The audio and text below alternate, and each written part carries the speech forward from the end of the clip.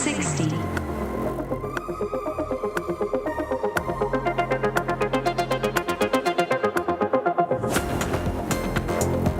50.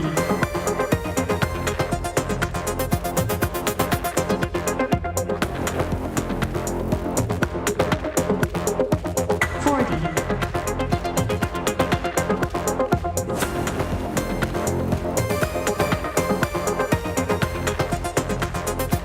30.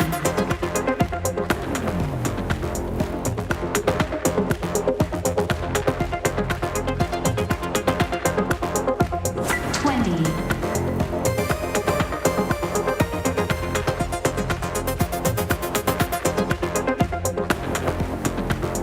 10, 9, 8, 7, 6, 5, 4, 3, 2, 1. Frankfurt, metropolis on the Main. Nestled in the very heart of Germany. Where soaring skyscrapers kiss the sun. And where history connects with the promise of tomorrow.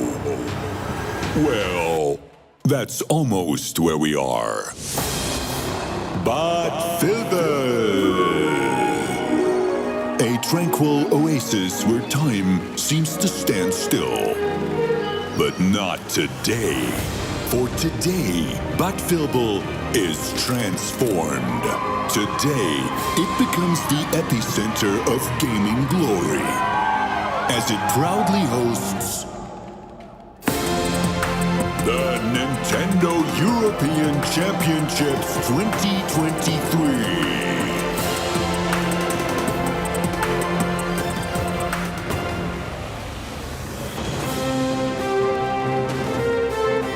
Welcome to Germany.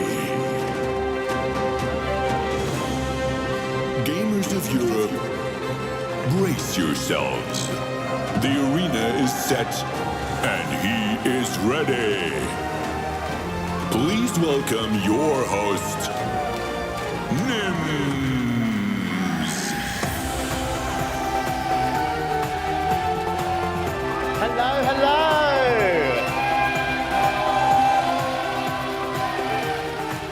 Hello to everybody watching at home and, of course, this amazing live studio audience right here in Bad Vilbel, Germany. Hello, everybody. Welcome to the Nintendo European Championships 2023. It's day 2, folks. Are we excited? All right, okay. And of course, for anybody who is watching at home, if this is your first time watching us, this is day 2. We are featuring our Splatoon 3 European Championship 2023. And for the very first time later today, the Mario Kart 8 Deluxe European Championship 2023. Can I get a cheer for both those titles, guys? Come on. All right, okay. So, as I said, if you were here yesterday, welcome back. And if you were watching yesterday, welcome back to you both. I am your show host, Nims. And just before we get straight into things, guys, I have a special treat for everybody watching at home and, of course, all you lovely folks sitting in front of me. I hope you guys have your camera phones ready. Just have them ready, not for right now.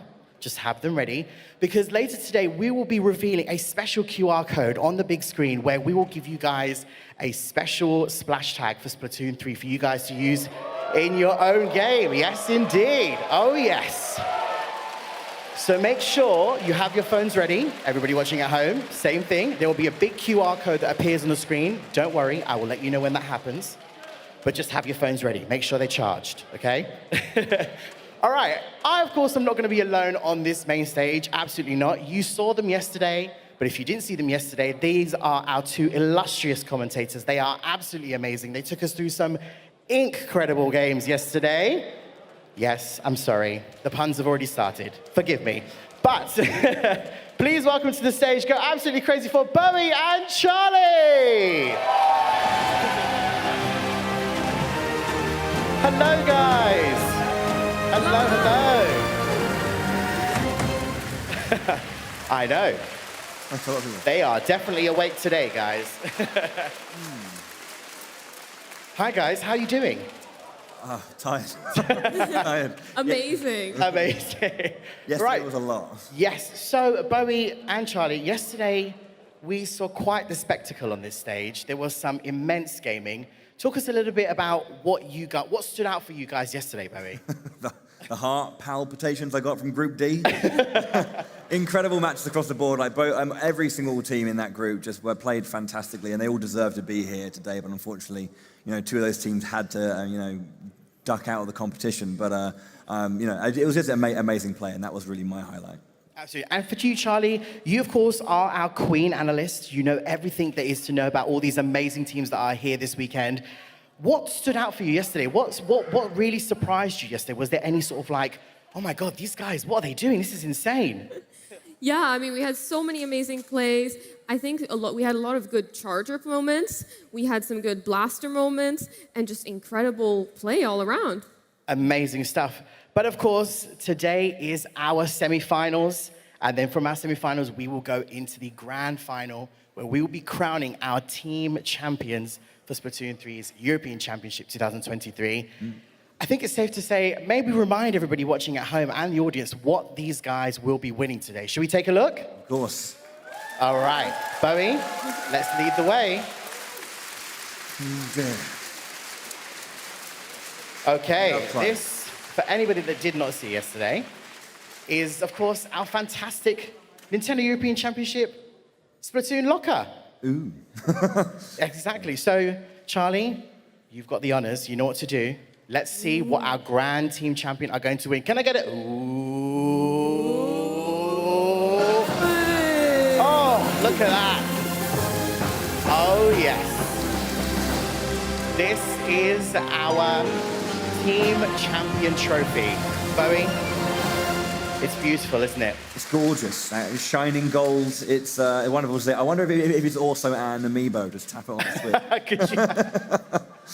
All right. But that's not all, is it, Bowie? No, it's not, of course. Not. Obviously, this is just a trophy to really, hammer home that they are the champions. But, of course, when you win just like every single team won their local region or their national region to come here to the European Championships to represent their country, to try and become the European champion, of course, when we have a European champion, what do they have to go and do? Well, they have to enter the world stage. So, if I was to open up my locker... Let's get an ooh again, guys. Ooh. It's locked. Uh-oh. Hey! It's a little bit stuck.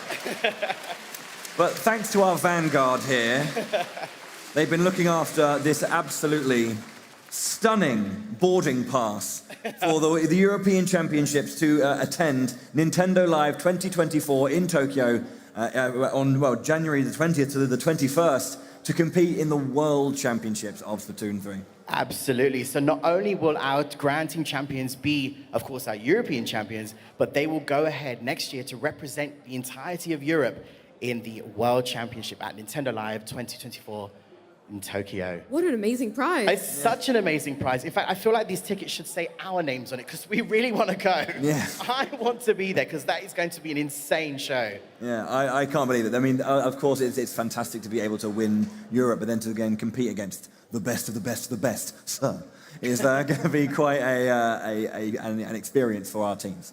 Absolutely. But let's put that back in the locker because I feel like let's not lose that ticket. We don't want to lose it. Yeah. Excellent stuff. Cool. So Bowie and Charlie, I think we've got medals as well. Oh, yeah, yes. That's not, of course. Where are they? There they are. Down here. So of course, all of our teams participating will receive these fantastic medals as well from all the teams we saw yesterday, and of course the teams we'll be seeing today. Speaking of the teams, guys, I think it's time that we bring on our top 4 teams to this stage. Of course. Should we do it? All right. Okay. I definitely know there are some fans of these teams in the crowd today. They are going to go absolutely crazy, and they are going to cheer them and show them some love and support. Let's go straight ahead and bring on stage our top 4 teams for today. Our first team, representing France, please welcome to the stage, Alliance Rose! came out strong yesterday, winning both of their games 3-0. Quick, powerful, efficient, not to be underestimated. Welcome, guys. Welcome back. Hello. Come and stand just over to the side over here. Alrighty, and of course, our next team gracing the stage. They put on quite a show yesterday. Please, representing Germany, welcome to the stage, Team Kaiser! Strength finishing top of their group with 2 3-0 wins, and they even had time to sneak in a quick group selfie as well. Alrighty, our next team. Absolutely amazing games from this next team. They are representing Switzerland. Please go absolutely crazy for Team Golden Ratio! The first Swiss team to ever appear in a European Championship semi-final, capable of a big upset, and that would see them through to the finals for the first time. Okay, and our fourth and final team. They had everybody going absolutely crazy in the crowd. Please, welcome to the stage, representing the United Kingdom, Team Spark! Spark gave us some of the most exciting matches of the day yesterday, and now aiming to be the first UK team to reach the Splatoon European final. Welcome, Team Spark. Come on over, come on over. All right. Ladies and gentlemen, and everybody watching, please give it up for your top 4 teams. These are your semi-finalists. They battled it out yesterday and put on quite the show. Okay, so team captains for all 4 teams. Raise your hands. Where are you, team captains? Who's that? No, oh, let's start over this side. Let's start over this side. Hello, UK. Team Spark, ladies and gentlemen. Hello. Okay, so how you doing? We good? We slept well? Rested? I have a very simple question for you guys. How are you going to win today's Grand Championship? Speaking of, we agreed that all the other teams looked a bit tired this morning, so I think it's looking good. Oh, okay. We're starting already with the competitive talk. Who's my team captain over here? Hello. Are we going to retort back? How are you guys going to win today's Grand Championship? We have Maggie, the best support player from Switzerland. Marsh, the best squeezer player from Switzerland. Frizzy, the best brush player from Switzerland. And Phoenix, who needs no introduction, and he said he woke up well. So we're gonna win. They got the best players, they slept well. It's a pretty good mix, guys. Pretty good mix. All right, Kaiser, how we doing? How we doing? Are we ready? What are we gonna do how are you guys going to win this championship? Yeah, I think we're gonna play good like yesterday. It's a valid point. Fair enough. Okay, Alliance Rogue in the house, guys. How are you going to win today's Grand Championship? We will win everything again like yesterday. Okay, right. You said we're going to win everything just like yesterday. All right, okay. Right, so these are your top 4 teams, your top 4 semi-finalists. Very important stuff now, guys. Let's take a look at the bracket. It should pop up on the screen behind us and in front of us as well. It's coming, I promise. It's coming. There it is. Okay, so this, of course, was yesterday's first part of the bracket, wasn't it? These were our 4 groups. Yep, so as you can see how our teams made their way to the semi-finals today. Alliance Rogue obviously winning both of their games. As I said, 3-0 yesterday as well. Nice and clean work from them. So a strong Group A. Kaiser just came out of the gates, went bang, bang, we're through, and that just ended the group there and then. And of course, Group C, Golden Ratio doing much the same. Winning both their games to open the group, and that was it. Having an excellent result as well against Hank Canto, who I know obviously from 4 years ago was at the grand finals. So for them not to make it was quite the upset for them. Alrighty, and of course, and then Spark just destroyed our souls. Alrighty, and of course today, Charlie, we are going to be starting with our second part of the bracket. It is the semi-finals. Talk us through that. Yeah, we're going to be having some incredible games today. We're going to be starting off with a banger, Alliance Rogue versus Kaiser in semi-final 1. And then, if that's not enough, we're gonna follow it up with Golden Ratio versus Spark in semifinal 2. So some incredible games coming. Yes, there will be definitely fireworks going off in this arena right here today. Of course, after our semifinals, folks, we will go straight into our third and fourth playoffs between the lower brackets, of course, semifinals for both of the teams who will be in the lower part. And then we will finish off with our grand final game, which we'll give more information about later on today. Of course. Okay, so audience and those of you guys watching at home, have you got your cameras ready? Look what's on the screen. There it is. QR code. Yes, so if you scan this QR code, you will receive this splash tag in your game. So, grab those cameras. Teams, oh, he's got his phone ready, look. Kaiser's got their camera ready. Spark's got their camera ready. Scan the QR code. Don't worry, you guys, Golden Ratio will get a chance to scan the QR code, I promise. And of course, Alliance Rogue, you'll get a chance to scan this as well, I promise. So, have we all scanned? We all got the pictures ready? No. No? We're asking hundreds of people if they all just did something in unison. If you do not manage to get the code, please do not despair. We will be showing the code on the screen as well throughout the day. Right, so I think we should just get this show started, right? Yeah, I think so, yeah. Are you guys ready to get the semi-final started? Okay. Can I please ask Golden Ratio and, of course, Team Spark to make your way safely off to the side of the stage? Yeah, go that way. Yeah, why not go that way? Are you ready? Well, that'll work. Yeah? I think that's what... Yeah. Alrighty. Are they going downstairs or down there? Just round to the side over there, that's it. Okay. But of course, we're going to get our first set of semi-finals going, guys. Please give it up for the first set of teams. And of course, it's Alliance Rogue versus Kaiser.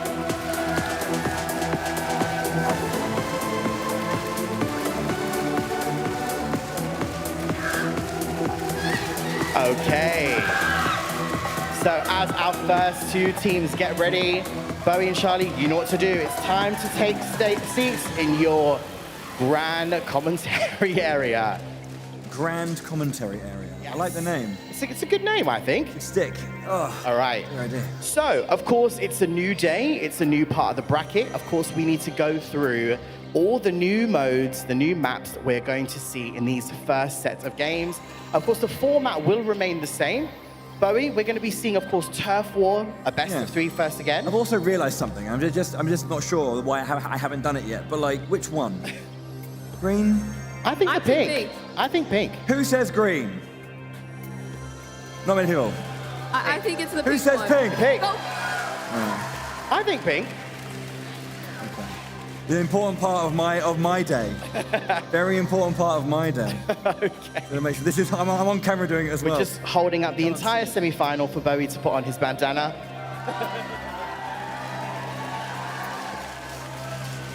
All right. So Now I'm ready. what abilities does this bandana give you? +1 charisma.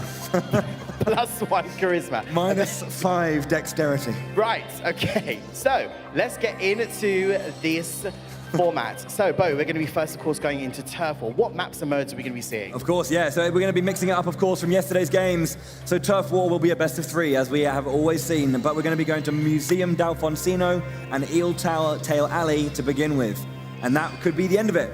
But if, of course, we get that third game, Humpback Pump Track will be our destination. Yeah, and following up after that, we're gonna get some tower control on Shipshape Cargo Co. One of the new maps that came out this season. Definitely a fun one. And then, of course, Splat Zones, Hagglefish Market for our third game. The classic. It's come back. We can't stop it. Game 4 will be Rainmaker on Sturgeon Shipyard, if we get there. And if this is a nail biter and we go all the way to game 5, Clam Blitz in Marco Mart. Alrighty, those are the maps and those are the modes. Will we get to a game 5 or a game 4? We shall see. Will it be 3 games of Turf War? It's a semi-final. Anything can happen. These teams on stage right now and all of our top 4 teams are absolutely amazing players. We're going to see, well, they're going to put on quite a show, and I'm pretty sure you guys are going to get quite the show for our semi-finals. But I think we are almost good to go. Yeah. Audience, are we ready? Everybody watching at home, I hope you guys are ready also.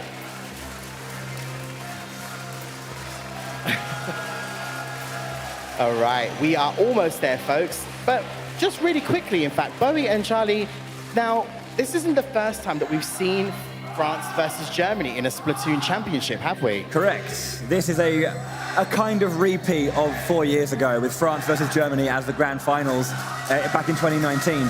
Alliance Rogue obviously won that game, and they are the reigning champions, but it was a different German team back then. We've got a different German team. We've got one player that was on that 2019 roster, but brand new team with 3 other players joining. Yes, indeed. So this is going to be quite the interesting game. Are Germany going to bring the comeback, or is it going to be an Alliance Rogue game? Well, we're on home turf in Germany, so I think the audience would be a little bit deflated Yes. if it was a repeat, or at least not a close game. I think we've just got a few German fans in the house. Are there any German fans in the house? Just a few, just a few. But of course, we should never count them out. They are always loud, they are always proud. Where are our French team? There they are. I see them right at the front. Alrighty. So many flags. So many flags. So what do we think, guys? Do we think we're going to see, again, Charlie, a repetition once again of like perhaps just try-zookas everywhere? Are we going to see more crabs? What do you think? Are we going to have a different mix-up today, perhaps? Or are we going to follow same formulas, do you think? I think we'll have similar comps from yesterday. I think these teams now are looking to secure this first win coming into the turf war, and I think this is going to be a nail-biter. Yeah. Absolutely. So, and again, with all the maps that we're seeing today, of course, they're different from yesterday. The mix-ups are going to be different. It's going to be interesting to see the strategies both of the teams pull off on these maps. Because obviously, as we looked through a couple of the maps yesterday, and you took us through, in fact, routes and ways you can take, of course, in particular maps, Charlie. So today, it'd be really interesting to see where these guys go and what particular angle they're going to go for. I think positioning is going to be super important today. It's all about those tiny margins and about securing those favorable positions. Alrighty. We are almost there. We're just waiting on a couple of players. We've got to make sure it's the semi-final. We've got to make sure that everybody is good to go. I'm seeing a couple of thumbs up. We're seeing more thumbs up. Our Alliance Rogue team, I'm seeing a couple of thumbs up happening here. Come on, keep the cheers going, guys. They're gonna need it. They're gonna need it. All right, here it is. I think we're good to go. There's the sound. Give it up, ladies and gentlemen, for your first set of semi-finals. Alliance Rogue versus Team Kaiser. Bowie and Charlie, after you. Our first semi-final of our grand final day. Alliance Rogue and Kaiser, a rematch of that grand final 4 years ago. Alliance, your reigning champions, and it starts on a best-of-3 turf war. Yeah, we're going to start off on Museum d'Alfonsino. Beautiful splat there to kick things off. Of course, we've seen Scary on this weapon. Yeah, very known for playing that Splatana Stamper, and we can definitely see why. Yeah. Coming out with a nice statement, I will find you, I will splat you. Every splat's gonna count for the audience today. Kaiser now off to a good start. They've got control of mid. They're trying to push in onto Alliance Rogue's side. Alliance Rogue now on the back foot. They've got that Tacticooler out, trying to see if they can find any picks. Looks like they get a first splat from the Nautilus right there, Scar. So yeah, coming down to about 2 minutes left to go. There's been some trades back and forth, but as you can see, there's still bits and pieces of the map available. And you can hear the audience popping off every single time one of the German players gets a simple splat. You know that this game always comes down, or this mode always comes down to those last moments. So as you can see, just trying to get as much as they can of that coverage. Yeah, this map is kind of hard to get up onto the opposing team's base. You gotta have control of mid, and you gotta jump up through those spinners if you want to get up there. So as you can see, that height advantage. It's really, really nice to see that these teams obviously will be playing deep into that meta, but also making sure that they have their comfort, they have their strengths, they have their personality on lock. Oh, a trade, well, not a trade. Going down there. Alliance Rogue now 3 players in mid, trying to push back up, trying to push Kaiser back into their base. You see the Fizzy Bombs coming out as well, trying to get a bit of turf and potentially a pick as well. The audience really excited to see their teams play, as we have Zaire on that Katana Stamper, looking for a target, looking for a victim. They're trying to cover as much as they can in the meantime. Low Ink having to recharge a little bit. Can see their opponents tracing around in the background. Spacing back a little bit. 30 seconds left on the clock.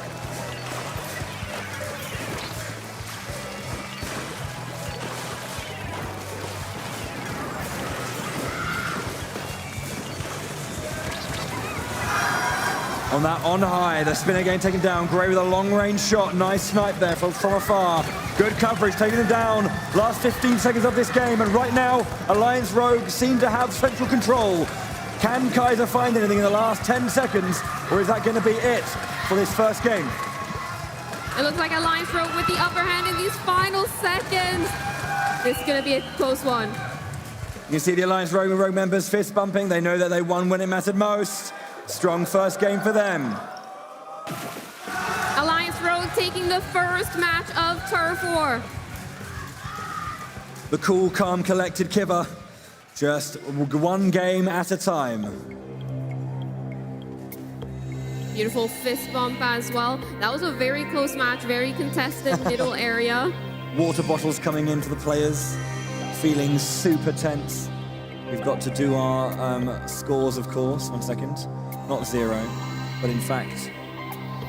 There we go. Oh. Different sport, but I appreciate it. Oh, the shaking. You can see, even though, you know, winning, there's always going to be tension here. There's going to be a little bit of those nerves on this stage. Playing against some of the best players in Europe, they know they have to bring their best. Kaiser focusing, though. They haven't lost that first point in the best of 5 just yet. But of course, losing that first game of Turf War, they have to make sure they win a couple more. But the volatile nature means that it's not just a guaranteed thing. Yeah, the thing with Turf War is we've got that best of 3 just to ensure the consistency. Turf War can go either way, especially those last 30 seconds can be very volatile. But that's why we have that best of 3 to show that these teams need consistency to secure the first point. Yeah. You can get lucky once. Not sure about twice. Allez la France, correct? No? No. Yeah.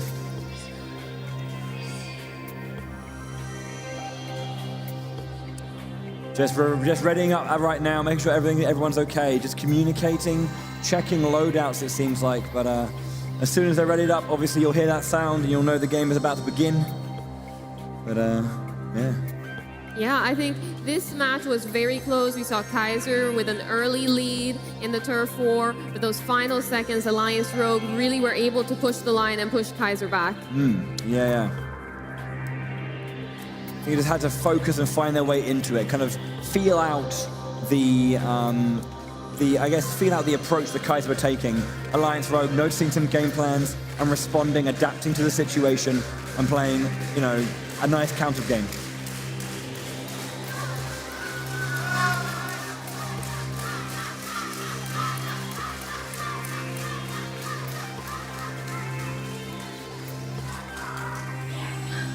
Kaiser have Alliance support in the crowd. Who'd have thought? No. On that home turf. Yeah, it is a thing. Home turf advantage is a thing. Sometimes, you know, if you're going up against the home team, you can sometimes get shouted down by the audience sometimes. It's hard. Yeah, last time Alliance Rogue, last time it was in Paris in the Splatoon 2 European Championships. They had that home turf advantage, but now it's Team Kaiser with the home turf. We're into game 2 of this Turf War. Can Kaiser hold on and push it to game 3? Or Alliance Rogue taking that first point in this best of 5 and opening up a strong advantage for the opening semi-final? Hopping into this match right here, we've got Volty on that tri-slosher. We saw it yesterday as well, get used to great effect. We got both of those reflux as well in the back just to try and ink up lots of turf. Both of these teams now choosing to do an approach with 3 players in the front, 1 player in the back. That player in the back usually responsible for all of those 10-time missiles to grab extra pressure. We got Zera's now. Special charge. Does have that tacticooler as well. We might see Zera's with that Zipcaster very soon. Looks like they pick up one splat to start things off. Yeah, Scar going down on the right-hand side. There's a couple of traded back, though, against Kaiser, who now jumped back to safety. Central section owned by Alliance Rogue right now. That said, Scar goes down again. Beautiful spot right there, and that jump to safely was really crucial. That's one of the things that, when I'm playing, I wouldn't have thought to do that. You see a bit of a scramble up top here now with the crab tank, trying to get some pressure, taking down one player, trying to get some more pressure and ink out. We've got that tacticooler coming as well. As you saw there, the tacticooler was down at the bottom, but standing on those top bricks, that they still could reach the tacticooler and grab it. Couldn't quite get away, but there was a trade there. Zare goes down.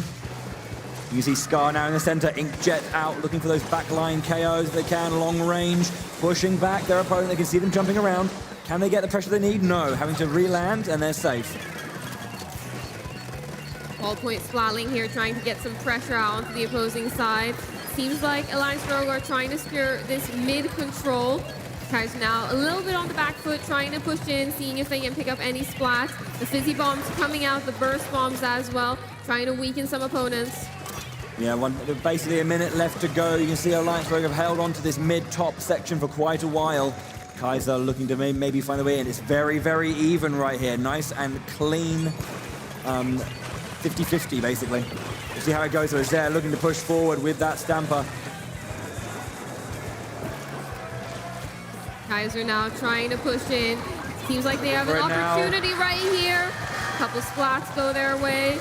Needing to now cover as much ground in the backline as they can, not give up too much space as well. 35 seconds. Special's going to be getting ready on both sides. You can see now the Stamper Special is ready with that Zipcaster. Will Zare be looking to make some power play?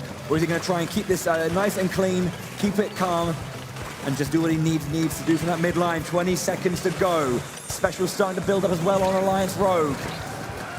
Those Tenta missiles adding a lot of pressure. Alliance Rogue now Zipcaster trying to push coming out. back. We got the Zipcaster coming out. Guys are able to ink some of that backside of Alliance Rogue's base. Getting into the back line to cover as much as they can. Is that going to be enough, though, from Zare? Last second. Was that Zipcaster enough?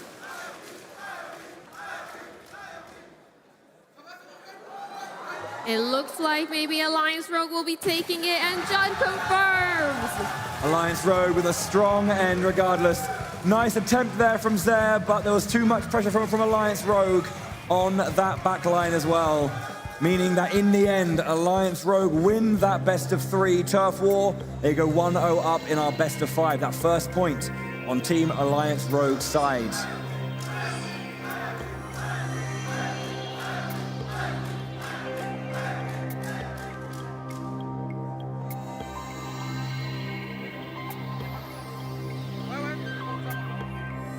Okay, now we enter Anarchy.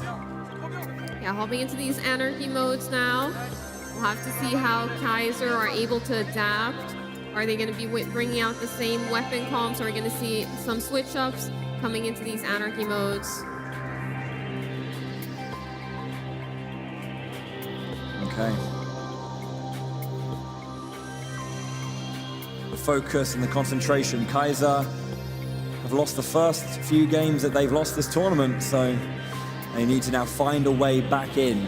Where do they bring their quality to life? How can they shut down Alliance Rogue, who are, as of yet, uncontested? Yeah, this next map is going to be Tower Control on Ship Shape Cargo Co. It's one of those new maps that came in the most recent season. It's a pretty complex map compared to some others, maybe not as straightforward. There's a lot of different altitudes and different alleyways that you can take in this map. I think it's one of those things, whilst it is, it is new, so there is going to be a little bit of, that lack of experience compared to everything else. Maybe still trying to figure out particular metas or I think they've had enough strengths. time. They've had like a month. You never know. Of course, but there's always going to be a little bit less. There might be something that's always not yet discovered or not yet attempted. And we'll have to see. We'll have to see. Hopping into our next match right here. Tower Control on Ship Shape Cargo Co.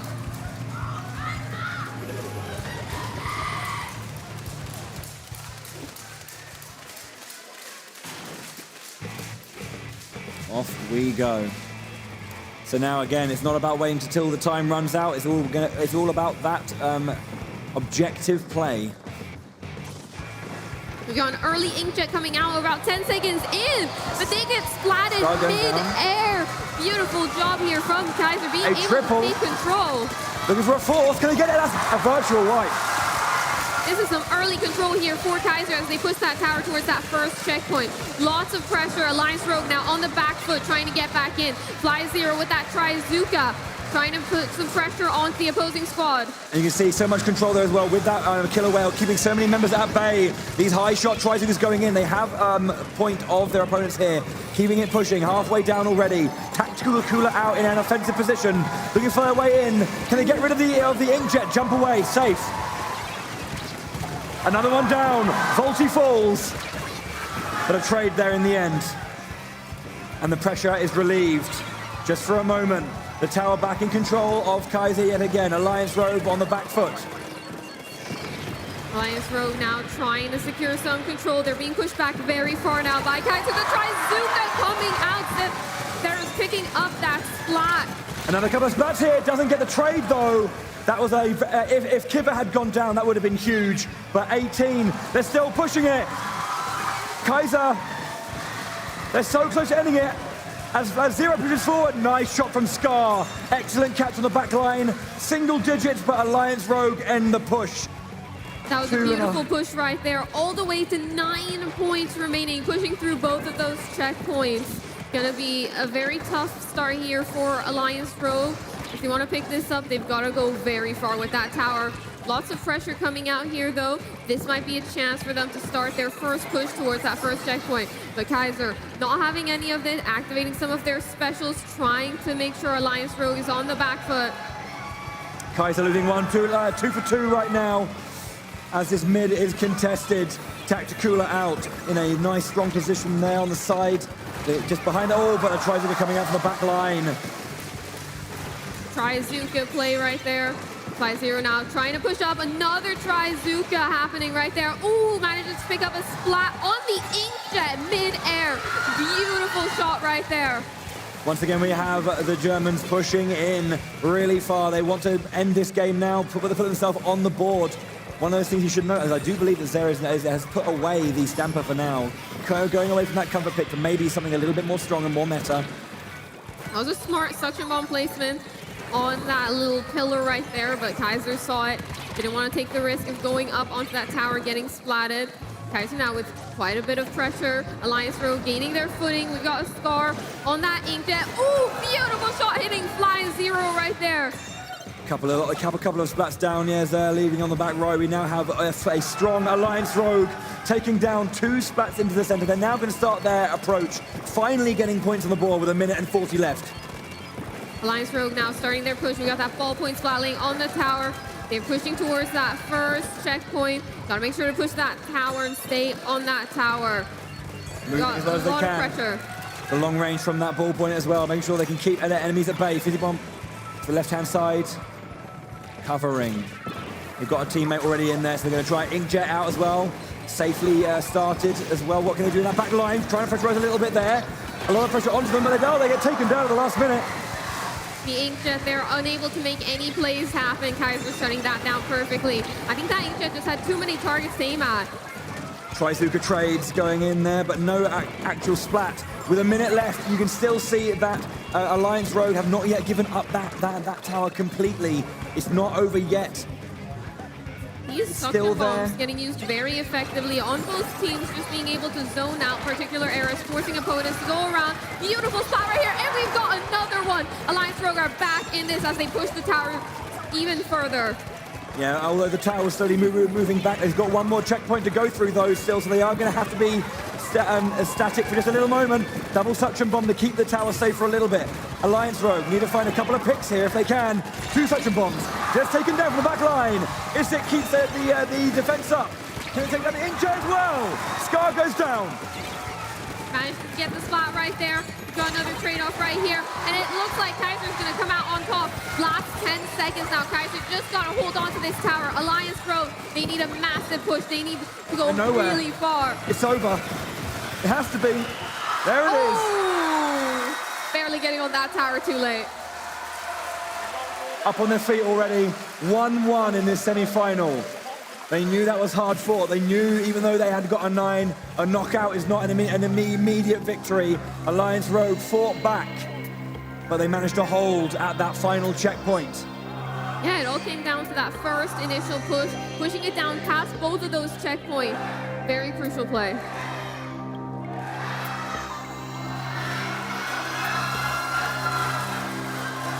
The audience popping off for their team. The team feeding off that energy. They're gonna want that. Lots of energy in the crowd now going into the third match right here. Kaiser now able to bring it to a 1-1. How are Alliance Rogue gonna switch up their strategies going into this next match? Indeed, yeah, they have a little, but they have had some questions asked of them. Before we jump into that next game, though, let's have a look at some of those nice moments from that previous game. Look, I think it's Kaiser's excellent control of that tower towards that opening push. If I heard that correctly, so let's run the replay and really see just how much control they have from this tower. They literally just got it from the first, that couple of spats immediately, and they just did not stop. 2 spats down, 3, and a virtual wipe, and away it went. Beautiful job right there. That initial opening play, securing that first massive push for them. And of course, it was like it was so long until Alliance Rogue started it.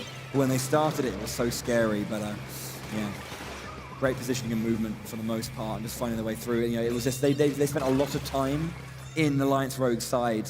That when Alliance Rogue had to fight back, they didn't have too much time to do it. There we go.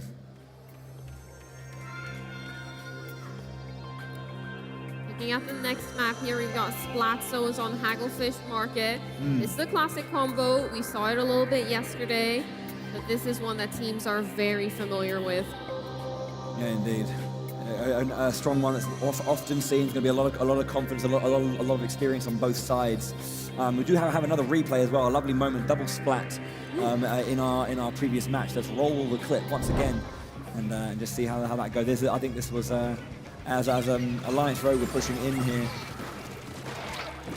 getting this double, which really put the pressure on. Excellent work there as they were mounting that assault. But Kaiser won in the end. We like those moments, those kind of moments when you can just like this half the team size alone. Such a big play, and cannot be understated just how important it is to get those epic moments captured. Yeah, managing to find those angles, managing to get in from behind or from the side, just that movement, using those blocks to your advantage to try and have some cover as you push these plays. Absolutely. Kaiser now is 1 apiece. Our teams are readying up. We're almost good to go. We're jumping in to, as you said, Splat Zone's Hagglefish Market.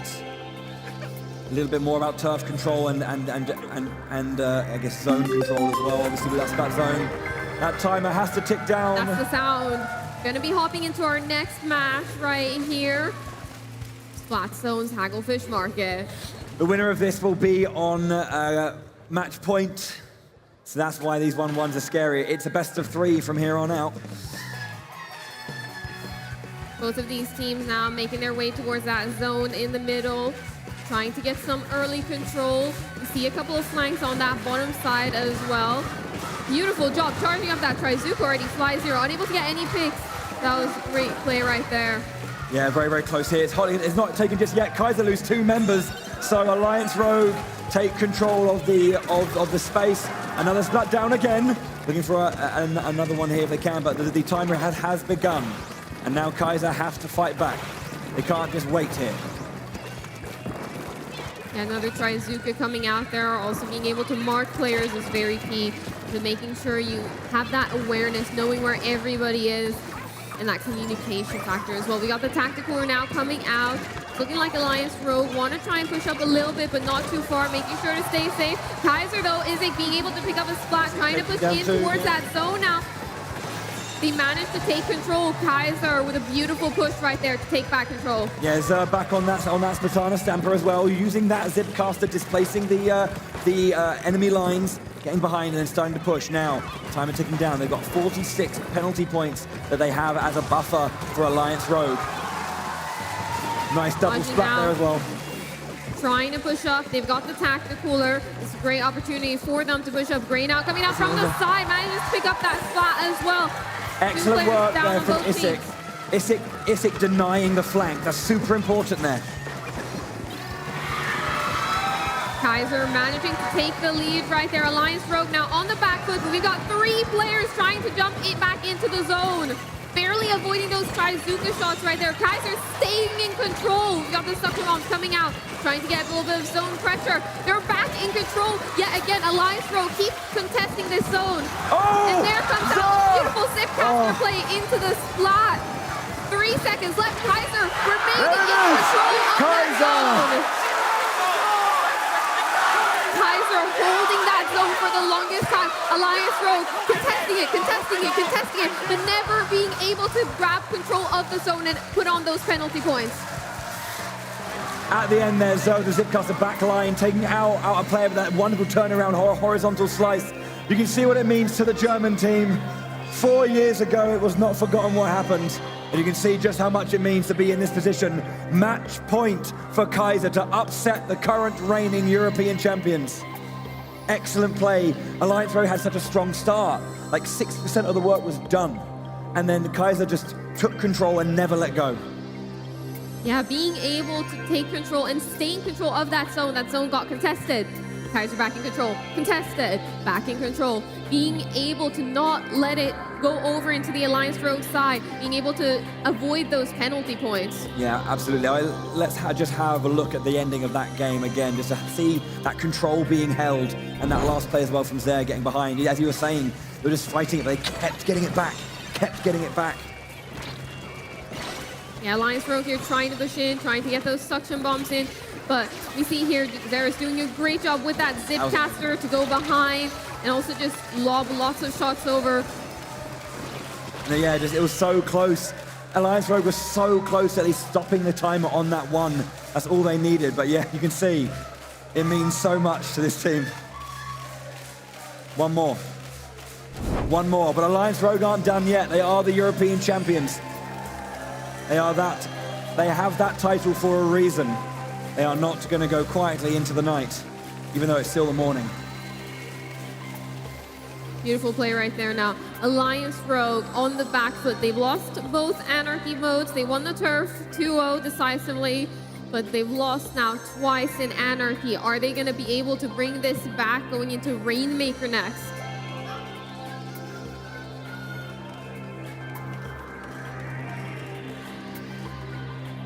Happy birthday to you. Bless. Happy birthday! Happy birthday.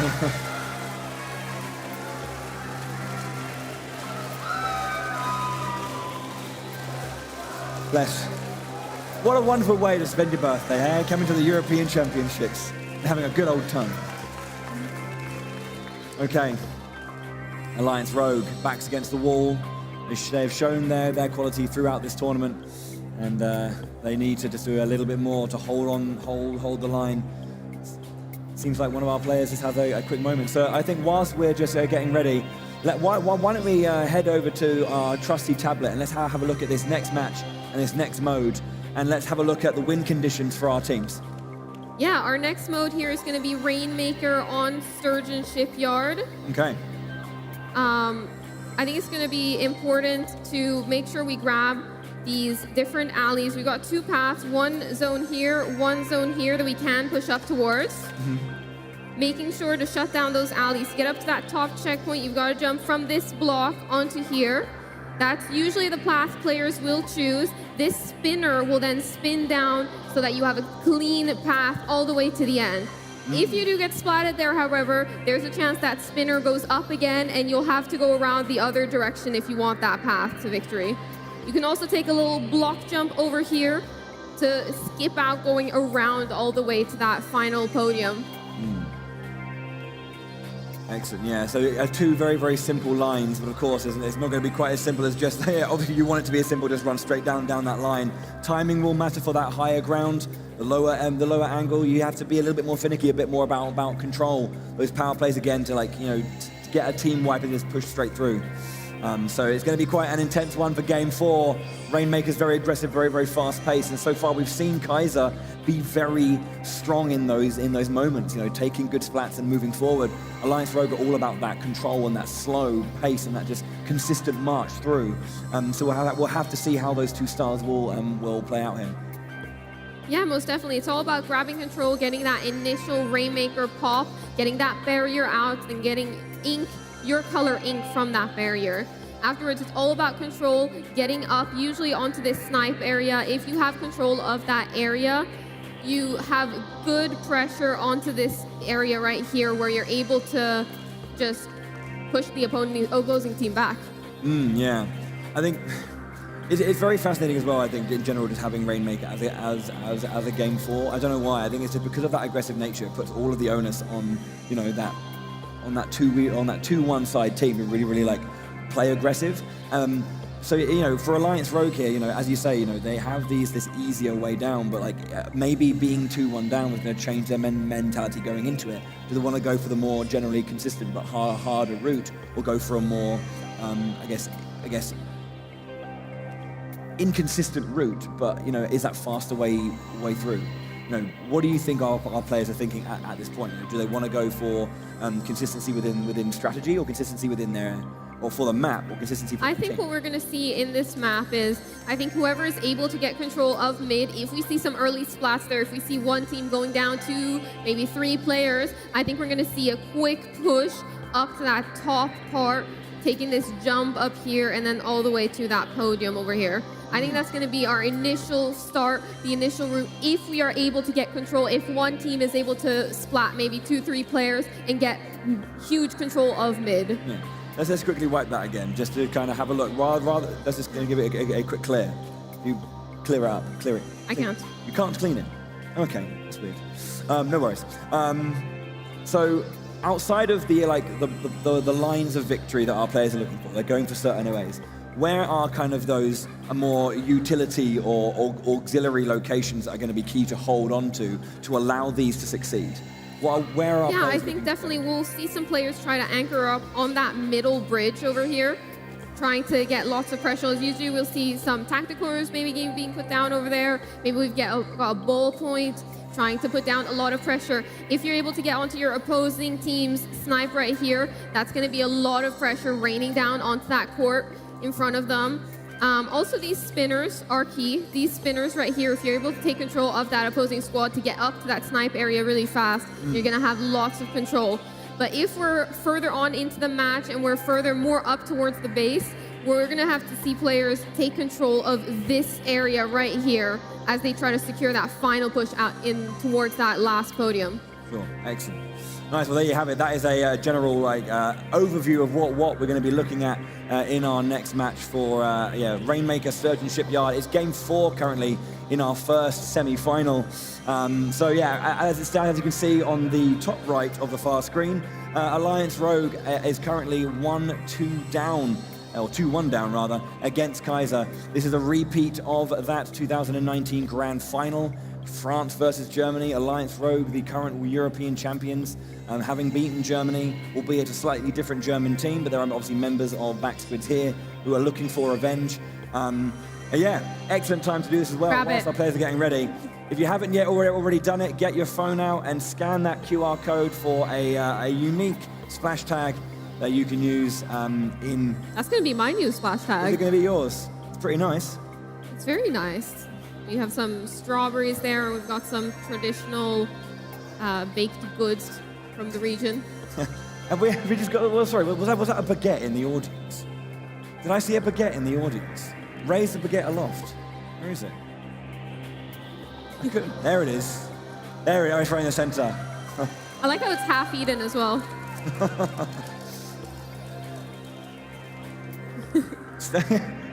Never shy away from your stereotypes, friends. Bless. No, it's good. It's excellent to see so many people showing up, enjoying the games, enjoying the atmosphere. Are we having a good time? Good. Good. Whilst we're waiting, I want to welcome him back onto stage to give you a little bit of cheeky entertainment. It's my friend Nims. Hello, you aren't turned on. You're not turned on. I'm not on. But we can basically welcome you back in. Hi. Can you hear me? Yeah. Oh, there we are. Okay. Hi, guys. So, as we know, of course, things happen. We have technical issues. It is, of course, a live show. But please give it up for our fantastic tech team who are doing their best they can to make this show happen for you. They are the guys that make these shows. They bring the magic to this stage. So please do give it up to our fantastic tech team. We are going to be back with you very, very shortly. And if you are watching at home, do not despair. Make sure you guys have taken a picture of the QR code. Who scanned the QR code? Everybody here? Nice. Do we like the new splash tag? Have we added it into our game yet? No. Yeah? Yes. Nice. One person's done it. Brilliant. Okay, what about you guys? Have you scanned it? I haven't scanned. I know I haven't Charlie scanned it yet. You haven't done it? I thought you've done it. We're currently live in a show. We're not allowed to have our phones. I know you've got your I'll thing. pretend scan it. I've just got a book. I know you've got some stuff back there. Alliance Rogue, how are we doing? I'm being completely ignored. Okay. I think they're trying to focus right now. Guys, how are we doing? How are you doing? We good? What did you say? I said, how are you? I'm doing great, bro. Yeah.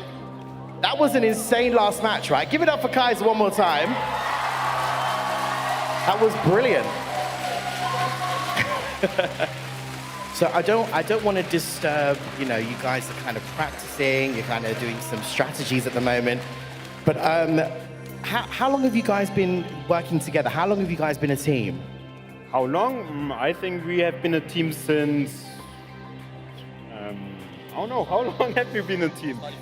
Yeah, wie lange sind wir schon ein Team? We have been playing for some time, yeah, like 6 months around, because of the German championships, And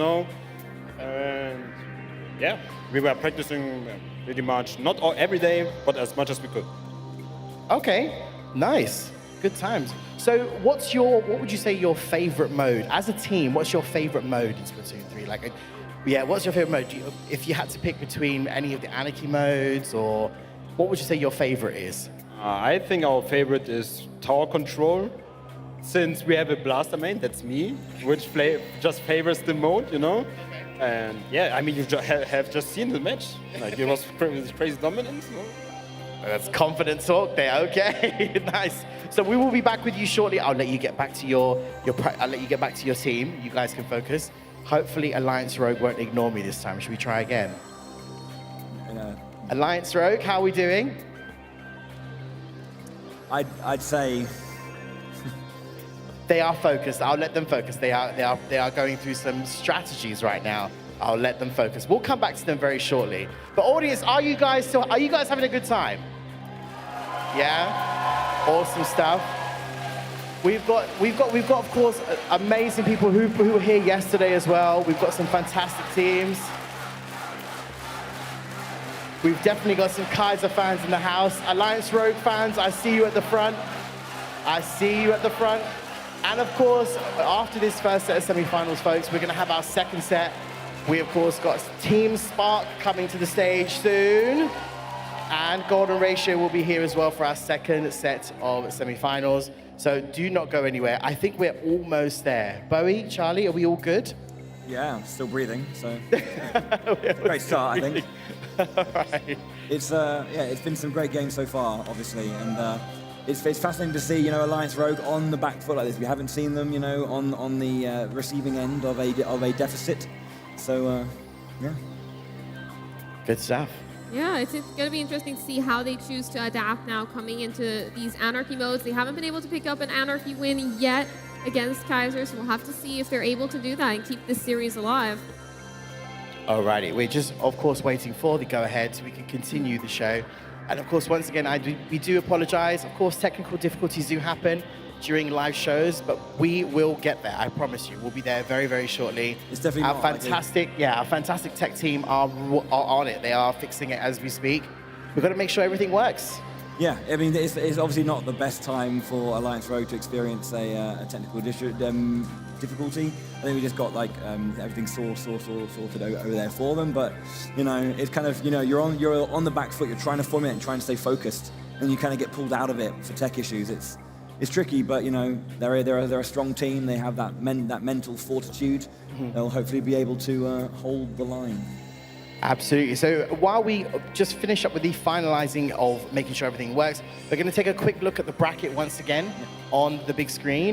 This is our bracket. Of course, we are still in our first set of semifinals, which is Alliance Rogue versus Kaiser. Of course, as I just mentioned before, we are going to see our second set of semifinals between Golden Ratio versus Team Spark after these set of games. After that, we will then, of course, do our third and fourth player playoffs, or our third and fourth team playoffs, should I say, and then go into the grand final.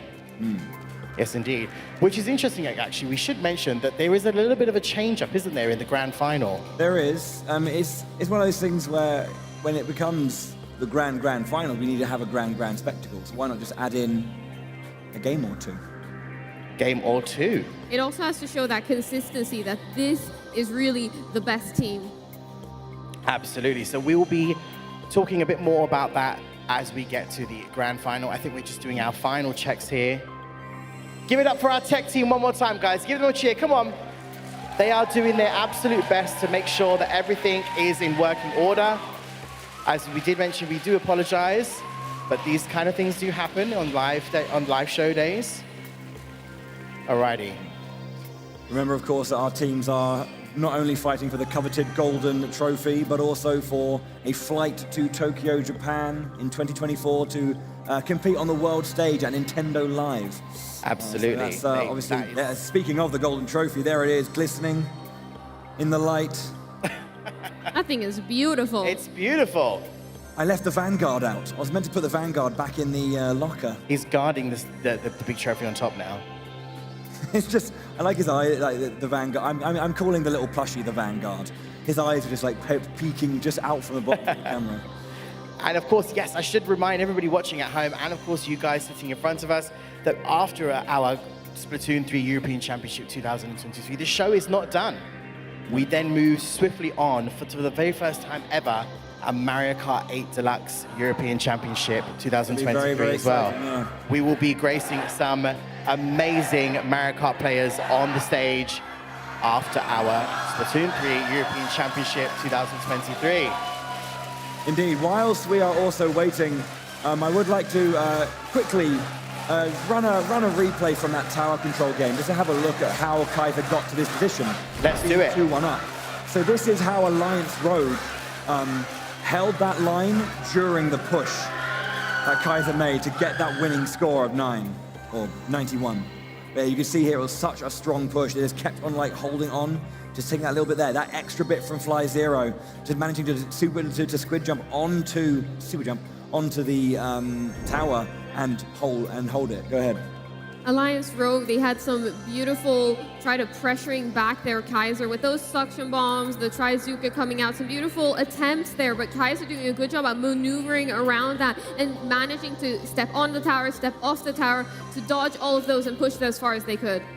It was a really strong first Anarchy game as well, and obviously very different from those Turf War matches we saw. They're not over by the clock. It looks like our teams are almost getting ready though. We have our last few locking in, and when we hear that sound effect, we're going to be jumping in. So after a bit of a break, Alliance Rogue probably are just their nerves just holding the line. That's our last player.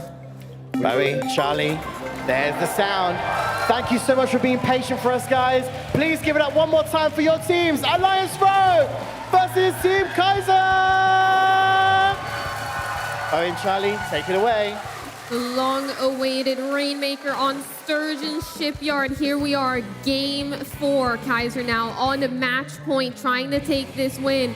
We see that Alliance Rogue squad all approaching from the same direction, but it looks like they are getting taken down. Kaiser with a huge start to this match gets taken out by that suction bomb. But as I mentioned, we see this top section of the map get used. We have that spinner rotating down now, allowing Kaiser to go for that additional push to get to that final podium right there. And you can see the spinners coming down, so there is that line straight across. 44 is the call. They get taken down just before. Isik finally goes down. What a wonderful start for Kaiser. The momentum is in their favor. The pressure is all on Alliance Rogue to stay in this right now. They cannot let that pressure get to them, overstep their mark, or start making those unforced errors. Rainmaker behind Alliance Rogue, being able to sneak it a couple of extra points. That spinner now rotating up, closing the door for Kaiser to take this top section of the map. If they want to push it all the way to the podium now, they're gonna have to go around. So on the right hand side, taking down one member of Alliance Rogue down to Zer. Kaiser now hiding on that wall. They got the tacticooler out. They're going to be trying to pop this Rainmaker barrier. There it is. Jumping up to that spinner, going up to that snipe area, trying to get a little bit of pressure onto that opposing squad. We got the carbon roller. Volty getting taken down. Volty down indeed. And you see 3 members down on the side of Alliance Rogue again. They're trying to go for the back line, but they're covering their rear guard. They're moving forward yet again. Kaiser now just securing pressure. They've got the lead. They've got some time on their hands. Just making sure that they can push in again safely. They've got that Trizuka coming out. No splats there. Trade with the carbon roller. Another Trizuka there on the side of Alliance Rogue. Alliance Rogue now wanting to make their first push, trying to get back into this game and get control of this middle section of the map. One thing they cannot do is be too complacent here, Kaiser. Alliance Rogue is still deadly. They're still dangerous. If you give them an inch, they're going to take a mile. But now you can see they're pushing into the center. They just need to secure a little bit before they go for it. Fly Zero down. Is this the start that Alliance Rogue need? Taken down. Great defensive play there from Maj, and it looked like that carbon roller was going to be able to take down potentially 2, maybe even 3 players. Alliance Rogue now starting their push, going towards this first initial checkpoint. They don't have enough control to take that top path, but they might be able to break through the checkpoint. Brave managing to stay alive with that Rainmaker, using that wall to their advantage, avoiding all of those inkjet shots, but one of them finally connects. Really great using the inkjet to go over and just lock Gray into the corner with that Rainmaker. Couldn't get out because of all of that ink. Ooh, beautiful dodge there from the Trizuka, using that environment to their advantage. Majid, a very experienced player. Trizuka out now over Alliance Rogue, loads of pressure on the back line. You can see that the Rainmaker, it almost might reset. They just need to try and grab it to keep maintaining the pressure. There it goes, back to the mid.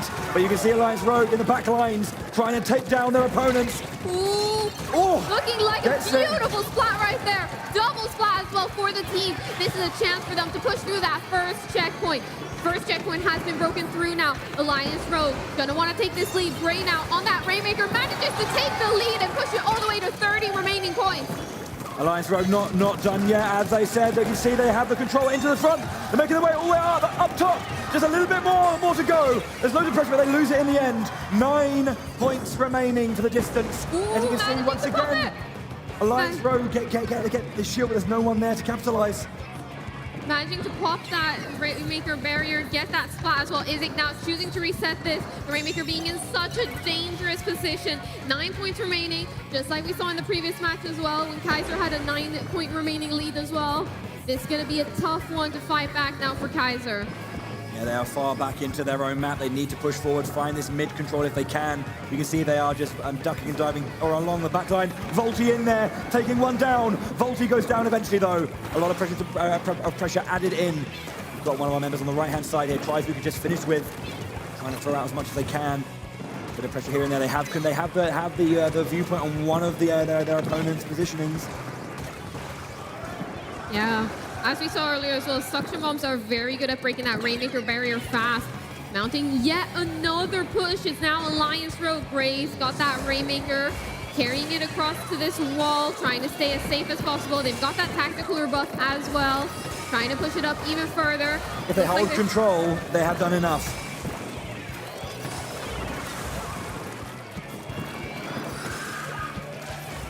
They're going to run back. They're going to just keep it safe. Get back, hold control. They've won the game. They've done what they needed to do.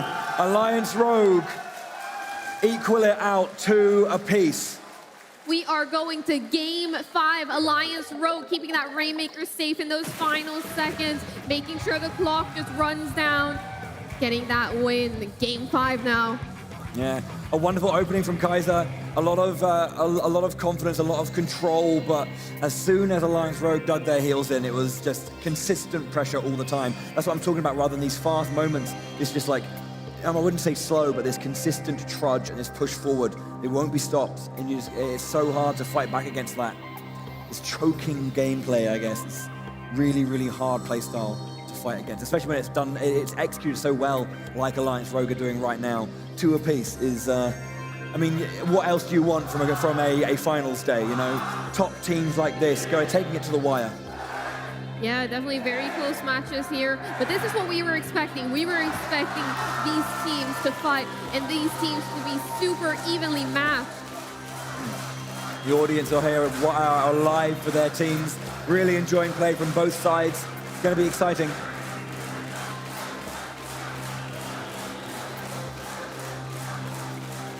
Let's have a look at that strong start from Kaiser again as well. Such a good push up to that left-hand side. It was so clean how they just quickly took out 3 members of Alliance Rogue and then just pushed on that left side immediately.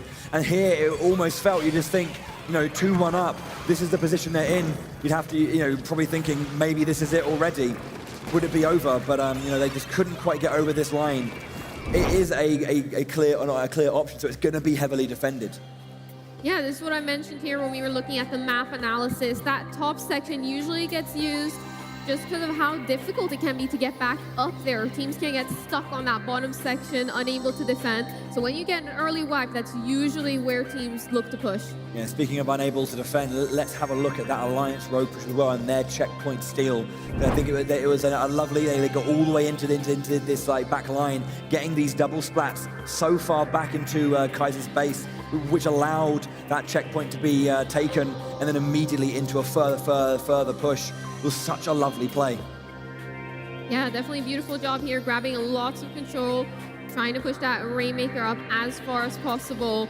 You're able to get lots of points from it. It was just so nice because, again, taking that lower side and just seeing those lines up, being able to get that splat, you know, because like the opponents are trying to fight back, but sometimes they're not aware of those sight lines that could be had on you. You're so focused on dealing with the enemy in front of you that you don't see that stuff coming from the sides. Alliance Rogue used that to their advantage in that play and could just push so far into the opponent line. So, yeah, excellent plays on both sides.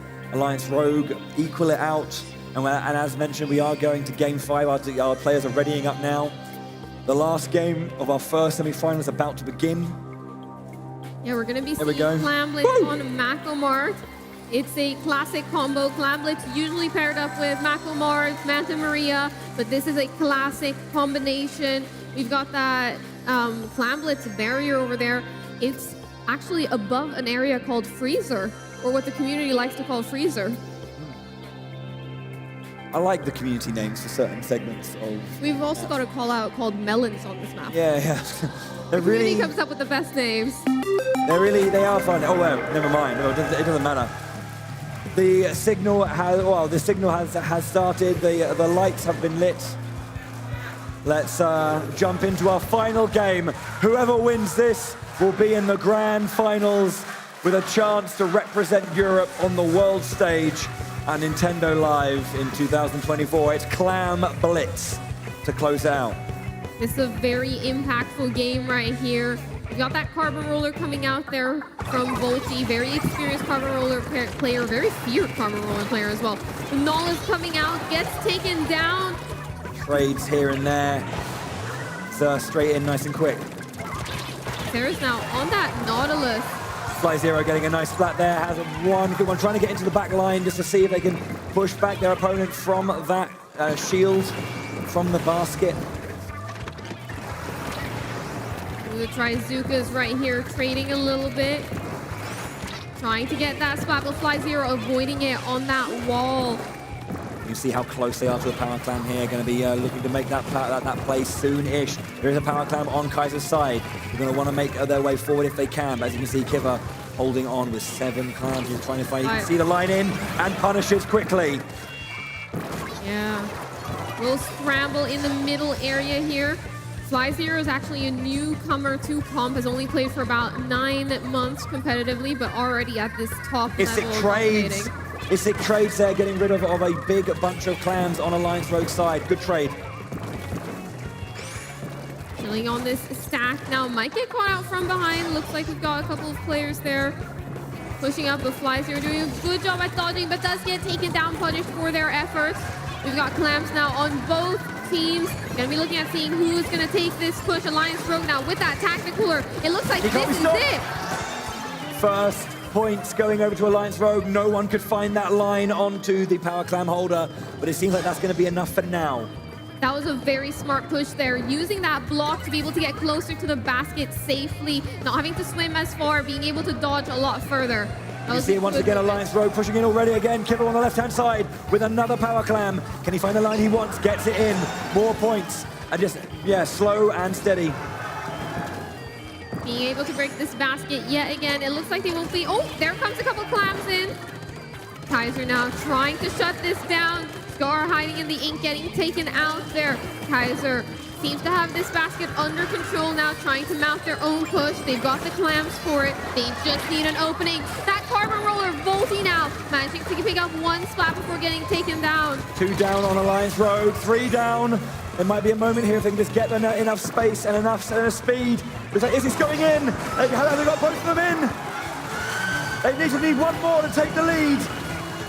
One more to take the lead. They've got the lead. It's going to be the lead right there, getting an extra clam in as well. 2 points. Sorry, 2 minutes rather. 4 points are the difference. Kaiser lose all their members. There is a power clam at the very, very back. They don't have anything else though, but that is a nice retaliation from Kaiser. Just taking the lead, but it is absolutely neck and neck. There's nothing in this. This might be an opening for counter push right here. Beautiful spot there, yet another one. Alliance Rogue cleaning out that back line. 2 players down, Alliance Rogue now looking to push up even further. Getting taken down, but they've managed to break that basket and take the lead. Volty can take it down a couple of points again, but now 23. They have to get 46 points in this next play to take the lead again. It's such a big difference. There were 2 power clams that came in. It's sick now with the pity clam. He's making his way through. Can he find a line? Can he stay safe?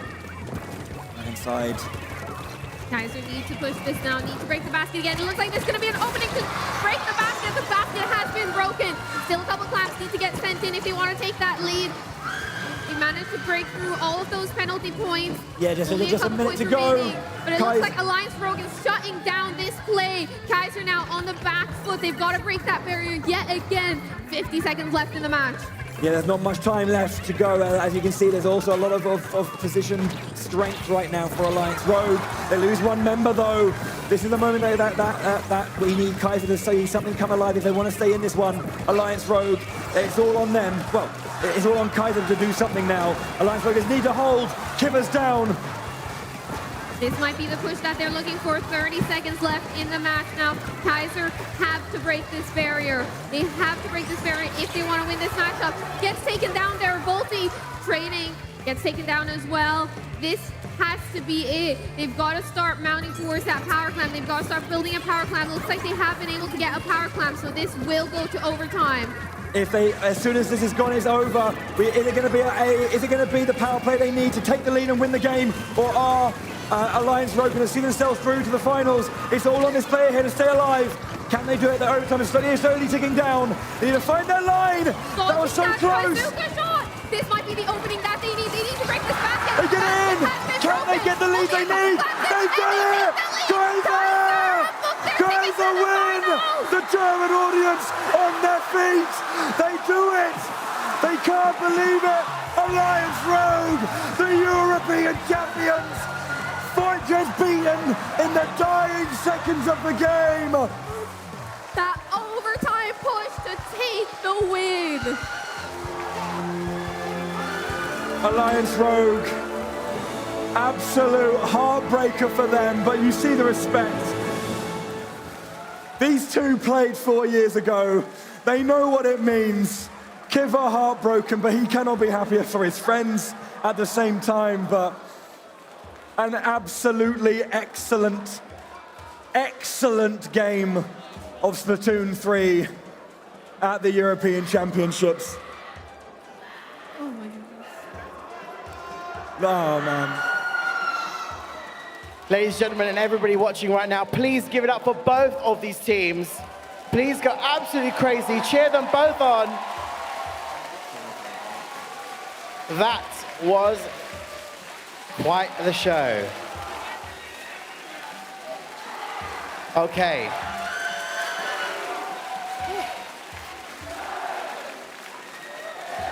Okay.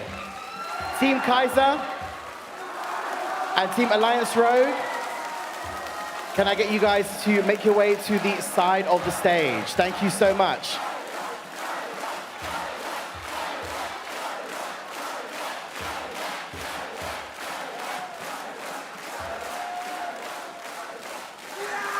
Team Alliance Rogue as well, could you please make your way to the side of the stage? Thank you so, so much. Thank you. Okay. Bowie, Charlie, we've got to update the bracket. We do. We do. Okay, let's take a look at that bracket. So, Charlie, we have our first team going through the grand final. Team in the grand finals. Kaiser in those final moments in overtime being able to take the lead. Yes, indeedy. So our first team going through to the grand final, of course, is Team Kaiser. But of course, Alliance Rogue are not done just yet. They will be back on stage as well, Bowie, to play out in the third and fourth player playoffs, aren't they? Yeah. That was, excuse me, that was a match. That was, I mean, it was kind of, it's the whole point of competition, right? You get that absolute high and that absolute low. One team going off in glory and the other team just kind of so close to it. But of course, you know, Kaiser, they're through. You know, they have one more match to play to see if they can make it. We have to see who they're going to be playing. Don't we? Yes. Sorry, Bo. It's like, you know, you get it. I know. So before we invite onto the stage our next two teams for our second set of semifinals, let's take a look at a quick highlight on the big screen of what we just witnessed.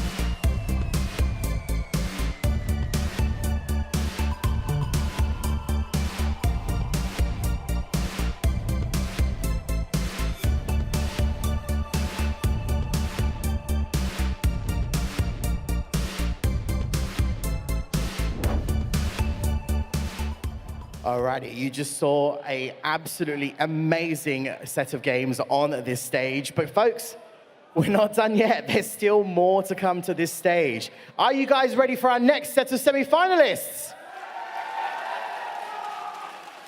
All right, so let's bring on our next set of teams. Representing, of course, Switzerland, please go absolutely crazy for Golden Ratio!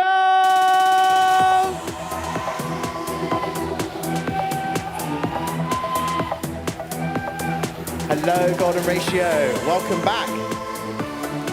Welcome back. Please take your seats. And of course, they put on quite the show yesterday, folks. They had a lot of us holding on for dear life because it was such an immense set of gaming. Representing UK and Ireland, please go absolutely crazy for Team Spark!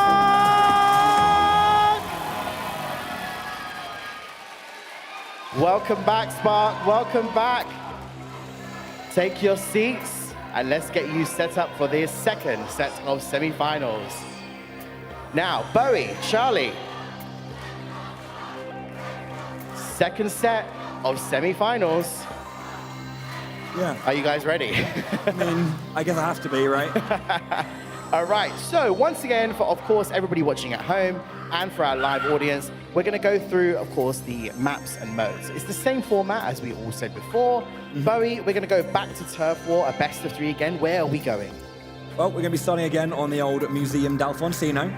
And Eeltail Alley are our guaranteed matches, and then Humpback Pump Track available if we go to Game 3 of Turf War. We're going to be moving over to Tower Control on Shipshape Cargo Co. for Game 2.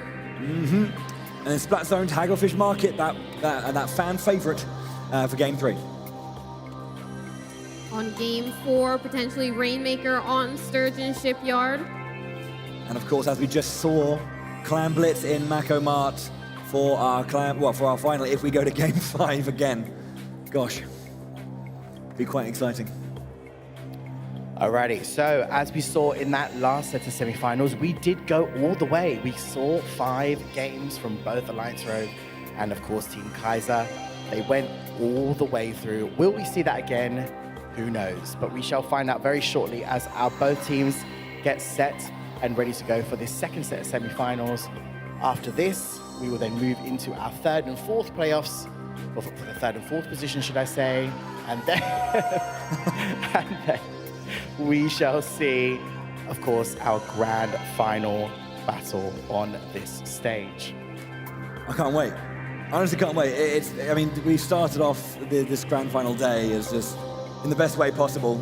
You know, a heartbreaker of a Game 5 for, you know, it was a tense game. A heartbreaker for one side, obviously glory for the other. But, you know, it's not done yet. We've got 2 other excellent teams, and one of these teams will be facing Kaiser in the grand final with a chance to represent Europe at the World Championships at Nintendo Live.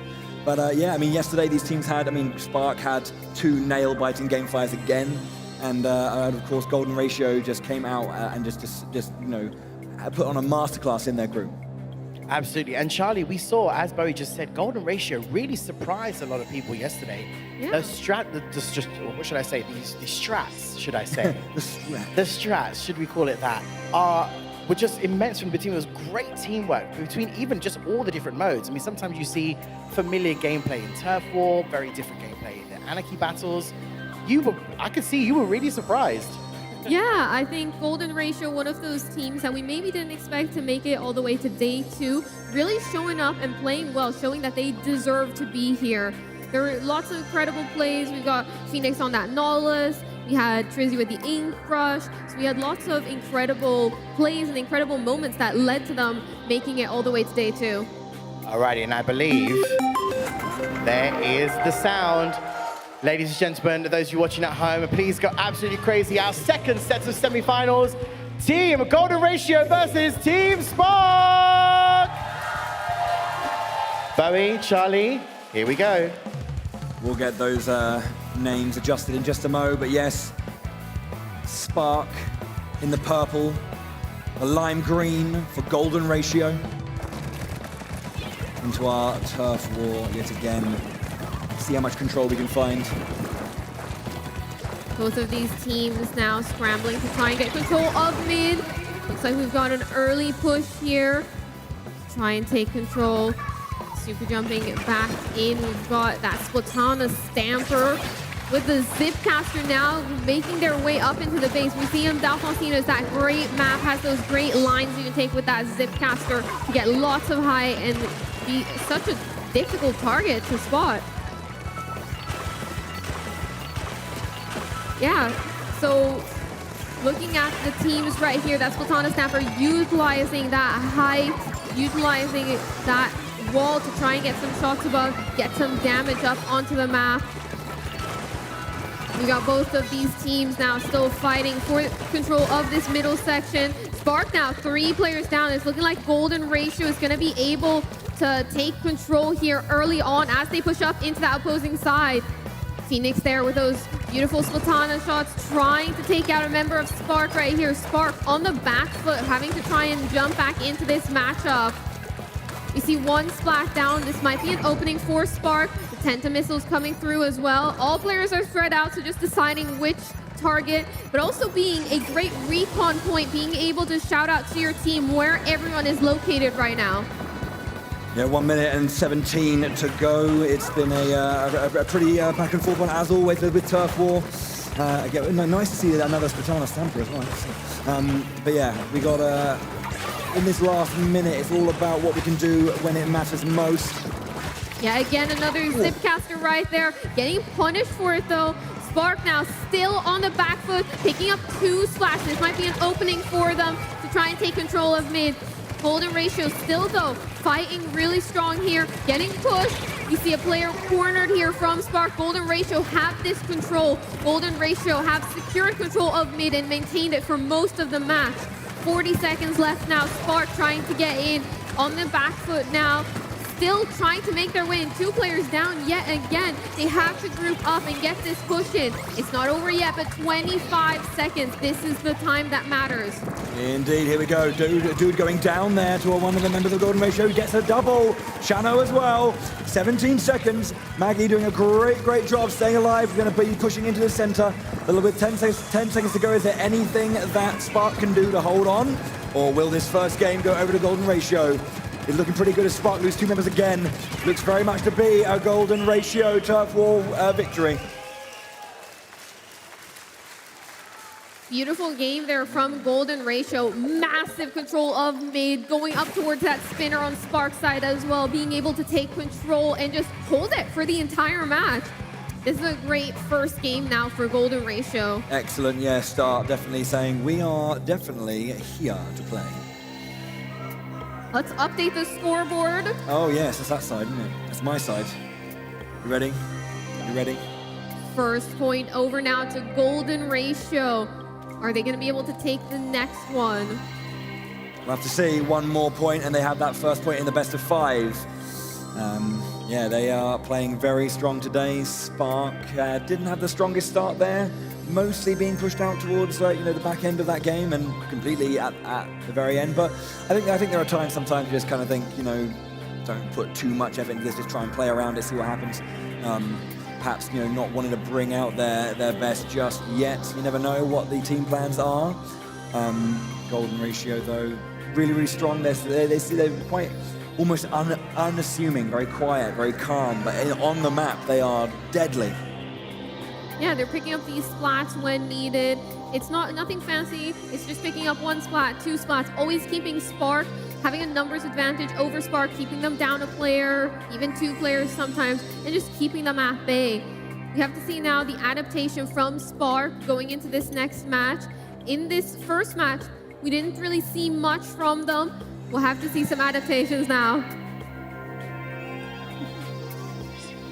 Spark focusing, teams are readying up. We're about ready to get into our next game. If I do say so myself, there it is.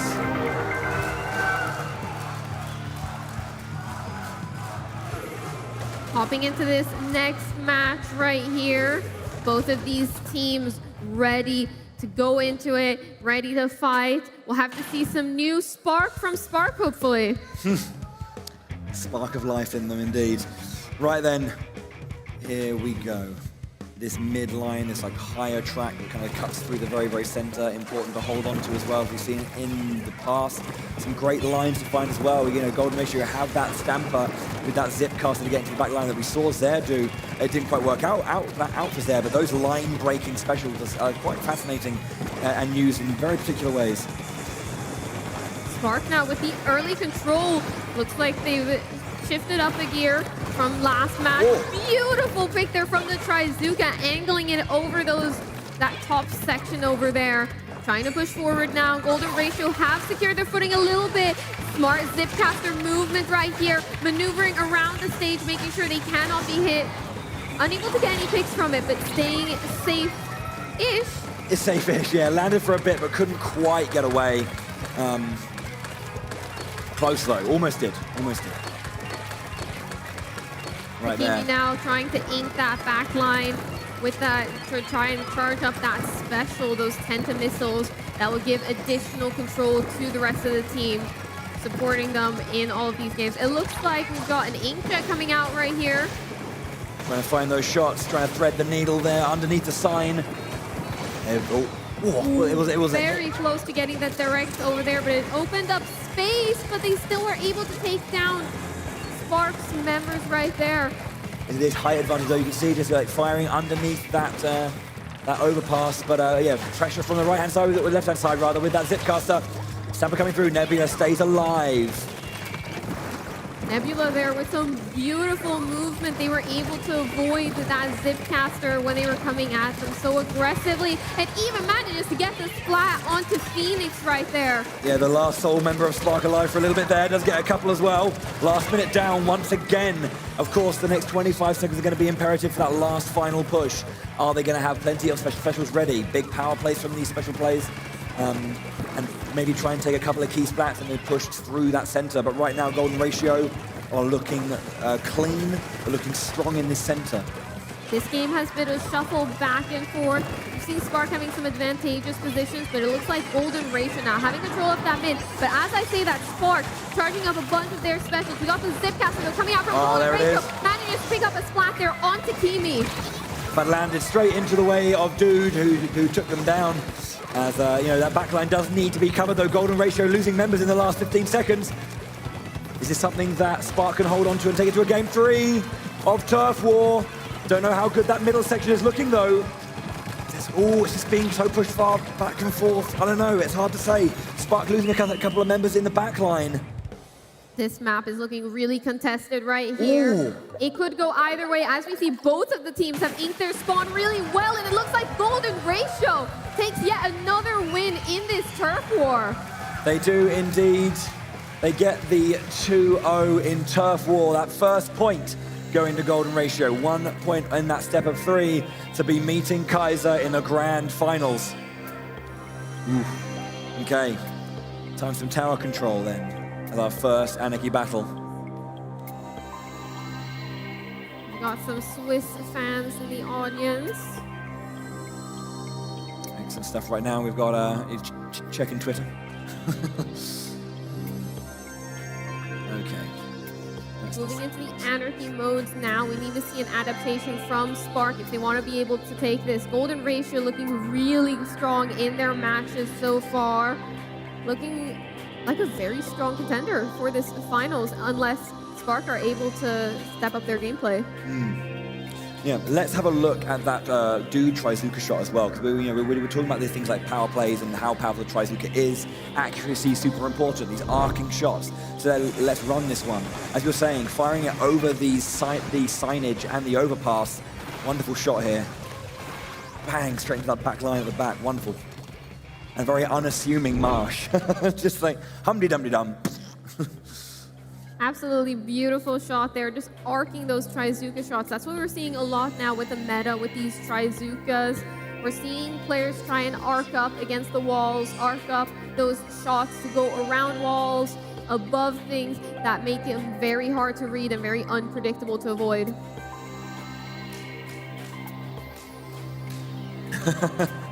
Starting a chant, maybe I just heard just one person just clapping away. But the 1, 2, 3, they're very simple. The audience at home don't know what I'm talking about. The audience, live audience, they're having a grand old time. Bless them. There we go. So many Splatoon fans, so many games to play. We're going to be hopping into our next match here, Tower Control on Ship Shape Cargo Co. This map is incredible. I absolutely love this one. It's always nice when new modes are really new maps really enjoyed. When you get a new map that comes in, then it's not really received very well. It's kind of like, when you get a new map, it's super exciting. Great to see. Both of the new maps this season have been received very well by the community. A lot of people love these maps. I'm happy to see him here today. Early on here, looking towards the match, it looks like Golden Ratio are taking a very aggressive line right here. Couple splats going down from either side right now. Nobody with clear control of that tower and ability to push up. It looks like Spark, though, going to be able to take that tower, try to push it towards that first checkpoint. Golden Ratio are trying to take control now. Couldn't quite get that splat. Maggie, unfortunately, just got a couple of shots, but had to back off. That would have been huge if that one had gone, if that splat had been caught. Golden Ratio losing a member now. Spark past the first checkpoint, pushing on. Quite reminiscent of what we saw from Kaiser in this same map mode. Spark now with a lot of control, pushing this tower aggressively towards that final checkpoint. Now they've reached that final checkpoint. Are starting to push through it. We got that Trizuka as well. Nice shot on the top side. Beautiful job right there, pushing through that second checkpoint. They're on the home stretch now. He's going down. Pick up another splat there onto Phoenix, trying to get up above, picking up the splat. It's another there we go, behind enemy lines. It looks like it's going to be a knockout for Team Spark. Spark are back into this game. That was excellent. That was so good. Waiting, they knew that they had an opponent on the left-hand side. Saw Phoenix, went through, got the splat, through the enemy lines, and then took down the last defender back onto the tower to send it home themselves. Excellent, excellent final play. Spark got a hold of it. They didn't let go. They locked the door. This was an excellent game from Spark, really stepping it up after those tough Turf War games and showing that they are here to play. They are here to win. Well done here from both teams. Of course, Golden Ratio taking that Turf War, a first point in. Spark having a dominant start with enjoying food. Crack on. Let's have a look at that at Spark's triple splat as well from that previous one. Strong, strong stuff from them towards this end here. This checkpoint there over the shot, onto the top there with the Trizuka. And then here, this play was wonderful. Waiting here on the line. You can see they have their opponent on the left-hand side. Phoenix comes forward, unaware, straight through to the back line. The last defender down, gets that last hit, and onto the tower to send it home. Wonderful, wonderful, wonderful play. Dude, straight through to the end. Beautiful play right there off the back of that triple splat. Going from behind, being able to take a nice angle from behind Golden Ratio, catching him off guard. Not just getting that win and playing that good play, but also a new animated emote, I'm sure. Excellent time. No one got that one, never mind. It's okay. But yeah, nicely animated reactions there from the UK team. Ratio, definitely a little bit more stoic, but nevertheless, just as fearsome on the maps. So we'll see how it goes. They're readying up. They're practicing in the practice zone right now. The ticks are mounting. One apiece then. So we're going to Splat Zones, we said Hagglefish Market, that big popular combo that we've seen a lot of this weekend, returning here in the semi-finals. Spark like to say that Zones is their strongest mode, so we'll have to see if that is true in this match. So many smiles. And it's great to see not only players and fans of Splatoon, but also many of the people that made this tournament happen in the audience here, showing up to watch those finals. Great to see. Let's do this. Game 3. Hopping into this next match right here. Looking at all of these loadouts, we see Nebula with that ballpoint splatling. Likes to play it a lot. Dude also on that squeezer, very experienced with those mid to long range weapons. Yeah, just contesting it a little bit here. Spark taking first point there. Losing it again immediately, but they do have the lead technically. Right, there we go. Suddenly Golden Ratio get it back. They take the lead immediately and they're pushing on. Ooh, beautiful ink brush play right there. 3 players going down from the team of Spark. Golden Ratio, Trizzy known with that, to play with that ink brush really well. Using that play to try and get around, get some speed, get up close in their face. 3 players down yet again on Team Spark. Golden Ratio holding control right here. Spark now on the back foot as they try to approach the zone. Yeah, indeed. They need to try and find a way back in now, do Spark. But Golden Ratio being very, very strong here in this like mid-zone, pushing into the back line. Okay, control finally being taken back from Spark, from Golden Ratio for Spark. Ooh, barely dodging that platform right there by going up with the inkjet. Gets a nice inkjet pick over onto Trizzy as well. Spark now with a little bit of control.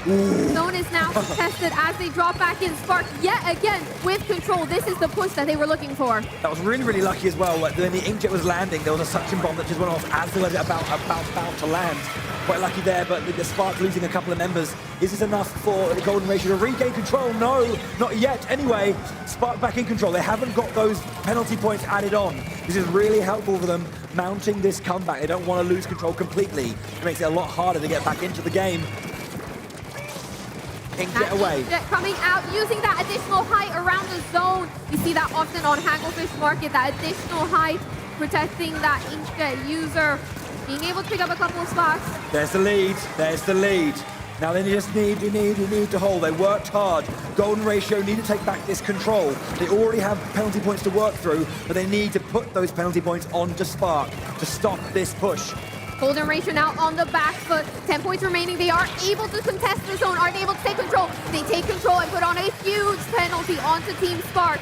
but Golden Ratio losing control after that. Now Spark have this penalty to work through. Only one player alive. Beautiful job there, picking up on Splat on Marsh right there. Yeah, really, really nice flank there against the final member of Golden Ratio. Killer Whale tracking a few, pushing a little bit once again. Golden Ratio do have control there. They're burning through their points. Takimi super jumping out there, knowing that they have to stay alive for their team.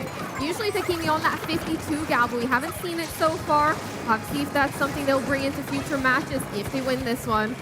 Yeah. Okay, just waiting and seeing. That was very good. Good patience there from the members of Golden Ratio. They're now through their penalty points. 18 to go, and they will be in the lead again. Jello goes down.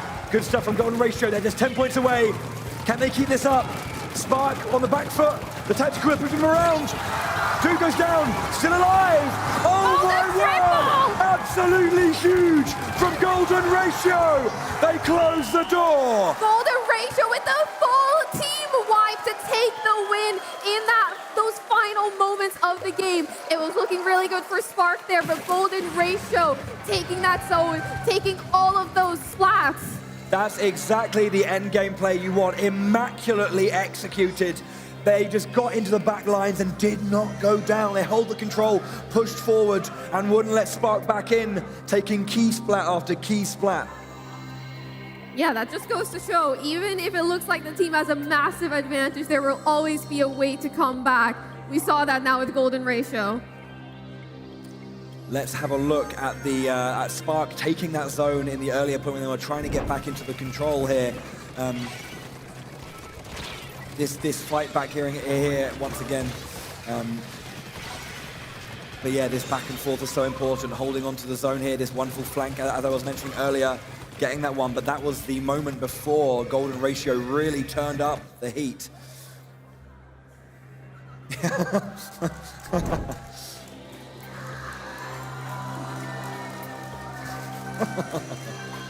Yeah. Good. Okay. Let's focus on this next game. 2-1 to Golden Ratio. One game away from the grand finals. Spark with all the work to do here to stay in this game. And let's have a look at that. Go ahead, sorry.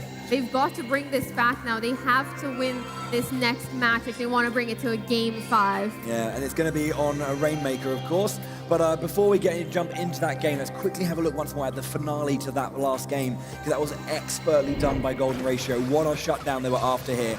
We're going to get quite a long play. Yeah. We're going to get this whole passage of play. It's so good. This moment here, I think, was like critical. Just that patience, waiting, taking down their opponent, and then going all the way through this ending play.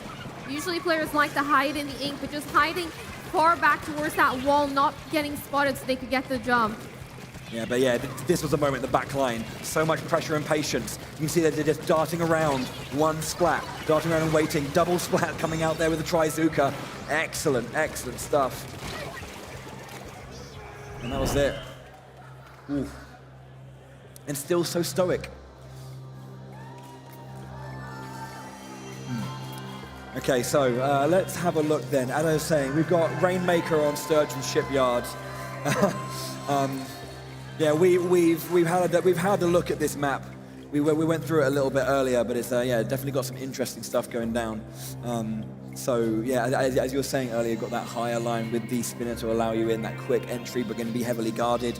All that trudge through the center going to be quite difficult. But yeah, hopefully our players will be readying up. Oh, we're going to be having a look at it again, I think. Okay, cool. Let's jump through. Yeah, we did show this a little bit earlier, but let's just recap over what we were saying about Rainmaker on Sturgeon Shipyard. We are going to be able to do a little bit more fancy stuff here. So yeah, let's just recap. We've got this higher line on the top with this spinner.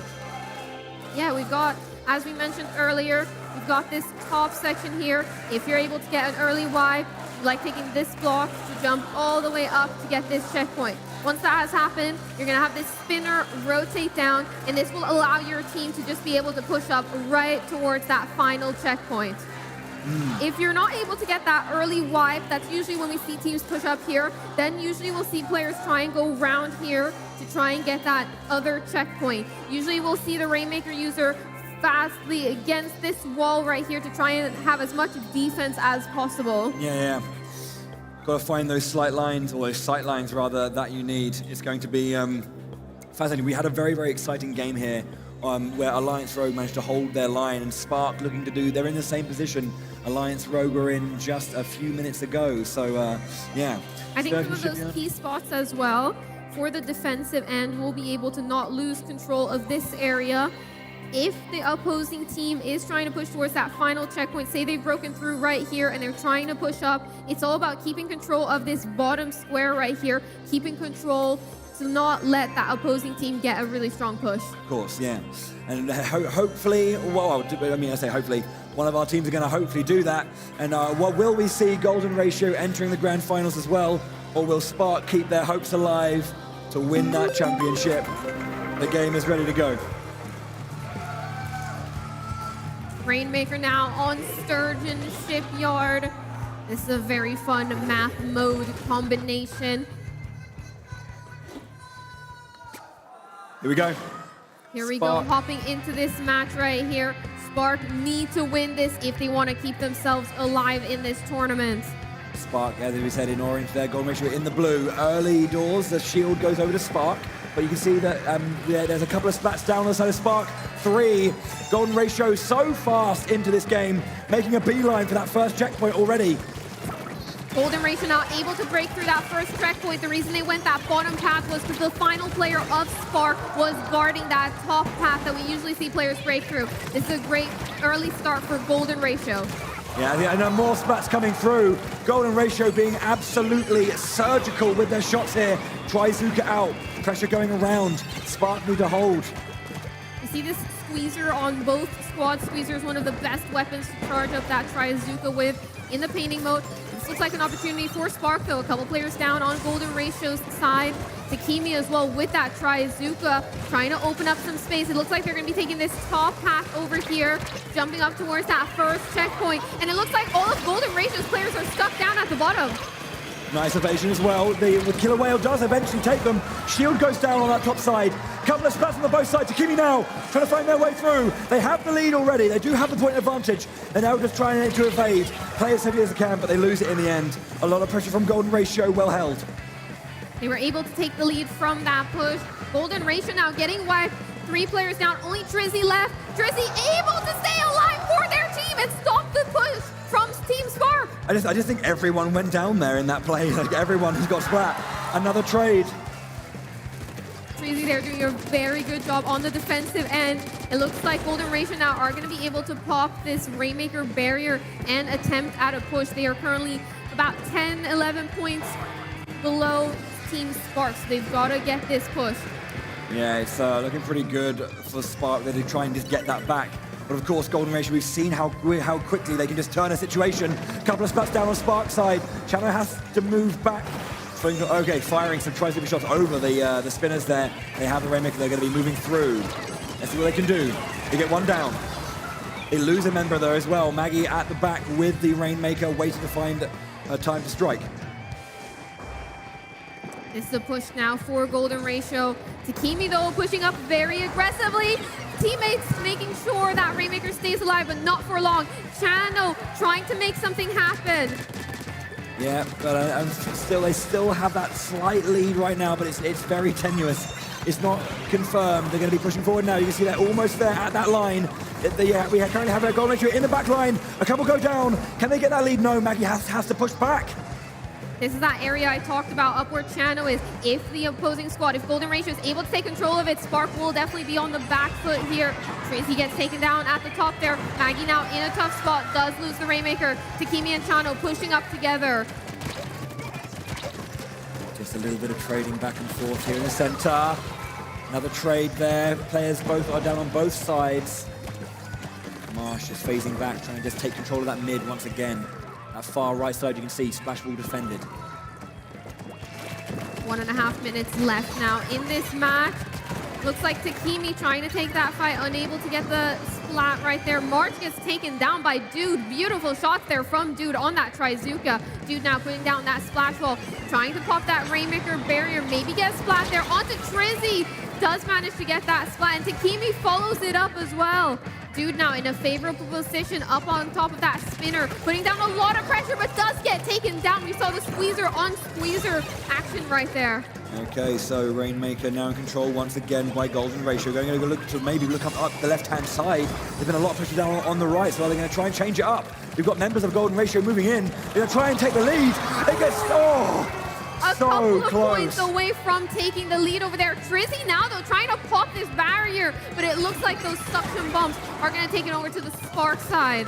There's a lot of pressure coming out from Golden Ratio. They are all clumped in together. They've taken the lead by just a bit. 35 seconds left to go. Spark now against the ropes. Golden Ratio have the lead here. If they see it out, it's game over. Spark are losing members. They have to find a way back in. They have the Rainmaker. They're pushing forward. There's the checkpoint. Is it over? Oh! 1 point remaining. Spark, if they want to win this, they have to mount a push in overtime. They have to get that knockout if they want to win this, but there's still players from Golden Ratio lurking around everywhere. This is not looking so great for Spark. They have to try and wipe some of those members, which they have. This is it. Spark have to play it all the way through. Golden Ratio, their final stand. If they manage to secure it, they're in the grand finals. The UK, though, they're not going to go down easy. They've got a long way to go. It has to be a knockout or bust. Nebula is under all the pressure. If Nebula goes down, it's over. Trizzy goes down. They're trying to find Nebula. There's a line. Couple down. Shadow's trying to support. Nebula moving forward. Over time, you can see slowly ticking down as well. Dude's coming into support. They're going to have to go through the trudge line. Up to the right-hand side, Nebula now with 2 players in front of them. Overtime slowly ticking down. Can the UK hold? Nebula, too much pressure. They do it. The UK are stopped at the last line, and Golden Ratio, for the first time ever, put Switzerland in the European Championship Grand Final. This is a huge moment for Golden Ratio right here. Spark being taken down. What a really close match there. That overtime push could have been it.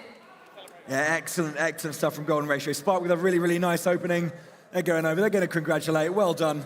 Yeah, Spark, they tried their best, but Golden Ratio, they're just too clean. They just were so invasive, so aggressive, and just did an excellent job at shutting down anything Spark tried. Give it up for both teams once again, guys. Golden Ratio and Team Spark. One more time, give it up for both teams.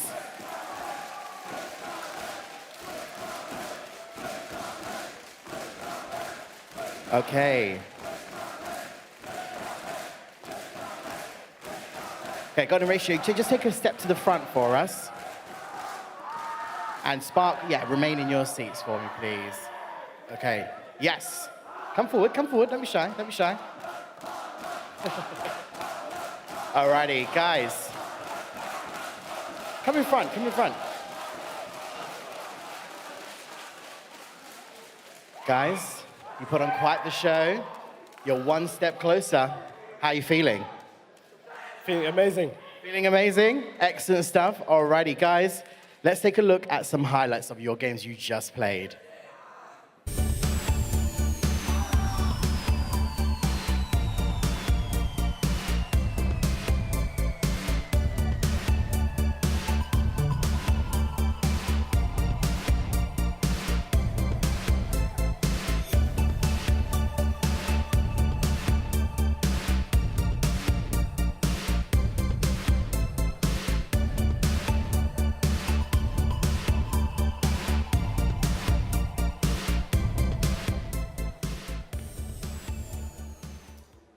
Alrighty, ladies and gentlemen, for those of you guys watching at home, and of course our live audience, give it up for our second grand finalists, Golden Ratio!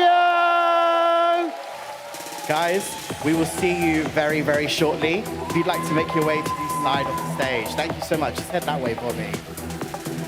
Okay, all right. There you have it. There you have it. So, let's take a look at the bracket. Bowie, Charlie, we got to update the bracket. Those were quite some games we saw there.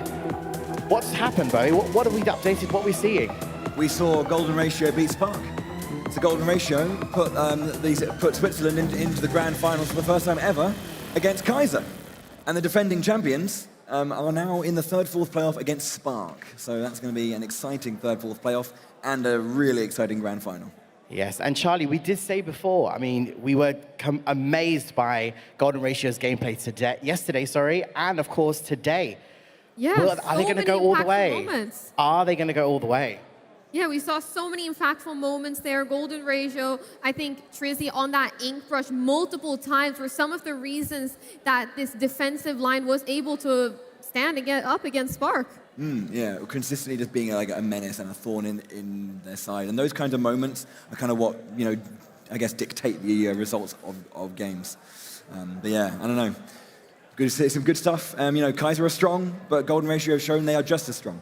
Okay, alrighty. So without further ado, let's move swiftly on because we need to do our third and fourth playoffs with our teams who were just previously on the stage from our semi-final games. Please welcome back to the stage, Alliance Rogue!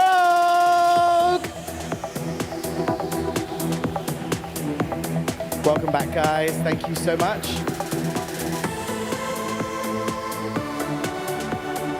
And of course, you just saw them play some amazing games on the stage. Please welcome back Team Spark!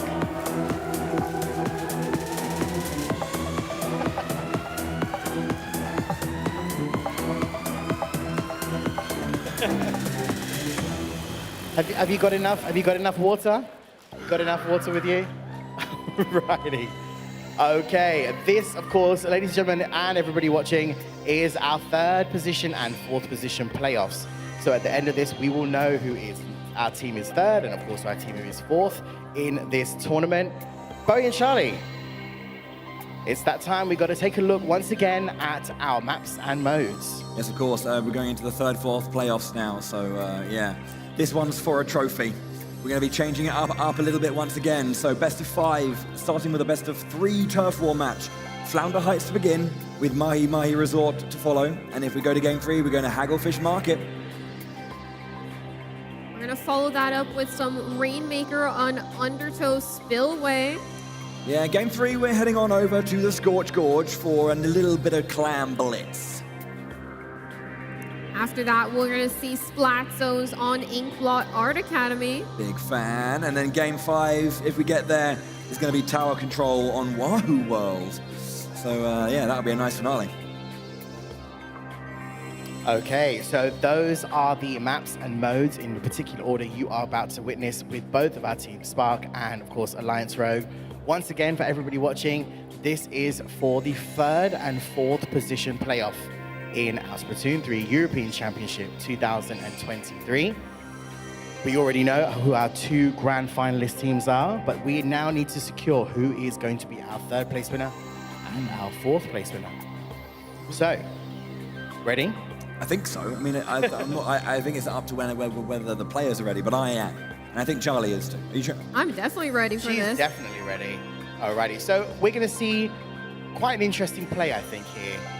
Because both of these teams have put on quite the show throughout this entirety of this tournament. And we've seen some right down to the wire games, of course, Charlie, with Team Spark yesterday. And of course, Alliance Rogue with that solid play yesterday. Complete clean wins throughout their games. But of course, today was quite an interesting play from them as well. What do you think we're going to see here? Yeah, I think now we're going to be seeing lots of really close matches. Both of these teams now, Spark had a tough day 1, tough loss just before here. So we'll have to see if they're able to step it up. Alliance Rogue now have had some time to recuperate from their very close match against Kaiser. Okay, we are almost set and ready to go. I believe we're just waiting for the last minute checks, and then we'll get into our next set of games. And straight after this, we of course have our grand final. And on that note, ladies and gentlemen, please go absolutely crazy. This is, of course, for our third and fourth position playoffs.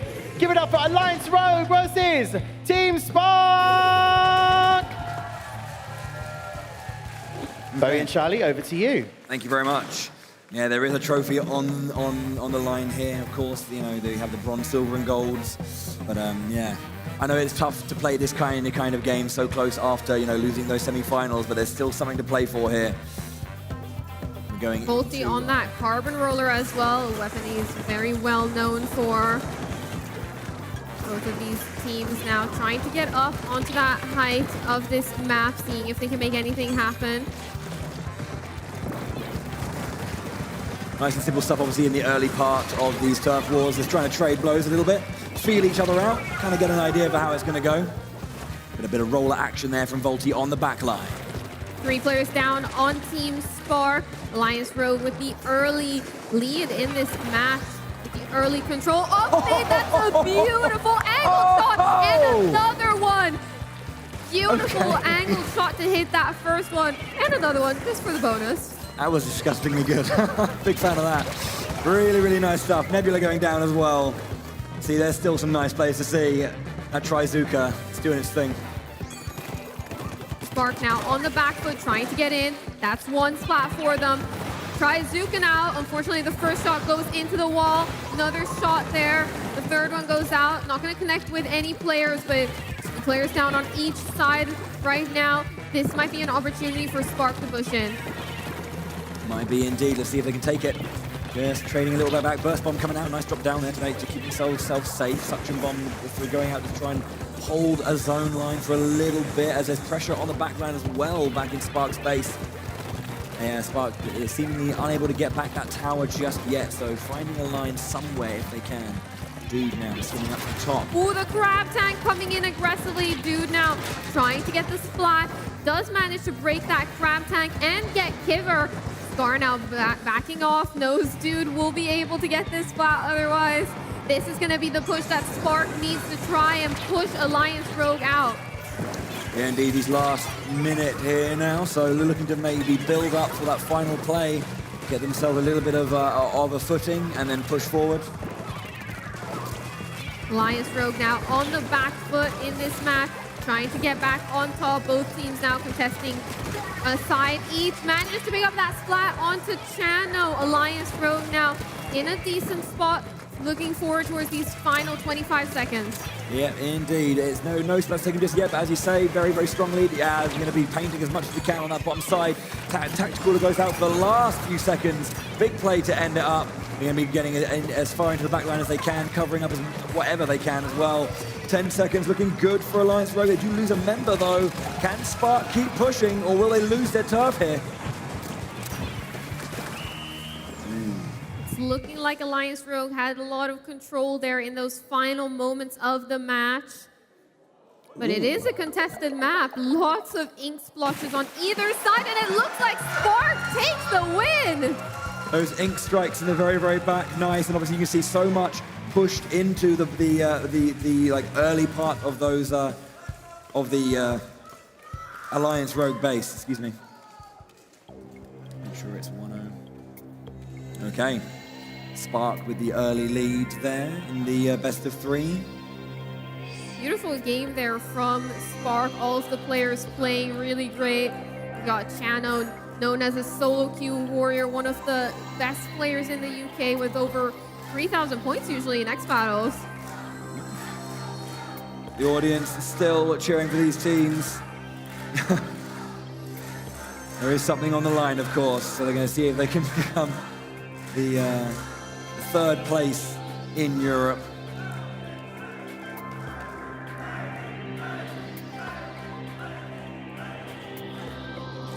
Readying up for our next match. This was a very contested first game, both teams having lots of control. This next one will be on Mahi Mahi Resort. Mahi Mahi Resort is one of those interesting maps that have those areas under the water that then rise up later on throughout the match.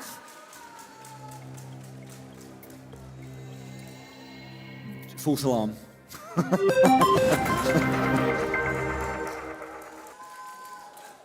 False alarm yet again. They're just testing if you're ready. We're just keeping you on your toes. Maybe production will do it again. Will the next one be real? Who can say? Do it again for the lols. No, don't. They are readying up though, don't worry. We're going to be getting into it very, very, very soon. As you say, Mahi Mahi Resort,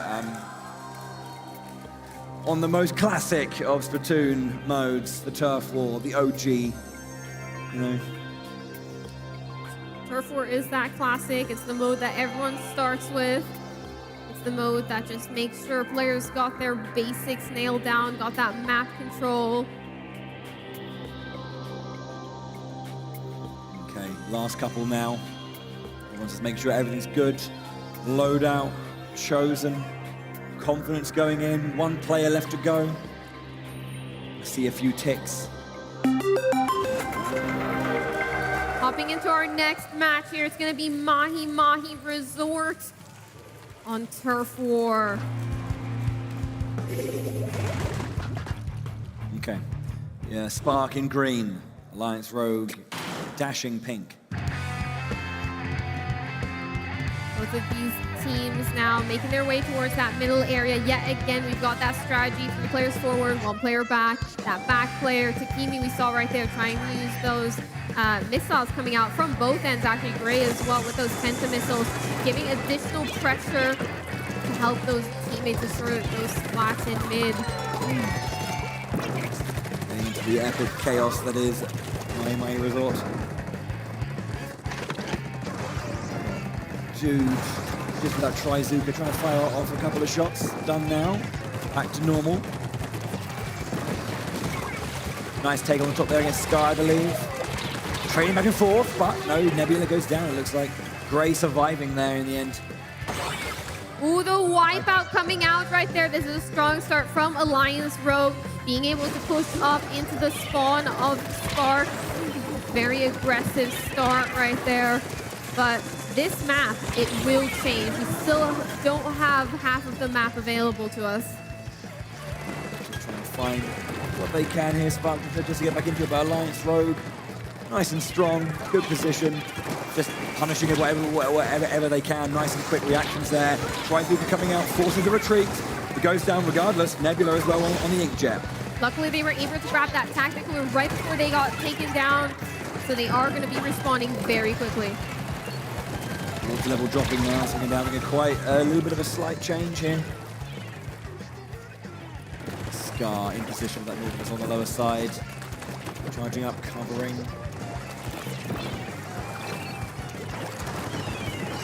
Got that Nautilus. Looks like most of the map is available for both of these teams now. This map growing as time ticks down. 1 minute left on the clock. You see it's increasing inside, as we mentioned. There's even more to do. These objectives change and force your hand. There's a bomb out. Retreats again. Finds a mark. Doesn't get it, though. Has to retreat. Tactical out. Buffs are going on. See if other members of the team can grab those on their retreat. There's an Inkjet out with the Slosher as well. Manages to take out Nebula on the Inkjet.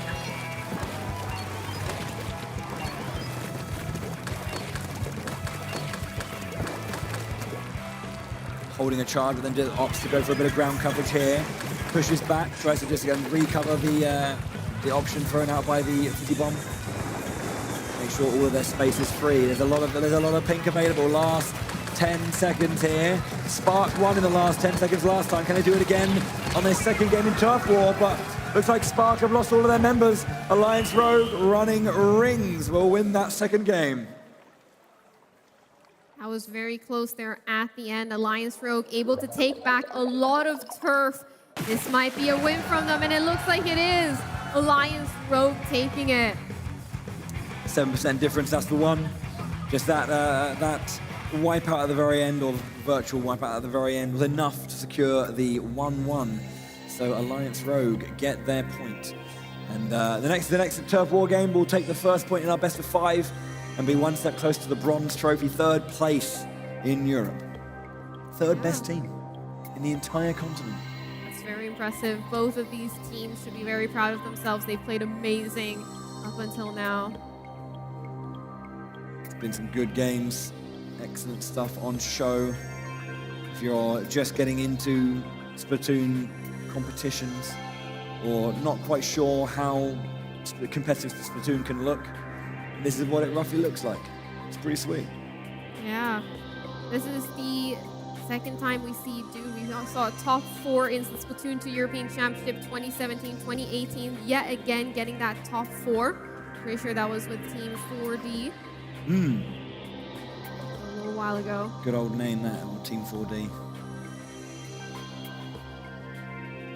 Loads of teams have been involved in the European Championships over the years. Obviously, over 3 different games, you're going to get different kinds of players, different kinds of metas, different kinds of play styles in general.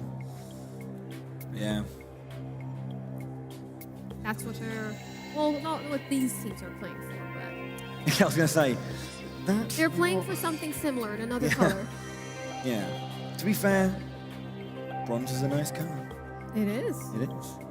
Very shiny. Silver, bronze, and gold, all lovely. Damn sight better than I can do anyway. I don't think I'd be on this stage. In that part of it anyway. Dude, ready to go.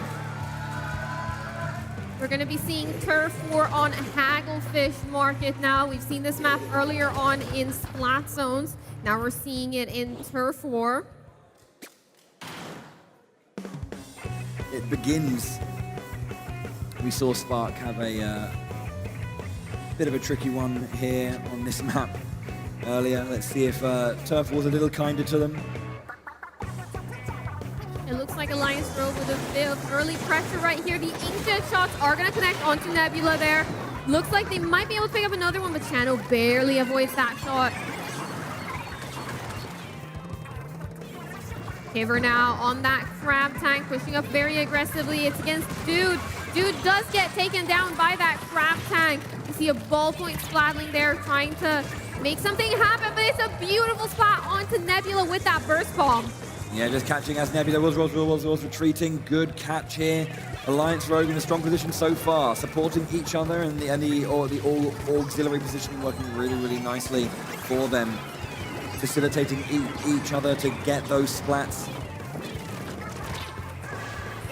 Beautiful jump back, making sure they're staying alive for their team. They've already got a lot of control of mid and a lot of pressure. No need to take any unnecessary pushes right there. Chano going down as well there. Alliance Rogue with 1:40 on the clock. Seems to still have that control. Spark haven't really answered back after that mid was taken by Alliance Rogue. Little moments here and there, but nothing really concrete. Ooh. Dude going down to the back. Beautiful fizzy bomb play. Fizzy bombs, when you charge them up like that, they release multiple little bombs that you've got to keep avoiding. If you get hit by all of them, then you're in a really bad spot. Tactical being played by Alliance Rogue. Going to use that for a bit of pressure there.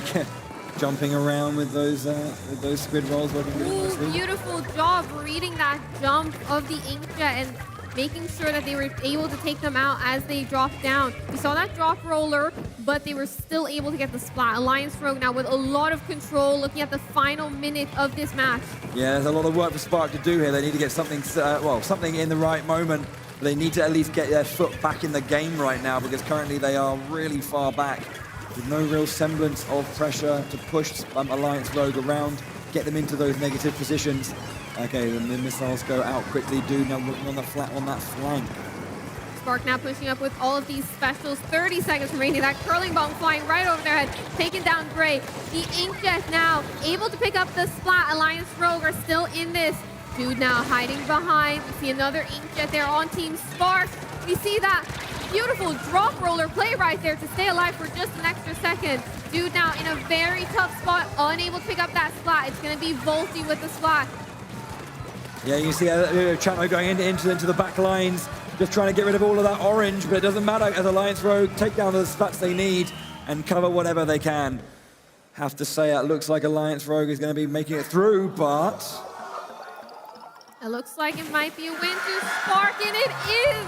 By only a couple of percentages. Spark taking the win right there. Wow, a little bit bit of BM there from the UK team. 2-1. Just taking it.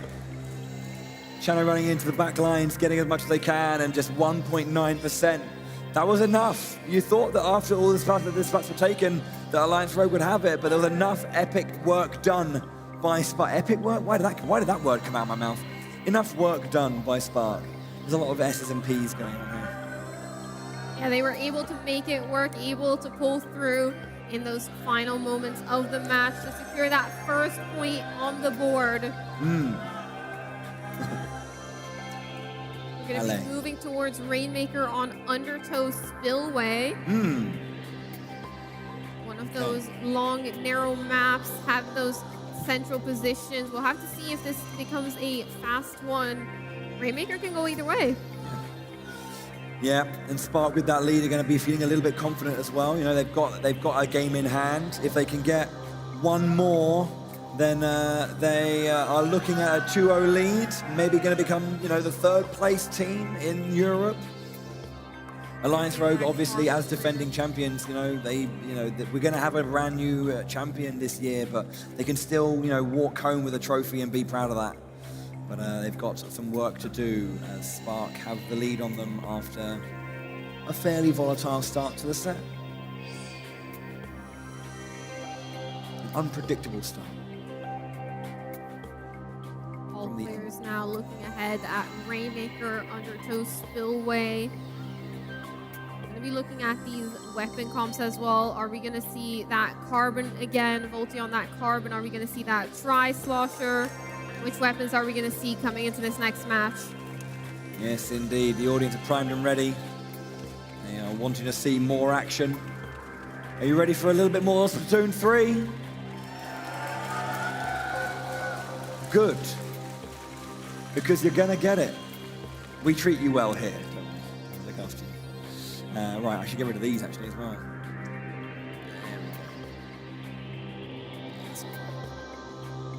On it.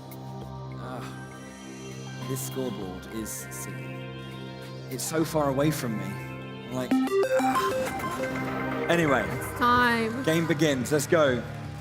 Rainmaker, as you say, Undertow Spillway.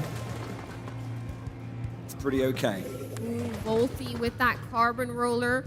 We've seen it quite a bit now. It's definitely a weapon they're very comfortable with. Being able to pick up those splats, being able to swim up really fast, lurking in the ink with that Ninja Squid ability as well, picking up some beautiful splats. Early on now, we see Spark being able to pop that Rainmaker shield, getting a bit of map control, but it's very contested at the moment. Tactical are down for Alliance Rogue. We see that Inkjet as well, trying to get a splat up on that edge. Volti getting taken down by that Trizuka gives maybe a moment for Spark to try and push something if they can, but they want to have a little bit more control of this mid before they start doing anything silly. Right. Tactical and Rainmaker have been picked up, looking to mount this first push, just chilling on the spine. Oh, that Carbon Roller sneaking up. Nobody saw it coming. Yeah, Volti with that vertical shot, trying to get another finish. Nebula goes down as well.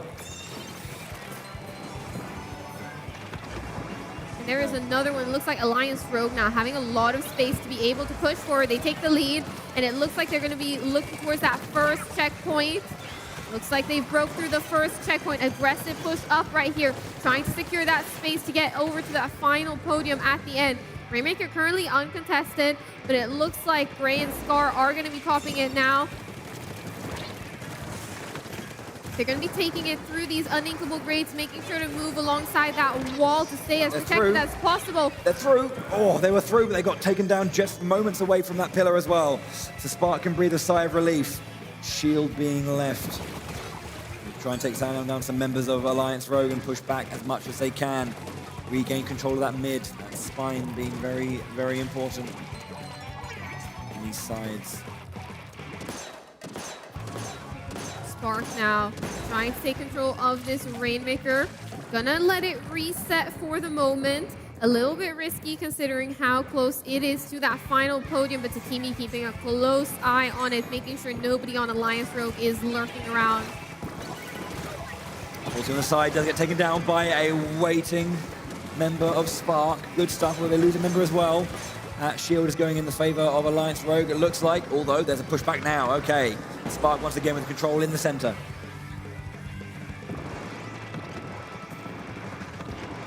Spark now trying to mount their first push. They've still got that checkpoint to push through. Nebula now holding on to that Rainmaker. Let's see which direction they decide to push up.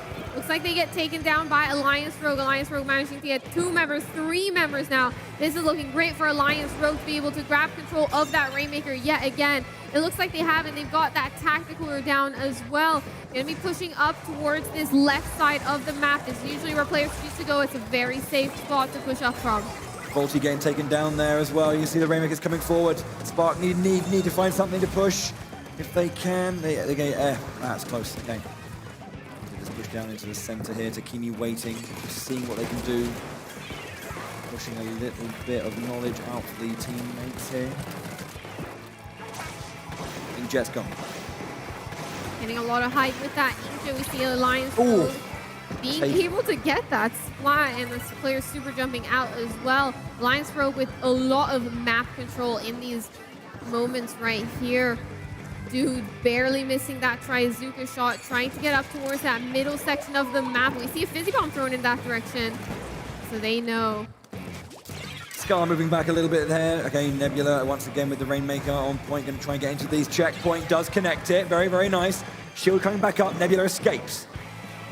Breaking through this checkpoint right here. Spark now with more control as they pop it. Looks like they're going to try and push this up this main direction.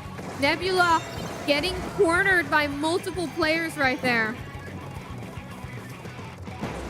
Shield being taken now by Alliance Rogue. You see that control they have, just pushing into the early part of mid. Kiva going down on that left-hand side. Volty trying to get back into the mid as Dude is flanking on the right-hand side as well. Gray pushing in. Alliance Rogue making sure to reset that Rainmaker, wasting as much time as possible. They want to make sure that they can just stall out the final seconds of the game. Okay, Rainmaker again wants to handle Alliance Rogue. I think, no, over there on Spark. So. They lost it. Shano getting taken by a long range, Trizuka shot. Maybe looking for a third, but a second, but didn't quite get that one. It's very hotly contested in the center. Spark now need as we're getting to the dying seconds. That's a wipeout. Spark, you have to say, aren't probably going to be getting this one here, as the Rainmaker's probably going to be run back to the very, very back line. And Alliance Rogue looking to take this game. 1-1. Alliance Rogue with that final wipeout, securing the game for them. Here we go. One apiece for these two teams. We're going to game 3 now. Game 4 is at least guaranteed. Alliance Rogue showing that, you know, they may have lost their semi-final, but they're not out of this tournament yet. They can still get their hands on that third place.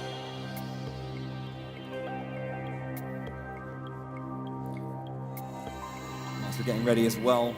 Check quickly check some nice cheeky replays of that last one. I believe we have quite an exciting triple splat, almost unexpected. Let's have a look at this moment here. A surprise from Volty, and again, Roller doing so much work. Volty's doing. I think there was a lot of that. Volty again doing a great bunch of roller splats, but it's hiding and then just being in your face. You're like, oh, okay, I can't deal with that. I'm going down. Excellent work from them. These players now looking towards Clamblitch on Scorch Gorge. Alliance Rogue did recently in the challenge mode, in the Clamblitch monthly rotation, they were able to finish first in the world without dropping a single game with over 2,700 points. It's quite a few. Quite a few more than I could get. One or two, yeah. They definitely have that consistency down on Clamblitz. We'll have to see if Spark will be able to match that. Yeah, I was going to say, like, when you're going up against certain teams and you know that they're really renowned for just being very good at certain things, it is kind of scary. It's not insurmountable, it's not impossible, but you have to kind of go in there with the right kind of game plan. You have to really think about that, and you just can't get ahead of yourself. Rushing into situations gets you splatted. We've got Clamblitz on Scorch Gorge. Both of our teams now dropping onto this map. We see that Jet Squelcher come out from Scar, actually. That's a new pick that we haven't seen yet in this tournament. Yes, indeed. There's a couple of trades there. Almost trying to find something. We've just got one of our players waiting here. Trying to get a nice quick turnaround, but gets taken out in time. Dude gets that splat, and Kiva goes down as well. Trying to push past these lines. They have the clams. They want to make a play soon. There's a couple down there on the lower right. That jet squelcher, that custom jet squelcher is not something we're used to seeing. The regular jet squelcher does get some play occasionally, but that custom jet squelcher, very rare. Yeah, they did have a bunch of... Oh, there was a power clam. It's just been taken down now, I believe. Takumi, just there, but throwing it around, trying to stay safe. It might... Needs to be covered then. He picked up a Takumi going down as well. There's Luca Chano down again. Oh! Angling that Trizuka over that wall there to pick up that splat. Beautiful work to open up space there for Alliance Rogue to break their basket. Yeah, that basket has now been opened. Yeah, Dude goes down. Trades, though. Excellent stuff here. Alliance Rogue just getting these shots from left field, working out really well for Gray. Once again, oh! Throws the power clam, but it falls short. Jump here, getting camped out. Spark now looking to get some control of mid, and it looks like they're able to pick up a trade to open up a little bit of space for them. Yep, Spark definitely had some moments in that early. They had the potential to make a play, but Alliance Rogue countered eloquently. Right now, though, Spark collecting their clams, recalibrating themselves and regrouping. Triple Ink strikes out to try and get a bit more control from the zone they want to push through. Deep down the left side. Spark now with that power clam, looking to mount a push onto the opposing side right here. They haven't got enough control currently to do so. Alliance Road pushing in very fast with that Trizuka as well. It looks like they're might be able to break their basket right here. Beautiful movement right to squid roll to get up to a position where they could throw that power clam in. Yeah, there are more clams going in here and they're just keeping it up. A couple player spats on both sides. Nebula and Chano hold the line there and then push back Alliance Rogue for just a little bit. Power clam in hand, they need to do a little bit more work. That's going to be the end of the barrier. Gray now picking up enough clams to make another power clam. Looks like they got enough space to be able to toss this one in when that basket comes in, but Takumi on that defensive roll, able to pick up that splat. Yeah, a little bit too much pressure there. Volty putting down one of the members of Spark in the corner. A little bit too little space to work with. Leads to over on Alliance Rogue side. Trading again blows, but Spark unable to really get anything into that enemy base. Ooh, that suction bomb. Managing to catch one of Spark's members, Takumi, off guard right there. Dude now with that Trizuka. Unable to get any picks so far. There's a lot of pressure coming in. There's 3 members of Alliance Rogue pushing fast. Dude does have a bunch of clams. Nebula moving forward now. This is the wipe that they need. Spark now with the ability to push in. It looks like we've got a super jump. Try and get closer to that basket. It looks like this will be the first time Spark breaks the barrier in this matchup. How many clams can they get though? Can they maybe take the lead here? It looks like they've lost a bunch of positioning. Takumi doesn't have anything to really add to the basket. It's going to be ending with just 1 power clam, 1 regular clam. Okay, 2 seconds left. Spark losing a couple of members. Alliance Rogue being nice and strong. They're pushing towards the opponent base as well. You can see the power clams coming up, looking really, really strong.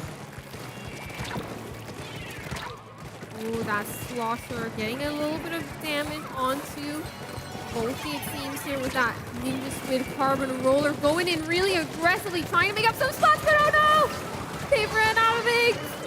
Disaster strikes, but they're still able to break that barrier. Spark now trying to get control of this middle section, trying to get a counter push in as fast as possible.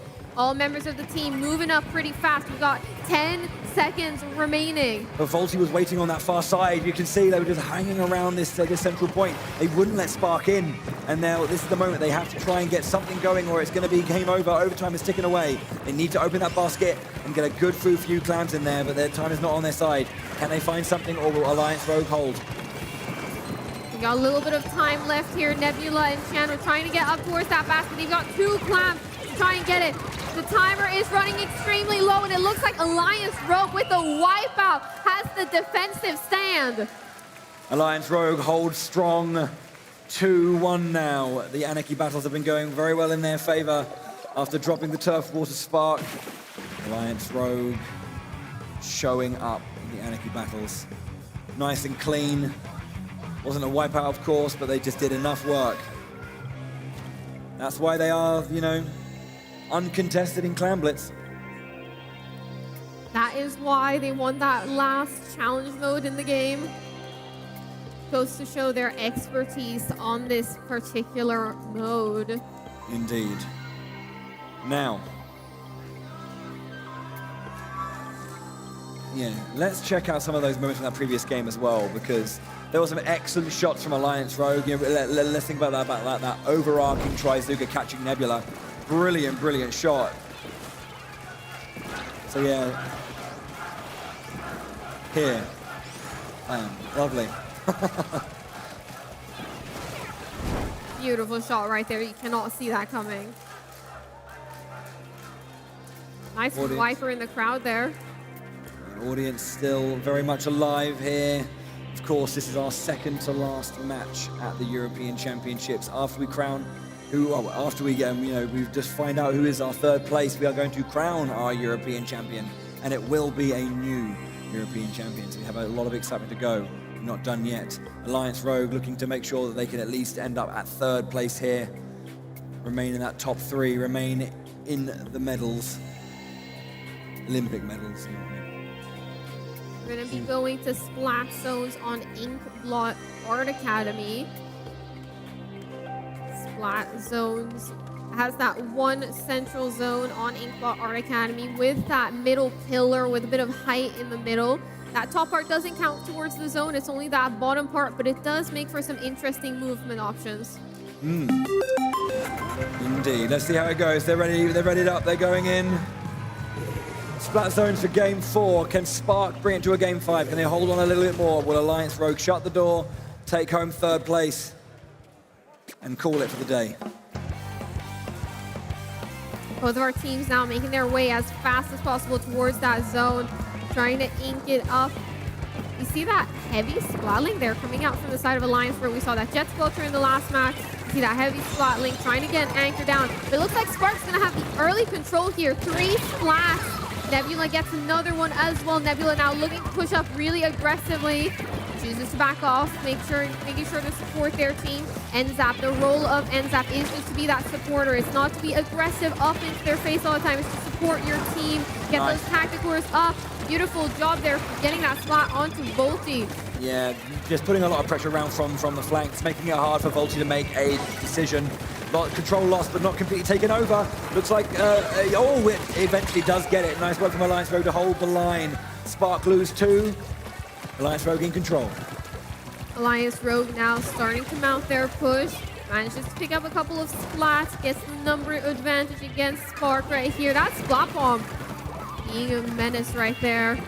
These teams now looking to charge up that Trizuka. It seems Kiver will be able to come back with that Trizuka. Gets lots of pressure down on the opposing squad once they start using those special. There it is, Kiver activating the Trizuka. We see a Trizuka from Dude there as well. Getting that splat, beautiful movement there from Dude to get that splat and then go and hide behind that wall. Spark now back in control. Yeah, lead being taken by Alliance Rogue on that nice place. They've got to get through a few bonus points before they can get back into the lead. Spark looking to stay alive. Volty's into the center, causing a little bit of havoc. Does go down though. Spark hold for a little bit longer. Alliance Rogue is wanting to remount their offense. What can they find? Tacticalers ready to go. Now they're going to start pushing forward. One member of Spark down. Control lost. Can it be regained before? That tactical is a great moment to try to push forward. The zones are so close right now. But it looks like Alliance Rogue takes control right there. They've got the lead. Yeah, it was 3 points almost there, but Kiver was in the center. They almost uncontested and just causing a little bit of havoc, taking it back. Control, can it go back over to Spark's side? That left-hand side being left open, but good catch there to cover the left side. Back in control, Alliance Rogue holding. Some lovely splash right there from Alliance Rogue. Alliance Rogue now trying to push down through that penalty, trying to push their score down even further. They've got the lead now halfway through the match. They're going to push it further, make it even harder, but take it away from Sparkle a little bit more. Can they find what they need? They're pushing really far back here. Nice movement. Nice movement with the squid roll there to get past that unequal area and onto the wall as well. What is happening? 5 seconds remaining. Alliance Rogue are going to take this win. Absolutely excellent work. They had the lead, and that was incredible play to push so far into Spark's base and just dance around, play around with their food, and finish them off. That'll be the end of Spark's push. They end up 4th here in Europe. They're going to congratulate Alliance Rogue, who, whilst losing to their rivals, Kaiser, leave the tournament in 3rd place, the 3rd best team in Europe for 2023. They take home a bit of metal. Excellent gameplay from everyone. Hugs all round, but in the end, it's Kiva, Scar, Volty, and of course, Gray, 3rd place. Give it up for both teams, ladies and gentlemen!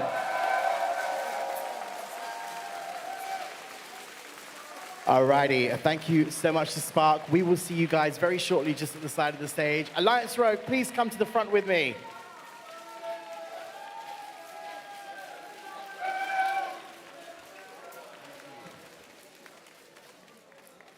Alliance Rogue, you guys have had quite the roller coaster these past 2 days, but you, of course, are not going away until you are, of course, our winners right now on the main stage. Please give it up for these fantastic players one more time. Amazing, amazing, amazing gameplay from these incredible players on stage. Guys, we have, of course, a little highlight reel for you to watch. Please take a look at your best bits just at the top of the screen there.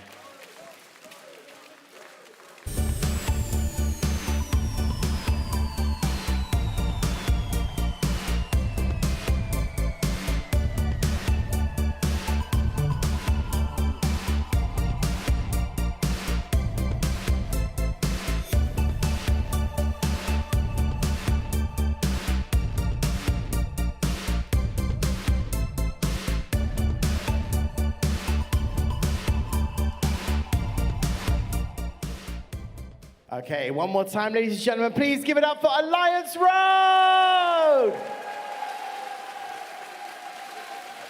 Congratulations on securing your position and your win.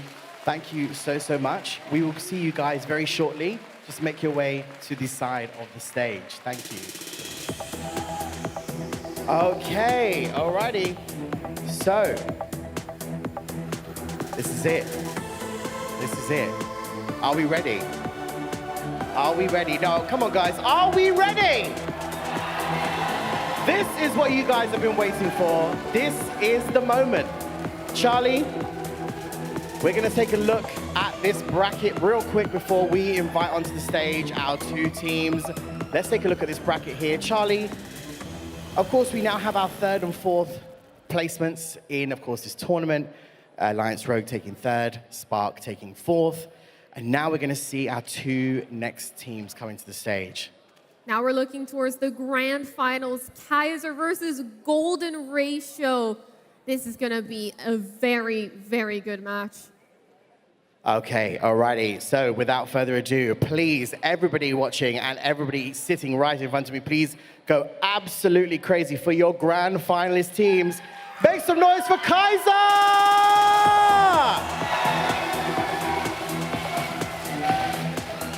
Welcome, Kaiser. Welcome back. And of course, going up against Kaiser in this grand final game, please give it up for Golden Ratio! Welcome back, Golden Ratio. Welcome back, Kaiser. Okay. Alrighty. So we are going to get these guys set and ready to go for this grand final game. Charlie. Yeah. couple of changes happening in this grand final now, aren't we? Of course, we're going to take a look at the maps and modes very quickly, but before we do, we just need to, of course, remind everybody watching at home and, of course, our live studio audience here, it's not a best of 5, is it? It's a best of 7. Aha! More games, more immense gaming, and everybody going absolutely We crazy. need to see that consistency coming out from these teams so we can crown our champion. Absolutely. Now, Bowie, we're going to take a look, I believe, at the maps and modes now of our best of 7, as Charlie just mentioned. So We are these indeed, yes. are the games. The best of 7. We're going to start with the best of 3 as always, and then it's going to be first to 4 points for our grand final. So Wahoo World to open with Brine Water Springs, our second match. If it ends there, it ends there. But if not, Scorch Gorge will be our final turf war game. After that, we're going to be seeing splat zones on Barnacle and Dime. Oh yes, finally get to see that one. Rainmaker on the Humpback Pump track for game 3. Then game 4, it could potentially end here. Clam Blitz on Crab Leg Capital, one of the new maps in this new latest season. Game 5, Tower Control on the Inkblot Art Academy. Now that is not, if we get that one done, it could be the end, but that's not the guaranteed final game. We got splat zones on Macklemart for game 6. And should we go the entire distance, Rainmaker on Hagglefish Market will be our final match to decide our new European champion. Alrighty, so yes, as Bowie and Charlie just mentioned, folks, it is a best of 7. Will we go all the way to 7 games? What do you think, guys? I mean, I'd certainly like to. I mean, again, no matter what, we have a brand new European champion. Why not make it an absolute nail-biter? This is true. We will be crowning a brand new team European champion here today. Very true. I mean, both these teams, should I say, have really showcased some epic gameplay throughout this entire tournament. It's only fair to say, I don't even know where this is going to go. What's going to happen? What kind of? Do you think we're going to perhaps stick with the same strategic gameplay, Charlie? Do you think we're going to see something new? These guys have got some tricks up their sleeves. So far, we've seen both of these teams play incredibly well. We've seen on Golden Ratio that Ink Brush come out multiple times, getting some of those crucial splats. And same over on Kaiser, we've seen some very strong plays and just team movement. Absolutely. And again, team movement is key there, Bowie, because both of these teams, again, we had some surprises from Golden Ratio. Kaiser really strong all the way through today's games. I mean, what do you think? Like, what's going through your mind right now? What are you expecting to see in this final? Well, Kaiser are going to be really hungry for it because they were denied it 4 years ago. So there's going to be a lot of emotion, I think, from that team. Golden Ratio are going to do, you know, I mean, I think to kind of add into what Charlie was saying a little bit earlier about, the game plans and stuff. Both of these teams, you were saying with the Ink Brush, they have a player who is known for a weapon and bring something unique to it. And I think that is going to be really key here. I think how do they utilize their unique aspects of their game plan within the overall meta to kind of to go at each other. I don't know the history between these two teams. They've played each other a lot.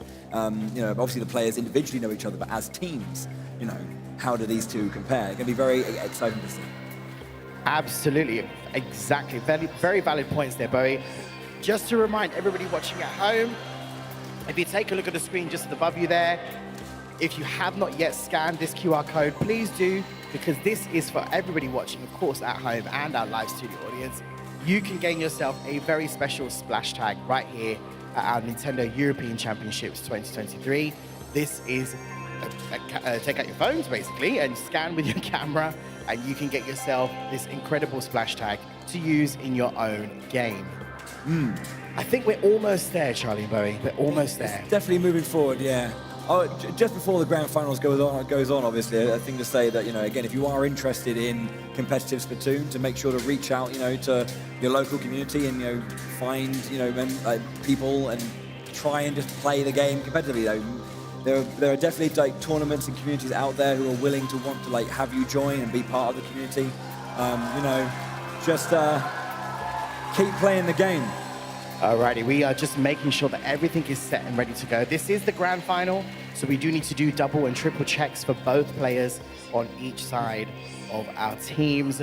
Charlie, we're going to take a quick deep dive on the first map, I believe, because there are, of course, some maps that we haven't seen particularly just yet. Obviously, it's the grand final. We've got 7 potential games to play. Let's take a look at one of the maps.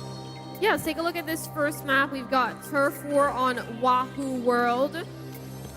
This map has that central podium raised up compared to like the spinning rotation underneath. This section over here, you can climb up the wall here, and this is a great angle to push into that opposing base or push into mid by climbing up that wall, by inking it and climbing up that wall. That's one of the ways we're gonna see players now try and push onto that aggressive, like with an aggressive push onto that opposing side. We've got the middle as well, which can be tough to reach in some situations depending on how the map is spinning and if those bigger areas are like accessible towards that middle. Turf War yeah, I mean, overall it's got a lot of weird eccentricities. Turf War just kind of like just makes you have to deal with all of it as well. There's no kind of like ignoring certain parts of it.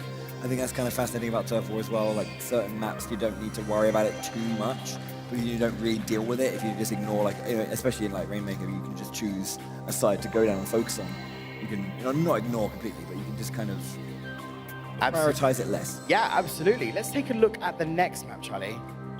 Yeah, the next Turf War is going to be on Brine Water Springs. This map, we have those big areas that lead up towards the spawn. That's going to be important. We're going to see players push up to try and keep the opposing squad in their base. We're going to see them try and maneuver around this little bit in the ground here. This is a great place where you can try and maneuver, shot strafe, left, right, try to maneuver around as much as possible to pick up some of those splats. But before that, we're going to see this middle area probably get very contested. This middle area of the map has 2 of these sides that overlook onto that middle section. So we're going to see probably a backline stationed up on either side here and try to rain down a lot of pressure on this middle area. I just noticed actually that the character players here are called Hello and Europe. I don't know why I just realized that. Hello, Europe. That's some good, like, it's good. I don't know. That's some good. That's some good. Okay, folks, we are almost there. As you can imagine, this is the grand final game. We just need to absolutely make sure that everybody is set and ready. Audience, are you ready? Oh, no. I'm going to come to the front for this. You can do better than that. You were shouting louder than that. I'm going to ask again. Audience, are you ready? All right. That's more like it. I want that level of sound throughout this entire grand final because we are just about to begin. Golden Ratio. We've got some fans of Golden Ratio in the house. Switzerland, are you in the building? There's some there, yeah. What about for Kaiser? Germany, are you in the house? All right, okay. So we are almost there, guys. If you're watching at home, this is it. This is the grand final for our Splatoon 3 European Championship 2023. Both of our teams, Kaiser from Germany and Golden Ratio from Switzerland, are almost set and ready to go. I think I'm getting the thumbs up. I think I'm getting it. Let me go over to Golden Ratio. Are you ready? Are you ready? Yes. Ready. Okay. Let me try over here. Kaiser. Oh, I see. Okay. Wait, we're like seconds away, folks. I know the anticipation is absolutely immense, but we're gonna get there. We're gonna get there. Oh, I'm seeing a thumbs up. I'm seeing a thumbs up.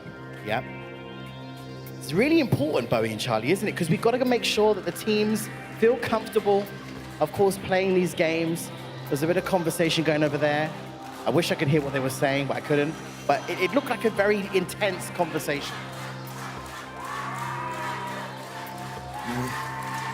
Is it there? Okay.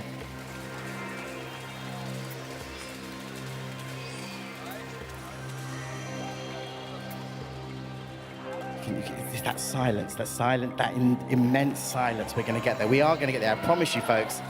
I promise you we're going to get there. Look at that. We've got flags on the Nintendo Switch. We've got flags on our phones. Love it. Amazing. I think it's about to happen, folks. It's about to happen. I can see on this screen. It's about to happen because here's the sound. Here we go, folks. This is the grand final game. Who is going to be our team champion for the Splatoon 3 European Championships 2023? Make some noise for Kaiser versus Golden Ratio! Bowie and Charlie, you know what to do. We do. Let's go. We're into our first game here. Turf war for our best of 3 to secure that first point, and then first to 4 in this best of 7. Once again, you're seeing there on that stamper getting taken out fairly quickly. Ooh, it looks like Kaiser is going to have an early opening lead, taking that wipeout as well. It's going to give them a lot of pressure and a lot of control in these early moments of the match. You see those super chumps charged up as well. Going to probably be using them to get further into the base. There we go, angling them perfectly right there. We got the beacons set up right there. These squelchers being used. We haven't seen them too much this weekend, but they've got those beacons, which are great, especially if you've got some control. They're just trading back a little bit here, trying to grab a spot if they can, but they get away. They're taken down at the same time by Tritty on high. Golden Ratio now fighting back, trying to take control yet again. Math is looking very split at the moment. Turfing very, very well, nice and clean, meticulous in that one, making sure there's no admin left undone. Tactical in the center, out to give a little bit of a boost here. The center looks pretty well contested. Kaiser pushing through and generally holding his Golden Ratio. Trying to find a way in here. A minute and a half left to go. Of course, you know that generally it's going to be pushing to that last minute that's going to matter the most. Both of these teams now trying to make their way towards the middle. We see that Splatoon stamper being used right there towards that middle area. Trying to pick up some splats, getting some damage in. Oh, a bit low ink right here, being pushed by those dually squelchers. Yeah, Zero goes down there. Taken down.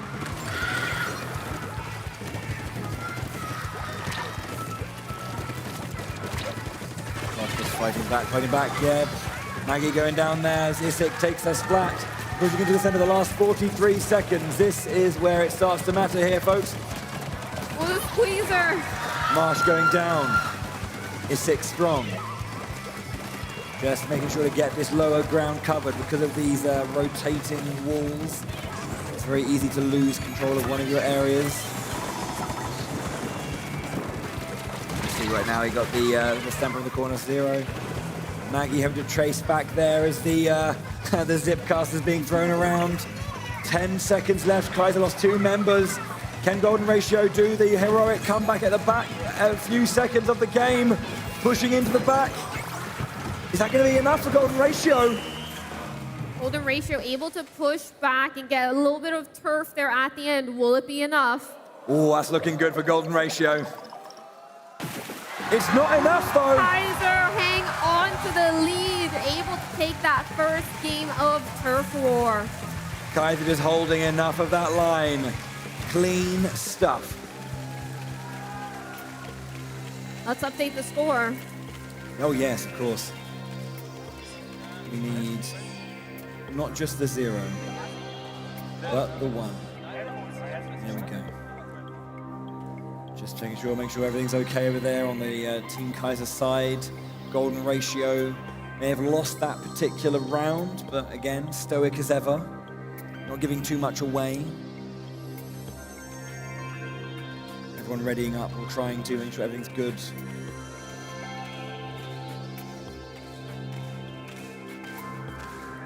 As a round of applause is slowly building up in the audience for clapping. Both of these teams now looking forward towards Rhine Water Springs on Turf War. This first match on Wahoo World was incredibly close. Golden Ratio almost able to steal the win in those final seconds of the match. I think more and more people are getting Kaiser like screenshots on their phone. It's slowly making its way around the room. It's growing. Nice to see the energy there for these teams. Looks like we're just getting everything sorted. We've got a few players readying up. Seems like all of Golden Ratio are feeling pretty good. Team Kaiser to make sure. Yeah, opening start, it seemed pretty good. Like Golden Ratio, we've seen them do this a lot where they kind of like have really strong plays in certain locations. And normally towards the end, you know, that's how they manage to get those over spark. Yeah, it's kind of, it looked pretty good. You know, it was pretty close. It just wasn't enough to kind of like work back into what Kaiser had managed to build up. But here we go. It looks like we're ready to go, going into our second game of Turf War. The Germans, Kaiser, in that nice turquoise, and the orange there for Golden Ratio, the Swiss. Rhine Water Springs. Rhine Water Springs, both of these teams now dropping down. We see that Squeezer come out. We've got that Splatoon Stamper, one on each side. Both of them going down, actually, in these initial first moments of the match. Both teams now just trying to make sure they've got everything in. We've got Tacticaler out already so early on into this match. That's one of the themes we've been seeing in general all throughout this weekend. We've been seeing teams be able to charge up those specials so fast. Yeah, Isik Surgical there, seeing their mark, taking them down.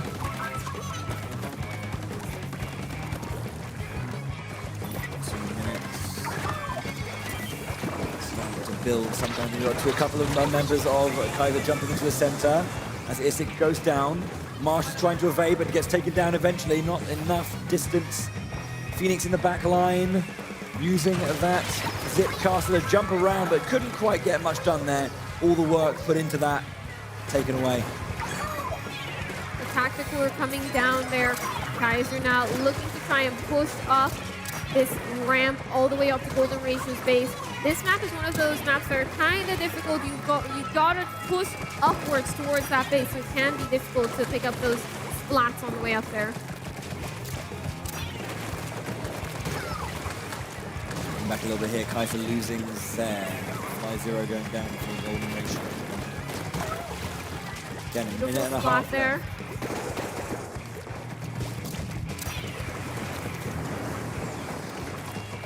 Kaiser now looking to push back into this corner. Looks like that Trazuka is cornered, does get taken down, but Maggie coming up with the cleanup, able to take control. Golden Ratio now have control of mid, have control of both of those side sections as well.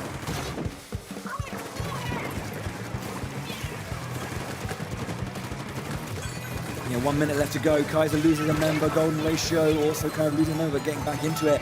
Tactical are coming out with 48 seconds left. This is when it's going to start hitting the business end, and once again, Golden Ratio looking to try and push and get a victory in the last moments to get rid of the radar. Take down Isik. Start pushing up aggressively. There's 35 seconds. Was this a bit too soon to find this moment?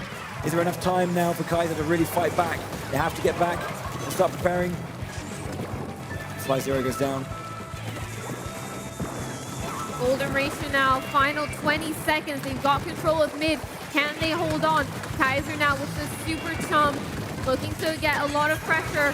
Many of those super chumps getting broken by Golden Ratio already. Zipcaster being used as well in the backline by Zaire. Going into the end, Golden Ratio lose 2 members. That's a perfect timing now for Kaiser to confirm and finish it and end it. Kaiser having a good pushback at the end there, but it looks like that might be a win for Kaiser.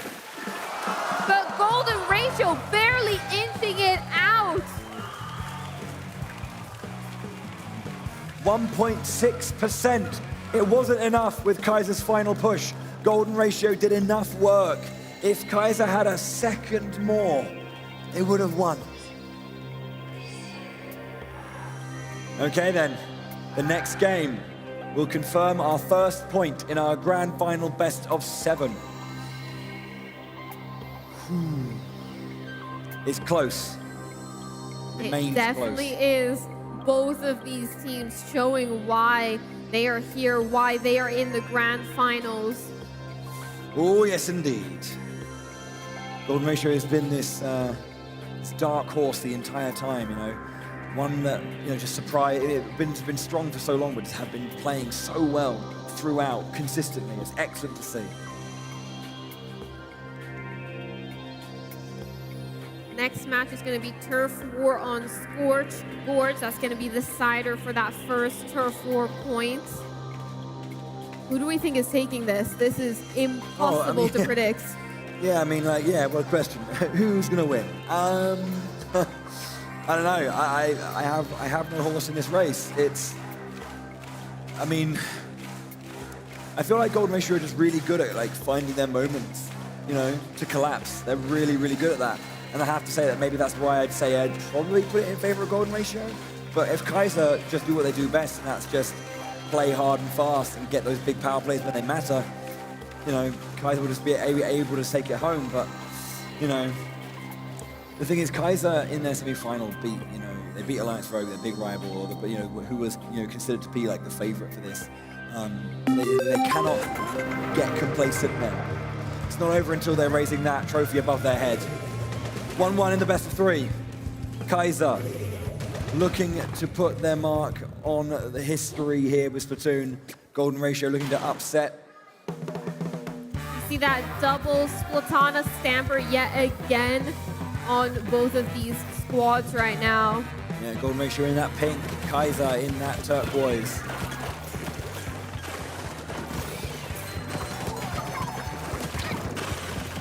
Okay.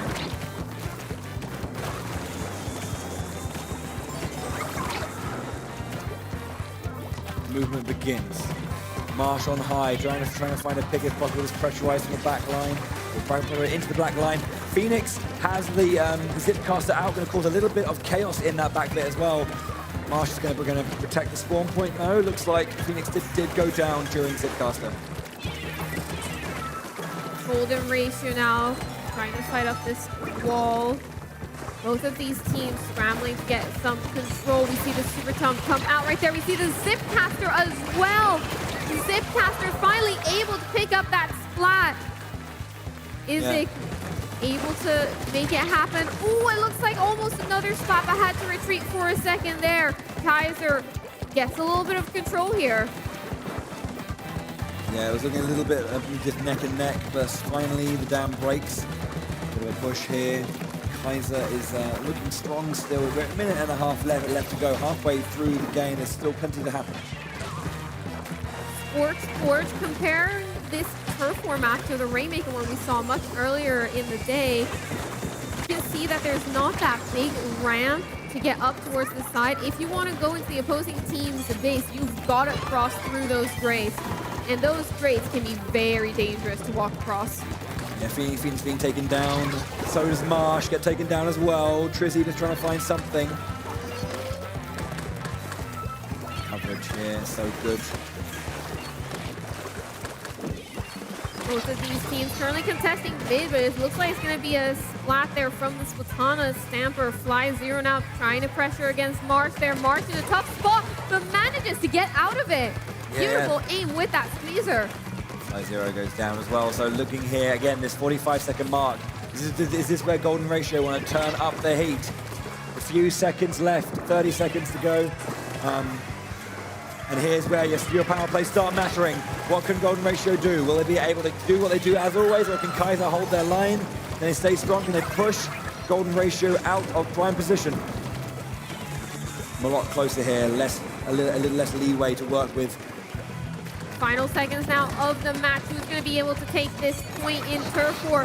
12 seconds left. We got that Trizuka out from Golden Ratio right now. This middle is hotly contested. Let's see who's able to take it. It looks like we get a splat. Golden Ratio with a little bit of control in these final seconds of the match. We can't quite see from that particular angle, but it's looking interesting. That looks like it's Golden Ratio, but look at the back of Kaiser. Golden Ratio, 1.7%.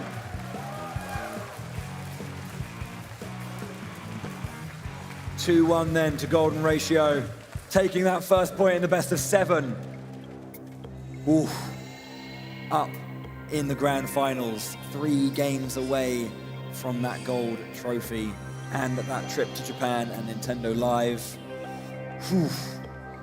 Yeah, definitely a very good prize that these teams are working towards. Getting to go to Japan, getting to visit the country Nintendo was founded in or is in. Yeah, that's where they are from. And it's always a nice place to go to. Very lovely country, of course. Tokyo, a very exciting place that most gamers have probably heard of and want to go to. So, kind of a dream trip. You can see there again the very specific, bit more emotion coming out of Kaiser. Golden Ratio showing, so they're letting the cracks, show a little bit. They are excited. They know what they're slowly working towards and what is possible here. If they just keep at this quality, they can't let themselves get excited. Again, complacency, anticipation can be the downfall of games like this. If you just let it go a bit too much, hold your ground.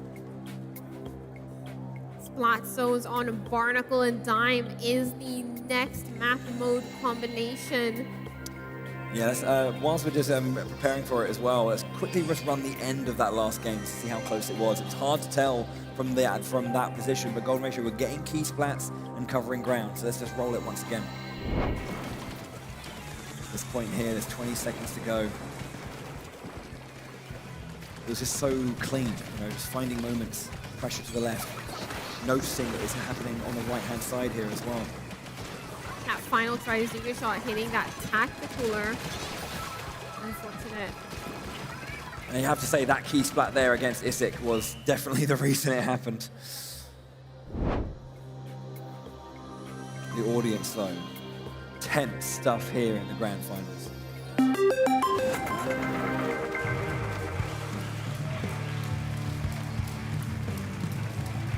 We've got our first Anarchy mode in the grand finals. Splat zones on Barnacle and Dime. I think it's the first time we've actually seen this map this weekend. All of the games ended before it would show up in the rotation.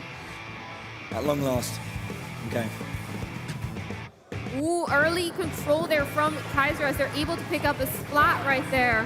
Not able to take the zone just yet, but they are now going to be in control. Golden Ratio, a little bit on the back foot. They've got that tactical now as they try and push in.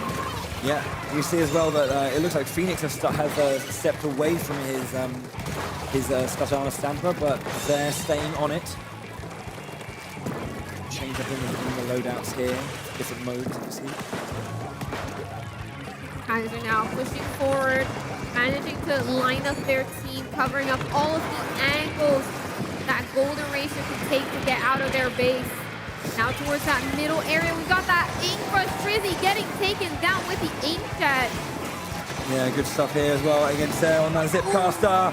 Maggie going down as well. Golden Ratio pushed really far back. That was a clean team play right there with the Zipcaster and the Ink Jet being able to corner that player. Reset now, you can see Kaiser is so far ahead. There's a trade there. Can Golden Ratio get back into this, or is time just ticking away? I mean, it is. But can Maggie and Marge find anything to go forward with? 10 points remaining. Golden Ratio have to get in towards this zone. There is a hidden jump there as well. Are they going to be able to take this? And it looks like Kaiser secures the win. Fist bumps abound. Nice clean game from Kaiser. After a hard-fought turf war, we're already locked back in.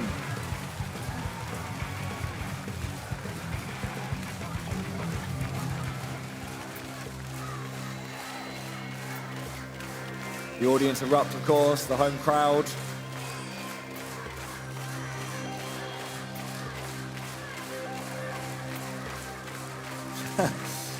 That was a really fast match right there. It all started from that initial push from Kaiser, being able to pick up some of those splats there in the beginning, and then they kept pushing. They made sure to spread out their players, some going a bit more to the right, some going a bit more to the left, to cover all of those angles that Golden Ratio can take coming out of their spawn. Indeed, yeah, they were definitely finding every single angle. And speaking of those angles as well, let's have a quick check at that lovely team play with the Zipcaster and Inkjet play. This was really, I think, crucial to kind of pushing back Golden Ratio so far back into their spawn. They made it a lot harder for them to recover here. Excellent job just to get out of the danger zone as well. And as you can see, you've got Zare going to be going in now as the Inkjet is pressuring to the right-hand side and then double going for the 2v1 on that bottom left corner. Excellent stuff.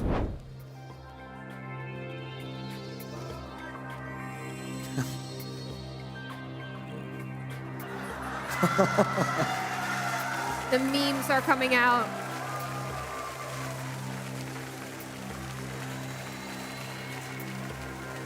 Okay. Now we memeing. Okay. I think the audience are finally ready. Okay. Yeah, we just make sure as the people are starting to tick those boxes, get readied up.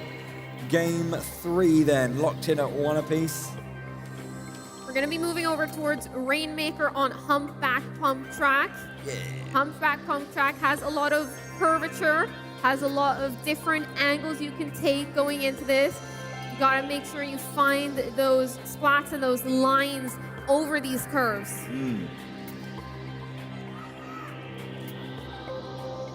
Big open AM space obviously in that mid as well, so a lot to contest. Hard fought as well, but have to see how it goes. There's the sound. Jumping into game 3. Ballpoint coming out there, as expected, I'd say. Ballpoint very strong in this meta. Has dropped a little, but still very, very strong. Trizzy bringing out the ink brush again. We've seen a lot of play with that, just to kind of confuse and go heavy on the lines. But a complete 3-for-1 in the middle means that Kaiser have early advantage. Instant checkpoint. Wow. Sharp start for the German team. Not even 30 seconds into the match, Kaiser has already broken through that first checkpoint. Golden Ratio now on the back foot, forced to defend, forced to try and push them out. Trizzy with the ink brush, able to stop that Rainmaker, going towards mid as well, trying to get picked onto that ballpoint splat lane, or at least force them to back off. Yeah, I feel like that opening play was a little bit too overzealous from Golden Ratio, and Kaiser made them pay. But now Golden Ratio can finally settle in. Just need to be a little bit calmer with this play. Need to just find their moments, find their time, don't push too hard. Golden Ratio able to stop that first initial push from spiraling. Now trying to take control of that Rainmaker. Ink Crush being very weak. Does pick up that Rainmaker. I think that might have been on accident. Yeah, it's a little bit too much pressure. There was this ink coming in from left and right and forward. Just had to move back. Bit of an unfortunate one, but you know, Kaiser still have the Rainmaker pushing forward. Getting past that line now, lowering those points, creating a lot of pressure for Crab Tank at the back. Zipcaster in, surging as much as they can just to get this. Oh wow, double in the middle, but gets one. Can Zerg get 2? Returns to a safer spot. Still working hard though. Trizzy gets taken down. Sir is just one-manning the entire team. Maggie taking that Rainmaker out of the danger zone, making sure to drop it down that ledge. Kaiser, though, with immense control right near this podium. They're going to be bringing it right back up there. Yeah, they're doing so much work, just completely controlling this front line. Nothing the Golden Ratio can do against him.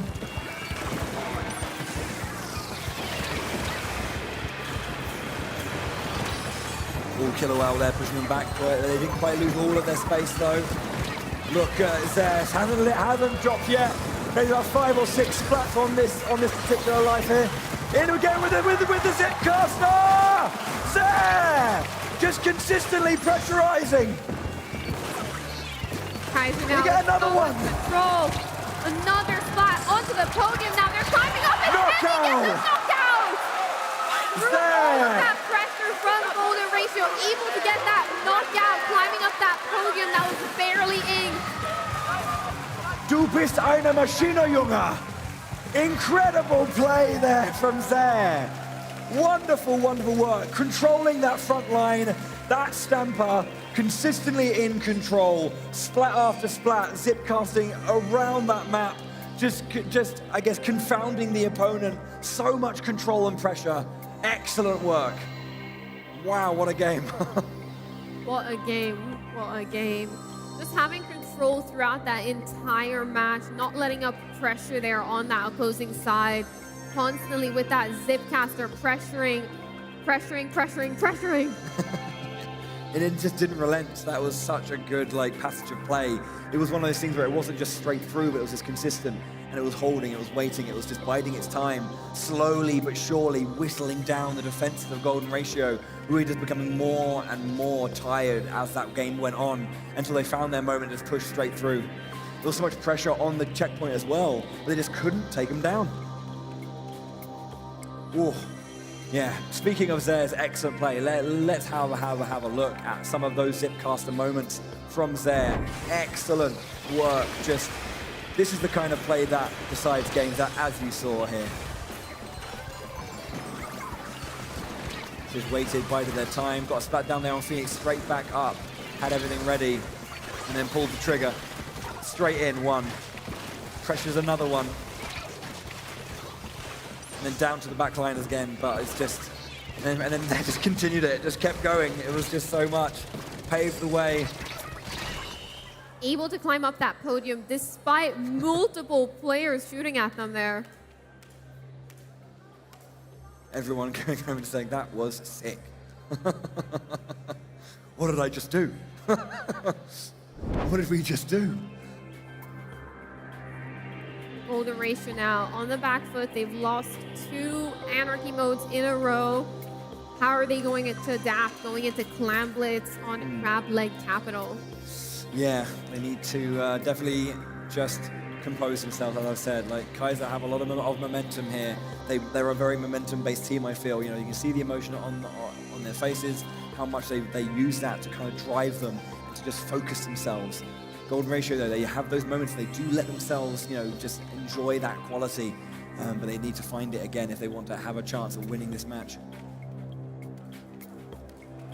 I think when we're just getting ready, maybe perhaps have a look at our next map.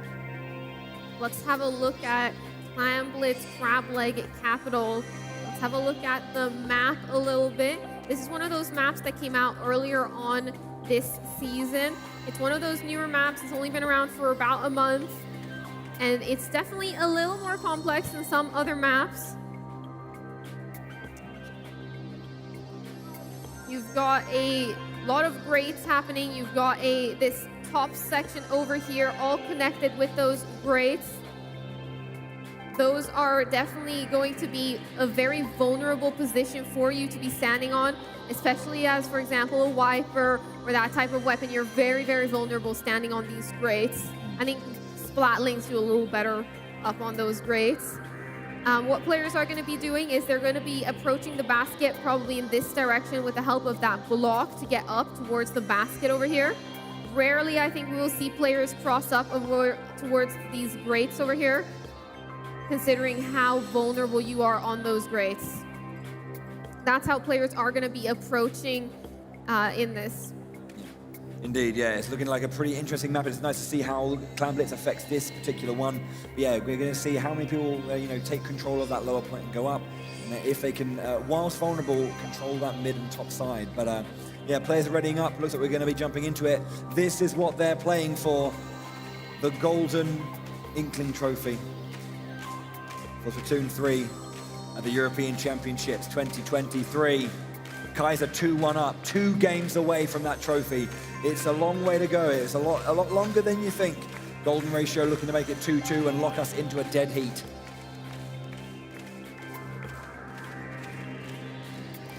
Our players now are focused. They want to get this win. They are hungry, and they are so close to it.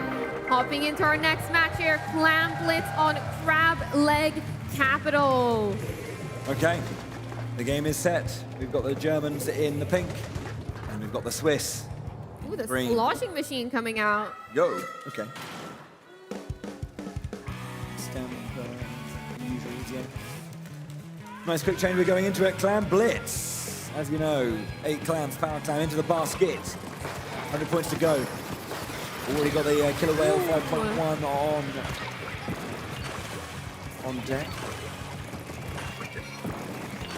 Something that we'll just try and get around this line here. Trying to get these long shots or these snipe style shots. They're pushing forward. Oh god, splitting the sea there. We got that zip caster now charged up. Probably gonna see it get used in just a second here, and there it is. The zip caster able to get behind up towards that basket. Does nice pick up a splat and squid roll out of it. The Phoenix, beautiful shots right there with that sloshing machine to pick up that splat. Yeah, nice attempt there, but again, Golden Ratio shutting it down. Good stuff. Trizzy just waiting in space. Being quite quiet then, just holding the line they can, trying to get a little bit of work, getting back there with the ink rush run. Here we go. So the Titans. Couple of trades back and forth. Golden Ratio lose a couple of members. Kaiser looking to push forward. They've got a few clans, not a ton, but a few. Down goes. Managed to break the barrier right here. Barrier seems to be closing down. Kaiser now trying to mount their push from this top grate section. We've got the Trizuka coming out, shooting through those grates as well. Yeah, all you can see as well. Oh, nice super doing the squid jump out to go. The barrier goes down now for Kaiser. Finally getting some points on the board and getting a few clams in too. That timer is being kept up a little bit. What can Zare do? The enemies can see him and trying to push away right now. And as you can see, timer running out. Barriers back. Trizzy with 4 clams on this lower side. Trying to just, oh wow, they're just counteracting each other. Doesn't go down there. Kaiser now with that power clam, able to start another push. We got the Trizuka though coming out from Golden Ratio, trying to stop these players and this push from coming. Izik now though going up really far with that power clam. It looks like they're in a dangerous position, dropping that clam, getting tossed up. Very smart play there to toss it to your teammates so they can break the barrier. Yeah, Kaiser excellently pushing forward with that power clam, going into the barrier, and they're going to get some more points on the board. More clams around Zare, just grabbing a clam, zip casting around, Trizzy down into the back line, up on the top there with Maggie.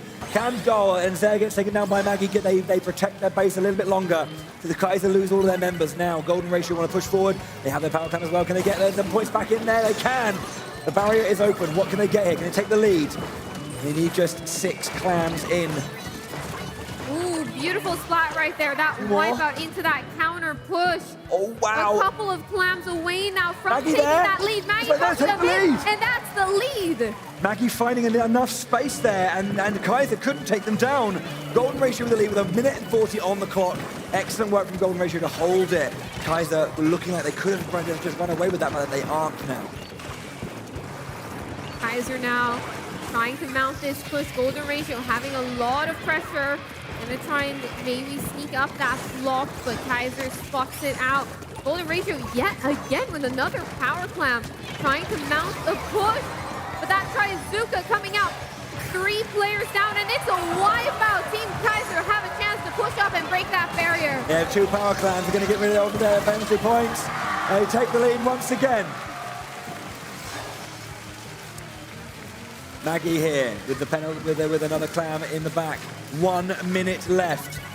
Barriers back up. Trizzy goes down. Maggie loses her clam. Fly 0 and Zare pushing forward. Can they reclaim that clam, or is it gone forever? It's gone. 1 more clam there. As you can see, right again on the offense again. It's never ending. Complete pressure. 2 members down from Golden Ratio. Kaiser looking to end it here if they can. A few more clams. 3 in the handle of Isik.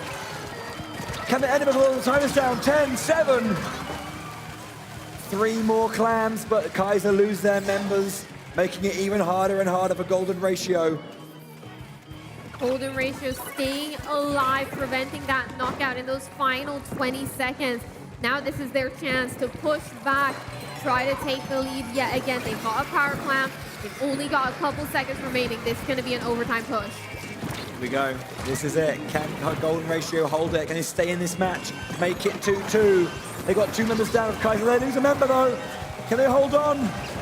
Maggie gets the barrier down. Can they do the magic play? Kaiser did it themselves in Alliance Road in their semi-final. The time is ticking down. There's a power clamp coming in. They hold it. They need one more. Oh, Golden Ratio lose all of their members. Marsh trying to, there's a wipeout. They've been denied. Kaiser stands strong on defense. There were just too many points for Golden Ratio to push through right there.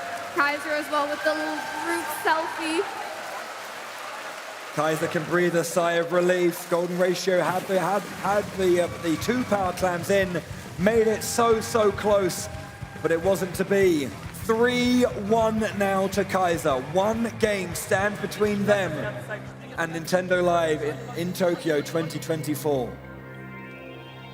Golden Ratio have a lot of work to do. They cannot afford to make any more errors here. They cannot let Kaiser dig their heels in any further. What a close game right there. Those final moments in overtime could have been the difference.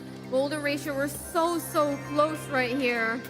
They really were close. Speaking of close, there's definitely some nice moments that we want to capture again. Let's have a look at some of these 1v1s that happened in this last match. Some extremely close fights happening everywhere.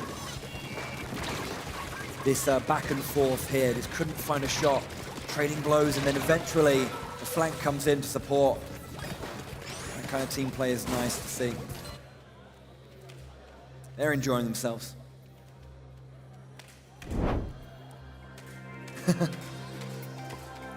We're going to be seeing our fourth Anarchy mode. It's the mode we haven't seen so far in the grand finals, Tower Control on Inkblot Art Academy. That's your favorite map, Bowie. My favorite map, it really is, yeah. I don't know why, I just like it a lot. Something about it is really fun.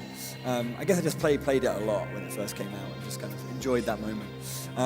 But yeah, before we just jump into that, let's have a look again at that wipeout that Kaiser managed to get to make that big power play to get that ever extended lead.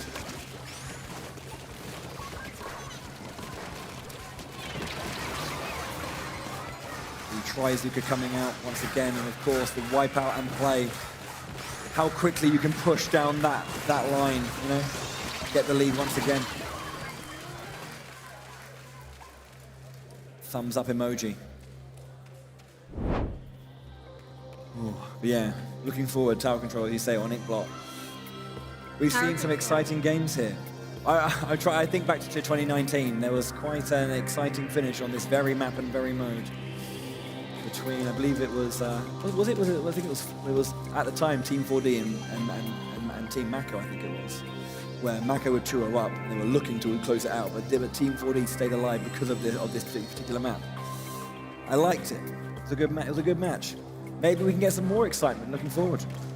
What we've seen a lot on Tower Control on Inkblot Art Academy is usually if a team manages to get an early wipe, they are going to be able to push extremely far. So we'll have to see if we get that initial early wipe for one of these teams.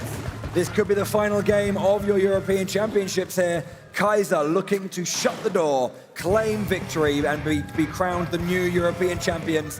Golden Ratio trying to hold their line as much as they can, stay in this match, and make it a close one. Trizzy right now swapping over to that Octo Rush. Usually Trizzy being an Ink Rush player, but swapping over to that Octo Rush is definitely an interesting switch up coming into this match right here. Yeah, Golden Ratio looking to push a little bit. They do get a slight lead as that first take on the tower. Golden Ratio lose 2 members though. Kaiser have the control. They're pushing forward. Just throwing artillery shots over that wall, keeping Golden Ratio at bay. Kaiser now looking to get a first initial push right here. Lots of pressure coming out. You see that Zipcaster through the stage. Saves himself from disaster, but gets taken down anyway. Almost a bit of a misplay. Managed to save it, but then got taken down. So once again, Golden Ratio. They are on the tower. They are pushing to the first checkpoint. Trying to see if they can hold their back lines. There goes down once again. And then another one back there. Northwest have turning around, putting their pressure back onto the tower. Golden Ratio with their push. What can they do with it?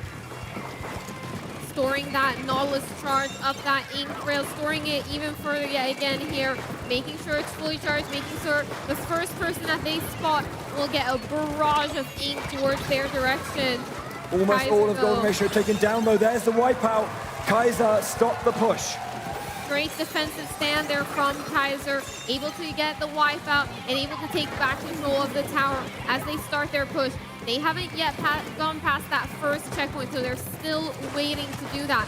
We've got the inkjet charge here. I'm sure we'll see it used in a couple of moments. You see it right here, Majin coming in with that inkjet right now. Down. Can they get another one? That shot doesn't find it. Checkpoint 1 looking to go down now, pushing in onto the second checkpoint. Fly0 waiting. Kaiser with a lot of control right here. Golden Ratio though, that Nautilus waiting, ready to barrage ink over on towards that tower. Gets taken down though, Kaiser. This is a big push for him. This is a big opening. Yeah, they still don't have that lead, but Trizzy with the Octo Rush able to secure control of that tower. That Octo Rush being a little slower than the Ink Rush, but has a lot more power. Yeah, Trizzy's the only one alive after that big altercation, but we have in the back line, zip casting Trizzy. The zip caster, the Octo Rush in general, benefits a lot from being on high ground and raining down ink below. So that's what we saw there with the zip caster, going up those walls, trying to get some high ground to rain down ink. Yeah, you see that now. Golden Ratio pushing in. They're going to be making even more of a lead now. Oh, a triple from Trizzy. What a play. Golden Ratio now on the checkpoint.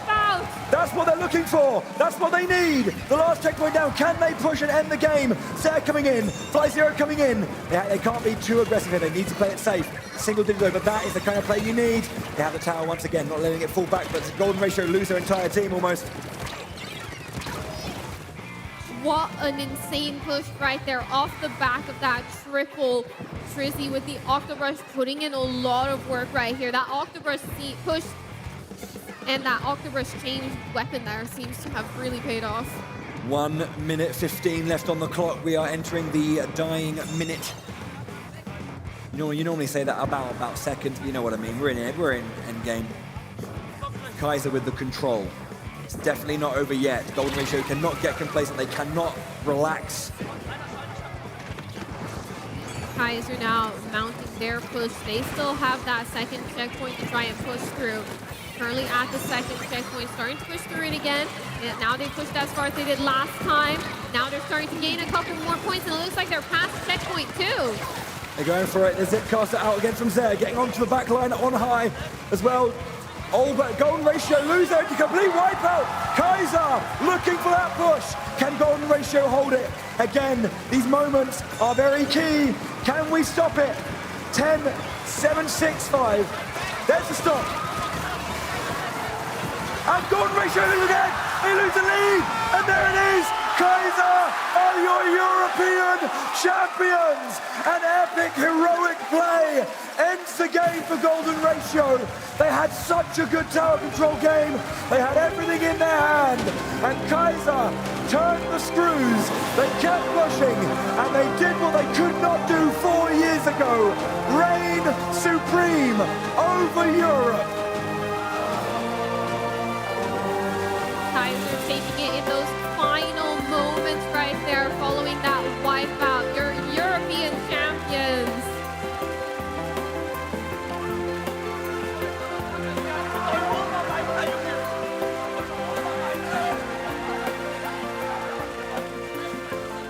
Ladies and gentlemen, give it up for your winners, Kaiser!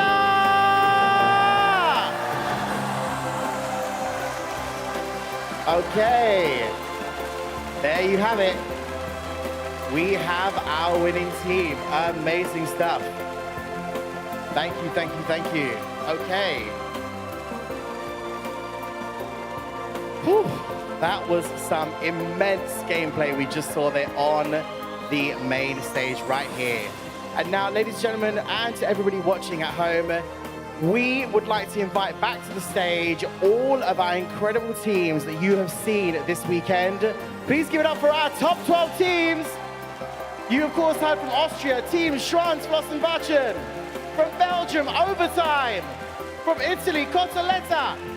From the Netherlands, Hollantis.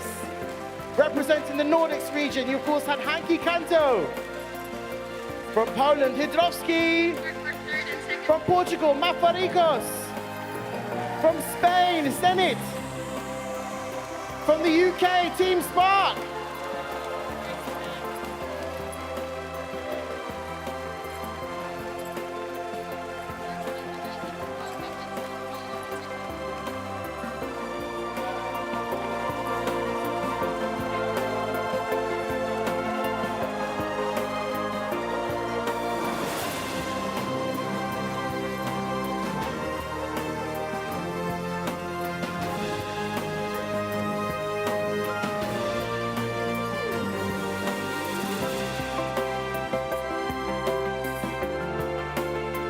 Alrighty, I'm going to ask all of our lovely players just to take one more step down for us, because there's a lot of inklings and octolings on this stage. We need to take one more step down for us. We can get everybody on stage. There we have it. There we have it.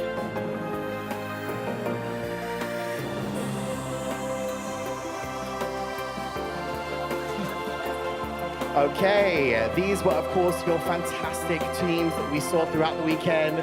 But of course, in our third place winners, ladies and gentlemen, one more time, give it up for Alliance Rogue!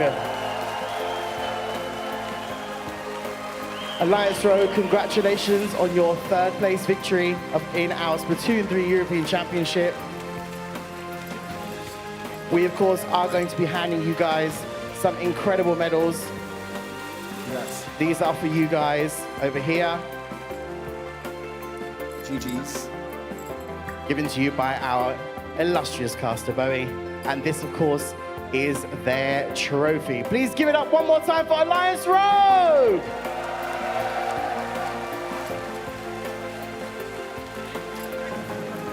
Okay.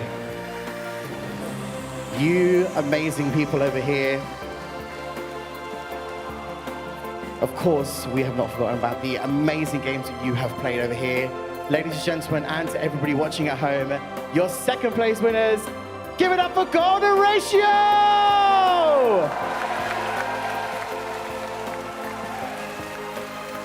Golden Ratio, these are for you. Yes. GG's. Wear these with immense pride, because you put on an amazing show. Round the hat, round the hat. Congratulations. Alrighty, and one more time for everybody watching, give it up for this fantastic team, Team Golden Ratio! Our second place with victors. But of course, there can only be one grand champion team. You saw these guys. They put on quite the show all day yesterday and today. You guys did it.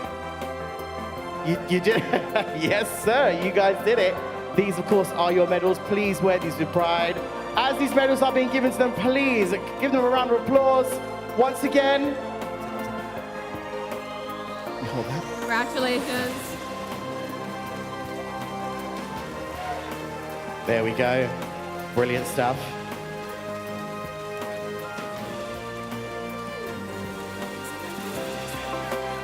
Alrighty, and of course, here it is. Together, together. Everyone Okay, ladies and gentlemen, everybody watching at home, and to this fantastic audience right here, I give you the grand champions of the Splatoon 3 European Championship 2023, Team Kaiser! Congratulations, Kaiser. You did it. You are our European champions. And of course, not only are they our European champions, they will now go ahead and represent Europe in the Nintendo Live 2024 Tokyo Championships for the Nintendo World Championships, should I say, next year. Kaiser, might sound like a silly question, should I say. How are you feeling? We're feeling great. I say what we did. Keine Ahnung. Wir let them. I think we had great synergy in the finals, and I think that is what led us to the win. And I'm so grateful that we won this tournament. It's amazing. Amazing. And I'm going to ask you over here, you were quite confident in your semi-finals. You proved it. You were going absolutely crazy in this final. Tell us a little bit about where are you all ready? Do you think you're going to go home, you're going to start training straight away for this world championship? You think you got what it takes? We got it, obviously. Like, we have the potential to win it, but first things first, we will take a break. It was too much. We need that break for sure. And afterwards, we'll sweat our asses off to win. It's a fair point. Rest is important. You do need to rest because you guys will be, as I said, representing Europe in the World Championships next year. Ladies and gentlemen, and everyone watching, one more time, your team grand champions, Team Kaiser! All right, okay, amazing stuff. Now, all of you guys in front of us and everybody on the stage here, I just want to massively say it has been an absolute honor and an absolute pleasure to witness all of your games throughout this past weekend. I believe I can speak for Bowie and for Charlie. It is such an honor to be a part of an incredible community. You guys are all incredible. And of course, you guys out there, you have been sensational throughout this weekend. Please give it up for all these teams on the stage. You are all absolutely, I'm going to say it, incredible. I'm going to say it. You absolutely are. Okay, now I believe we are, of course, lots of people are taking pictures and stuff, but this is something I think it's really important we should do. Everybody, all these guys over here, could you face that way? Everybody stand this way. Hold your trophies that way. No, stay here, but look that way. Stay there, just face the other direction. Excuse me. That's okay. Just everybody needs to look that way. That's it. Everybody turn and face this way because we would like to get a big group picture with all of you guys and of course our fantastic audience just at the front over here. Here we go. We're going to get a big picture of everybody just at the back there. I believe we have a camera at the back. Is that correct? Let me go and check. I will go find it. You're all going to be involved as well, so don't worry. No, why? Okay. I got it. We found it. We found it. We found it. Okay. Are we ready? Audience, are you ready? You're in this. Okay. After 3. 1, 2, 3. Yay! Thank you so much. And once again, everybody watching, please give it up for your top 12 teams and your grand champions, Team Kaiser! Thank you so much, everybody. Can I ask you all to safely make your way to the back of the stage? Thank you. Thank you so much. Make your way.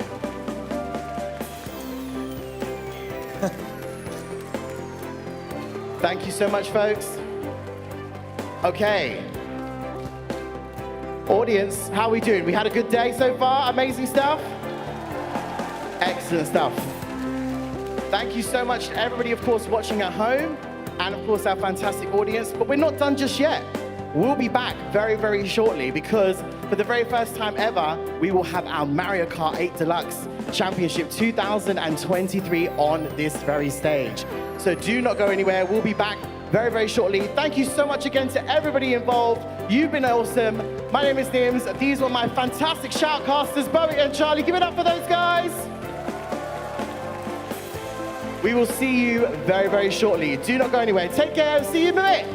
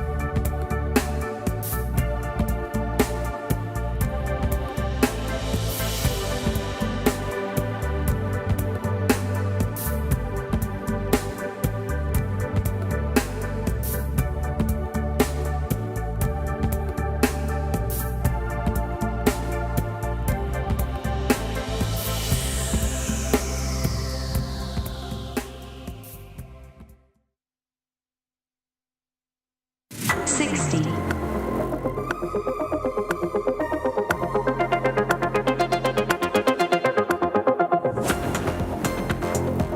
50.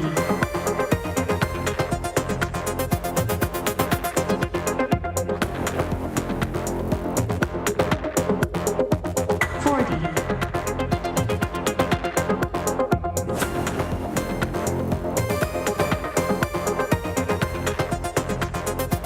30.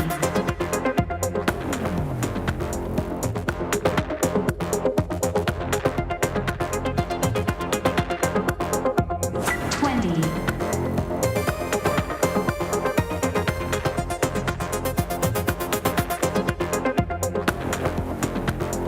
10, 9, 8, 7, 6, 5, 4, 3, 2, 1. Frankfurt, metropolis on the Main. Nestled in the very heart of Germany.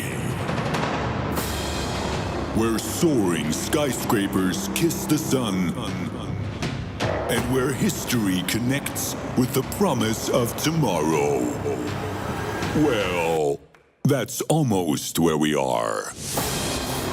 Bad Vilbel. A tranquil oasis where time seems to stand still. But not today. For today, Bad Vilbel is transformed. Today, it becomes the epicenter of gaming glory. As it proudly hosts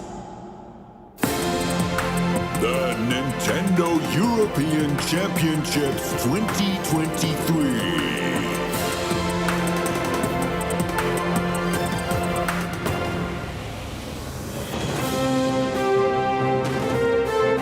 Welcome to Germany. Gamers of Europe, brace yourselves. The arena is set, and he is ready. Please welcome your host, Nims.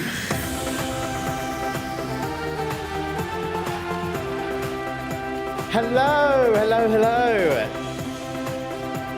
Hello to everybody watching at home and, of course, our live studio audience here in Bad Vilbel, Germany. What's up, guys? How are we doing? Alrighty, welcome, welcome, welcome. Of course, if you were here earlier today, or perhaps yesterday, welcome back. But if you have just joined us, welcome to the Nintendo European Championships 2023! Yes, my name is Nims and I am your show host. We, of course, featured earlier today our Splatoon 3 European Championship 2023, where we crowned Kaiser, all the way from Germany, as our team champions. Can I get a cheer for that? Oh, yes. They will be our grand champions, not only, of course, of Europe, but they will then go forward next year to represent Europe as a region in the Nintendo World Championships all the way in Tokyo next year. So, besides, of course, Splatoon 3, we have some racers in the house. Can I hear you? Are you in the house, racers? 2 people are in the house. Excellent, brilliant. Okay, of course, I am talking about the Mario Kart 8 Deluxe European Championship 2023. Alrighty, yes, ladies and gentlemen, and to everybody watching at home, for the very first time, we are gonna move now to the Mario Kart 8 Deluxe European Championship 2023. Now, before we get our amazing racers onto the stage, I'm, of course, going to invite back to the stage our 2 illustrious shoutcasters. They have been being absolutely amazing throughout this entire weekend, and they are ready for this next featured segment. Please give it up for Bowie and Charlie! Hello, welcome back. Thank you, thank you. Hello, everyone. Hello. How you doing? Hi, guys. How are we doing? Alive still. We're still here. We're still here. Okay. So, Amazing games already throughout the weekend so far, of course, as we just mentioned. We crowned, of course, our team champions, Kaiser from Germany. Amazing, amazing games. But now, we are going to be getting our sole racing champion, who will be our European champion for the Mario Kart 8 Deluxe European Championship 2023. I know you both play Mario Kart a lot. It's a good game. Yeah, it's fun. I was not contractually obligated to say that. No. I know you both are avid racers. What are we excited about seeing today? Because I know there are some real solid plays happening today. So what I find with Mario Kart is that everyone thinks they're good until they play someone better, and then they think they're good until they lose to someone better. A friend of mine was qualifying for this and was like, yeah, I didn't make it. I was like, but you're amazing. I was like, and then I saw the qualifying points our racers had, and I was like, damn, that's a lot of points. Exactly. And speaking of points, Charlie, I'm sure you saw those point scores because some of them are crazy, like in the hundreds. I was mind blown. All of the teams all of the players that qualified here, all of them having either a perfect score throughout the 24 qualifying courses, or having only 1 second place. I think that deserves a round of applause and a cheer, right? Come on, give it up. I'm not even going to try to reveal the highest score I've ever gotten. It's definitely not in the hundreds at all. But of course, before we get our amazing racers onto the stage, we want to show everybody watching at home, and of course this amazing audience in front of us, what they're going to be taking home. What is the prize? Of course, we know it's going to be a European champion, but right over there, we seem to have acquired a shelf. A shelf, and well, the locker's gone, I think. I think Kaiser might have taken the locker, but let's go and take a look at what our sole racing champion is going to take away with them today. Oh yes, look at this. Bowie, take us through what is our sole champion going to take home? They're going to win this bomb. No, they're obviously going to be. You see this wonderful, beautiful glass trophy, of course, when they are crowned the European champion. We have this lovely, I think, certificate certifying that they are indeed super sick at Mario Kart 8 Deluxe. But if you look at the very back of the shelf, just right in the back, if you want to grab that for me there. What is this? Oh, let's take a look. I don't think I can grab it. It's stuck. It's stuck down. No stealing. Good security. We like it. Secured it. Good security. Only the winner can touch it. Only the winner can touch it. The winner will receive will basically be representing Europe and receive a trip to Tokyo, Japan in January 2024 to compete on the world stage at Nintendo Live. Yeah, yes. Very nice. Very nice. We've said it once before, Charlie. We'll say it again, just so that perhaps somebody can hear us. We want to go to this show. Yes, hello. We want to go, hint, hint. Okay, but as Bowie just did mention, of course, our sole racing champion not only will get this amazing trophy, they will get that ticket to go and represent Europe in our World Championships next year in January. But as also the certificate you're seeing there, all of our racers who are participating today, so our top 24 racers will receive this certificate because, let's face it, they're pretty good. They're pretty good. They are our top 24 racers, all from around Europe. Should we meet them? I would love to meet them. Would you guys like to meet our top 24 racers? All right, let's head over to the stage, Bowie and Charlie, because I think it's time we call to the stage our first 12 racers. So, of course, as we mentioned, there are the top 24 racers, but we're going to see them in groups of 12. We'll take you through the tournament rule sets and, of course, our brackets, etc., very shortly. But we are going to invite to the stage the first top 12 racers who are going to grace us on this stage. Please give it up for all these racers. Our first racer is Fresh, all the way from France. Fresh is a big fan of Bordeaux. Enjoys a bit of Mushroom Ridge. Let's see if that is going to come up today. Welcome to the stage, Fresh. Up next, all the way from Belgium, please give it up for Noel. Noel's favorite course is Coconut Mall. Also likes to race as Waluigi. Maybe we'll see that today. Alrighty, and all the way from Germany, please give it up for Mio. Neo's been on the competitive scene for 15 years. Plenty of experience here. All the way from Spain, please give it up for Michael! Likes to race as the light blue Yoshi. And representing the Netherlands, please give it up for Alpaco! This racer currently holds one of the world records in 150cc time trials. Good stuff. Our next racer is from France. Give it up for Tanguy! Favorite course is Wario Stadium, but actually stated that it's Baby Park. Our next racer from Spain. Give it up for Alicia! Big fan of the black Yoshi and enjoys a bit of water park. Good stage. Another legendary racer from Spain. Please give it up for Caesar! Loves racing on the Mario Kart Wii DK Summit. All the way from Italy. Please give it up for Marcus! I like this. Marcus is a big fan of the GBA Mario Kart, one of my favorites. Good shout. All the way from France. Please give it up for Mars! Favorite track is TikTok Block. From Spain, please give it up to Alequito!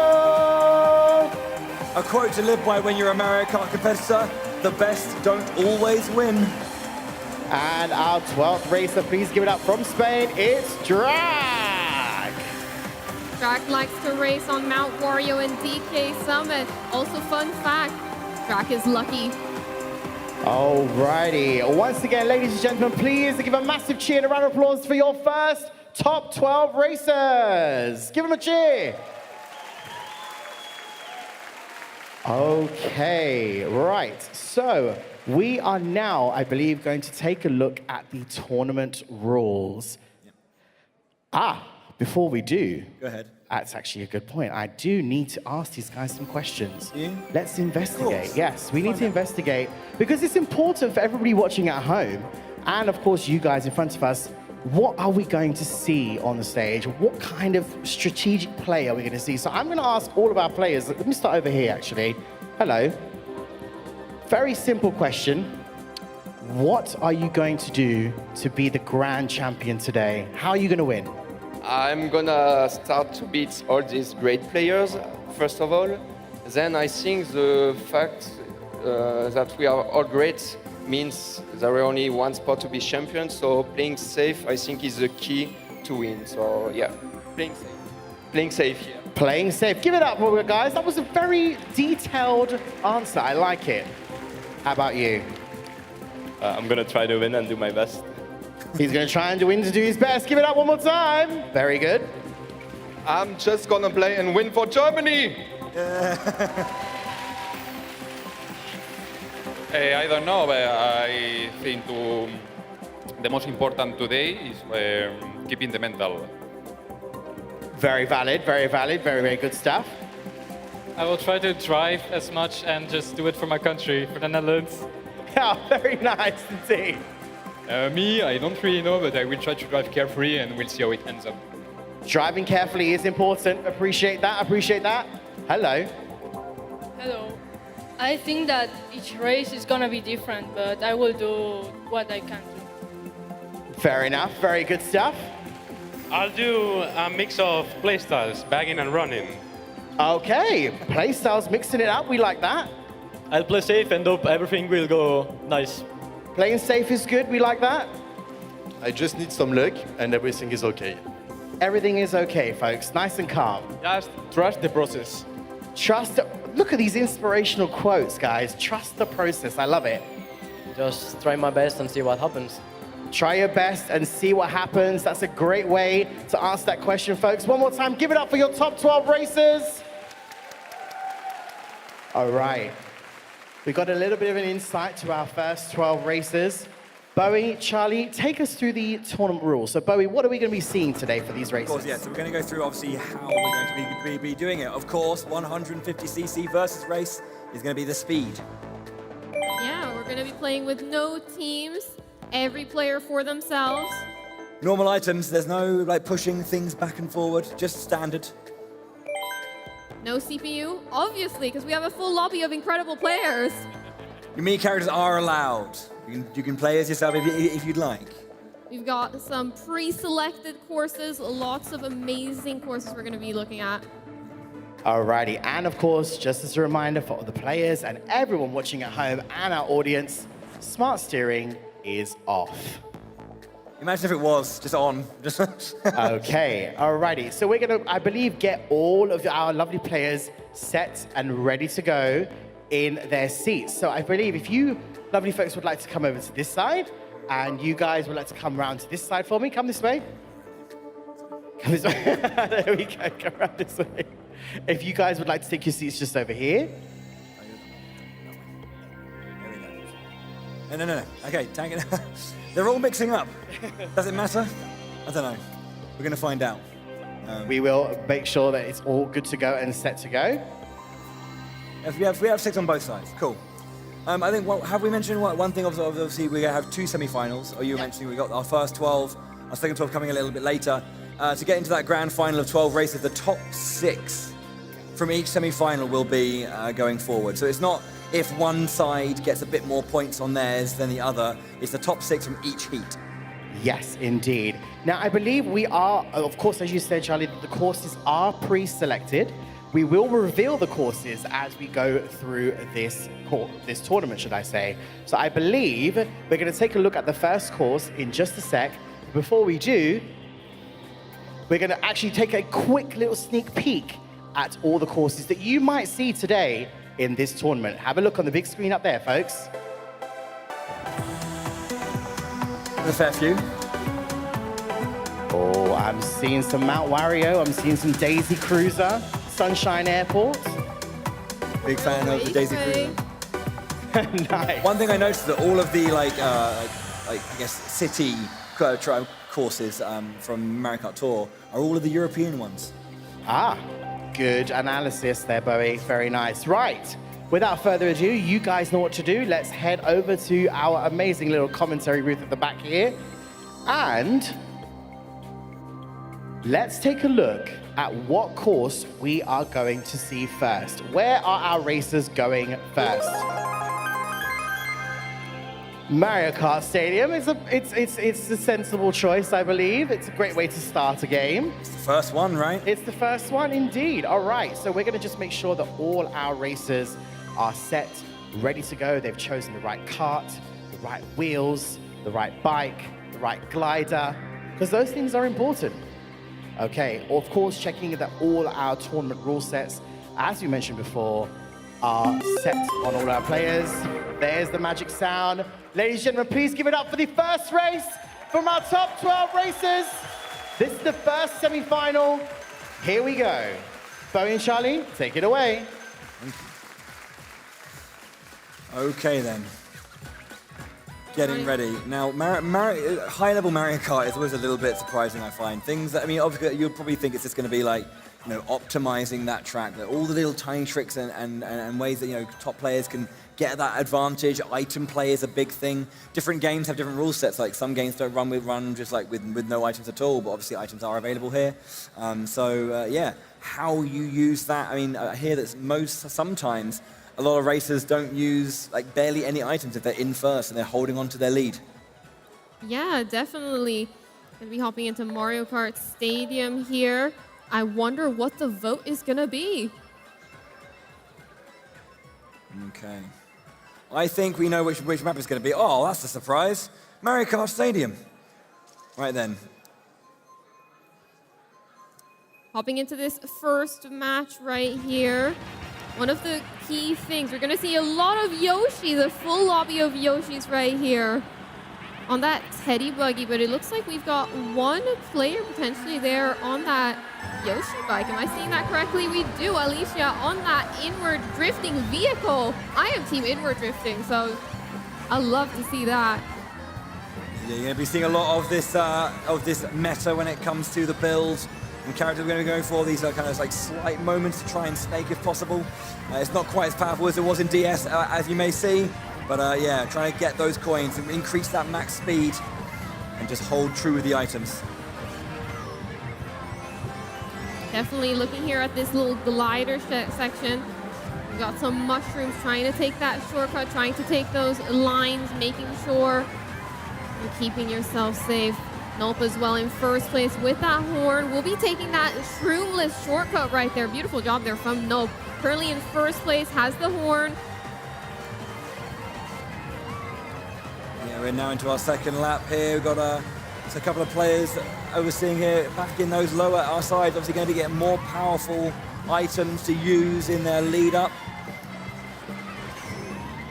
We see some players now trying to use these really powerful items late game to try and get some control and get back into the swing of things.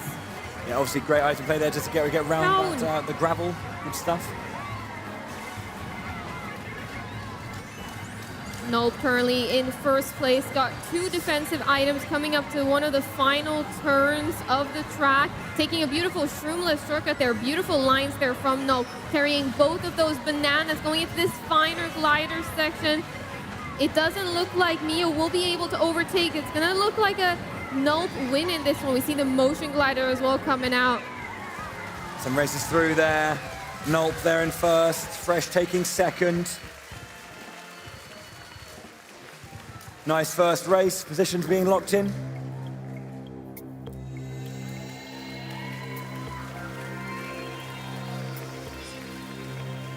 Yes. Very, very nice stuff. We're going to move swiftly on to our next race. Bowie, Charlie, let's take a look at where we are going next. What is our second course for today? Ooh. Yoshi's Island. Oh, we've got some fans in the house of Yoshi's Island. Alrighty, we're just gonna make sure that everybody is set and ready to go. Charlie, fan of Yoshi's Island?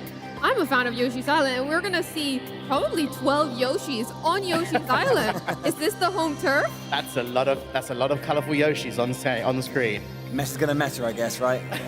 What you gotta do. Alrighty, I think we are almost set and ready to go.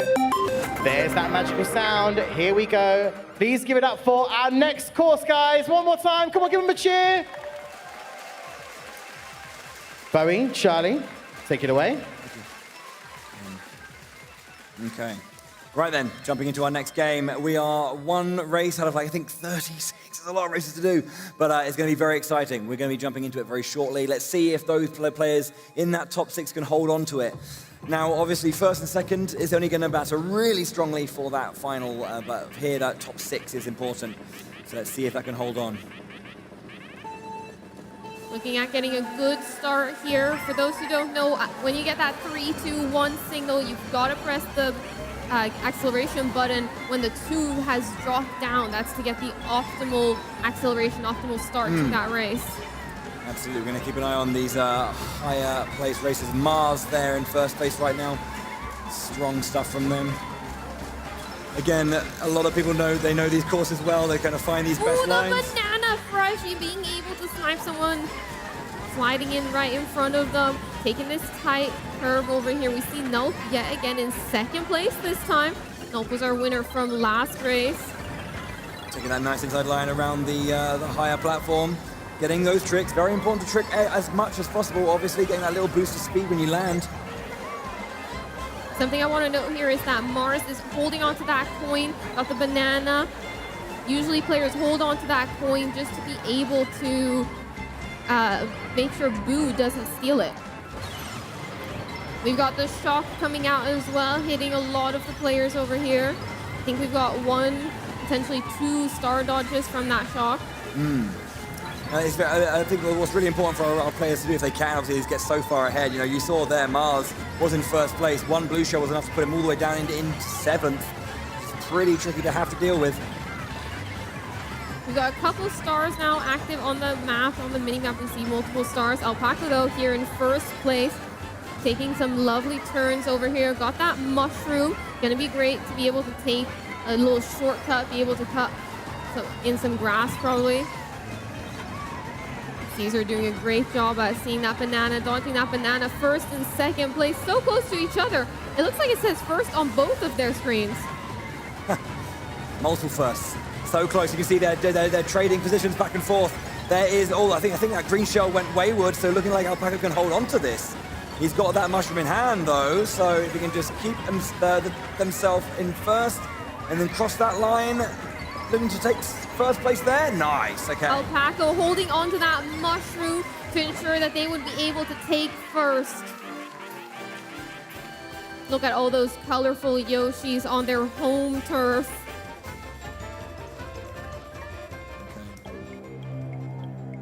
Okay, let's you see the focus here. Mario Kart 8 Deluxe is going to be a lot of chaotic energy today. There's going to be loads of back and forth. I mean, one of the players said it best, I believe. Let me just confirm the name. I believe it was oh gosh, where am I looking? I'm looking the wrong way. There it is. Enriquito, one of our Spanish racers, said the best don't always win. I think it's very, very true. It also on stage said trust the process. But I think it was kind of funny because you don't know how it's going to go. You don't know what items you're going to get, how each race is going to go, so you just do your best and see what happens. There is that element, that little random element that can happen with all of those items. But of course, these players are going to be trying to manage their items as good as possible, and they're going to be trying to get the best lines on each course. Alrighty, yes indeed. So before we go into our third course, we're going to take a quick look at an action replay of that banana hit that we saw on the screen here. It was quite intense, that little banana hit. This on the screen here, battle of two blue Yoshis, and there's the green Yoshi, and then there's another Yoshi. This moment right here, being able to swipe that Yoshi right there with the banana, beautiful. Very, very cool indeed. Okay, so let's take a look at our next course. This is our third course. Let's see where we're going. Ooh. The Royal Raceway. I know you like this course, Charlie. I love this course. This is one of those staples. It pops up in every community tournament. Every time I play this game, it's always consistently there, and it's always just consistently good. It's so fun to play. Indeed, we're going to see some real, I say interesting, but some very, very cool drifting on this one. Yeah. I know we're going to see some real excellent play from all of our players. I think we're all good to go. This is our next course. Alrighty, guys, give it up for course number 3. Let's see it. Bowie and Charlie, you know what to do. We have to talk about the video game. We're into our third race. After this, we will be a quarter way through our first semi-final. Remember, top 6 go through. That 3rd, 4th, 5th, 6th place is going to be hotly contested. Right then. Waiting, getting a couple of items. Trying to push something nice. There we go. Triple mushrooms. Nolp there waiting. Happy to wait as well. There's going to be a lot of item chaos going on, so there's not too much of a loss to be a bit back on the first lap. Caesar now currently in first place, manages to hit Marcus into the water over there. That's going to be an unfortunate drop in placements there for Marcus, all the way down to 10th from 2nd place. Now in first, you see Caesar there, doing some excellent work, just holding on to that coin. Max coins currently as well, trying to get as many of these like mini boosts as they can, these slight hops to get that angle and then boost round. Red shell coming out from Alpaco puts them into 2nd place. Mushroom in hand as well. And you use that either to get a bit more speed or to boost it down that racing line through the grass. Beautiful work here, Caesar taking some great lines, snaking, making sure to charge up those mini turbos. That's one of those techniques we'll see these top players use. Alpaco now with the glider section, going off of it, instead of tricking off of it, going off of it sideways to get that diagonal speed inwards. It's actually faster than just going straight forward and doing a trick. Lucio went through a little bit of a couple of changes at the front row though. We've got our yellow Yoshi currently in lead. That's Tandai over there. Ooh. Tangi now in first place, has that banana. It's an offensive item, but definitely wanting to get maybe something else. We'll have to see what they roll. They managed to roll a bob-omb actually. That is an interesting item coming into this final lap right here. We see that turn over to the side to get the speed, choosing to toss both of their items to roll new ones. Ooh, manages to get hit by that item. Tangi, maybe not the play. With that green shell going, it was nullified. Making their way through, some nice finishes there. Fresh coming through in 10th though. That was very, very tight. When I saw that green shell go out, I was a little bit worried, but no. Let's have a look at that scoreboard as well. Caesar, Nulp, Enakito, Mars, Drac, and Fresh. There is a three-way tie for 4th place right now. That is 4th, 5th, and 6th locked in if it stays that way. Oof. Very close matches here. We see lots of the players in the top shaking up. It keeps the leaderboard is very split right now. Yeah. Lots of anything can happen, of course. We need to move on to our next game, though. I'm going to welcome back my good friend. Hello, good friend. Alrighty, excellent racing happening there. Let's take a look at where we are headed next, folks. This is course number 4. High roll circuit. I know you like this one, Barry. This is a favorite of yours. Yeah, I do enjoy it. There's a lot to like about it. Obviously, excellent music, but also nice attention to detail, adding and changing a lot of regular Mario Kart staple ideals like coins become rupees, nice and simple.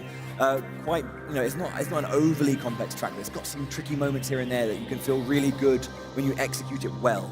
So, good track. Absolutely, indeed. And I think all of our races are pretty much set to go. Let's wait for that magic buzzer to tell us that we're... Well, there you go. There it is. Okay. Right, folks. Here we go. This is our next course. Are we still with us?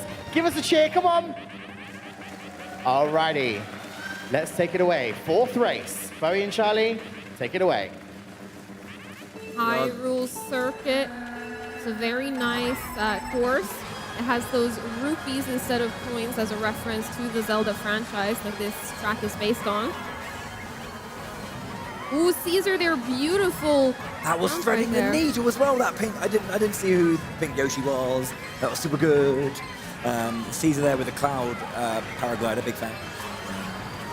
Yeah, so here again, this little cave section right here, we see these 3 crystals.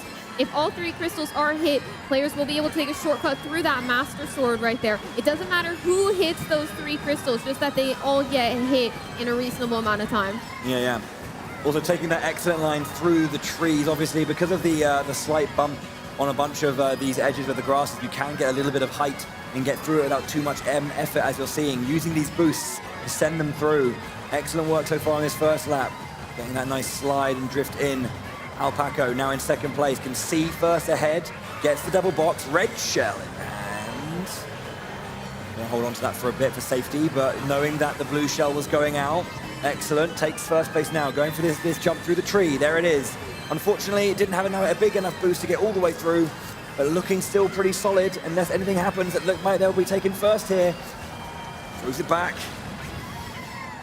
Alpaco now in 1st place with that red. Ooh, Drac trying to overtake, getting that red shot towards them. Gonna be looking towards this glider section over here. The boomerang comes out.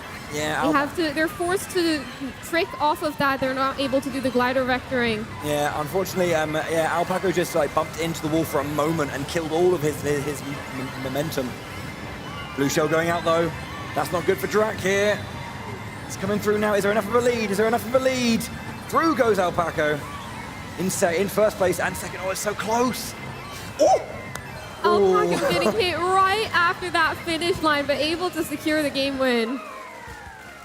I don't know what noise came out of me there. Oh! Look at that.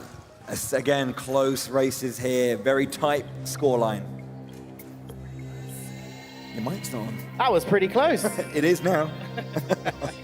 All right. Let's move swiftly on to our next course.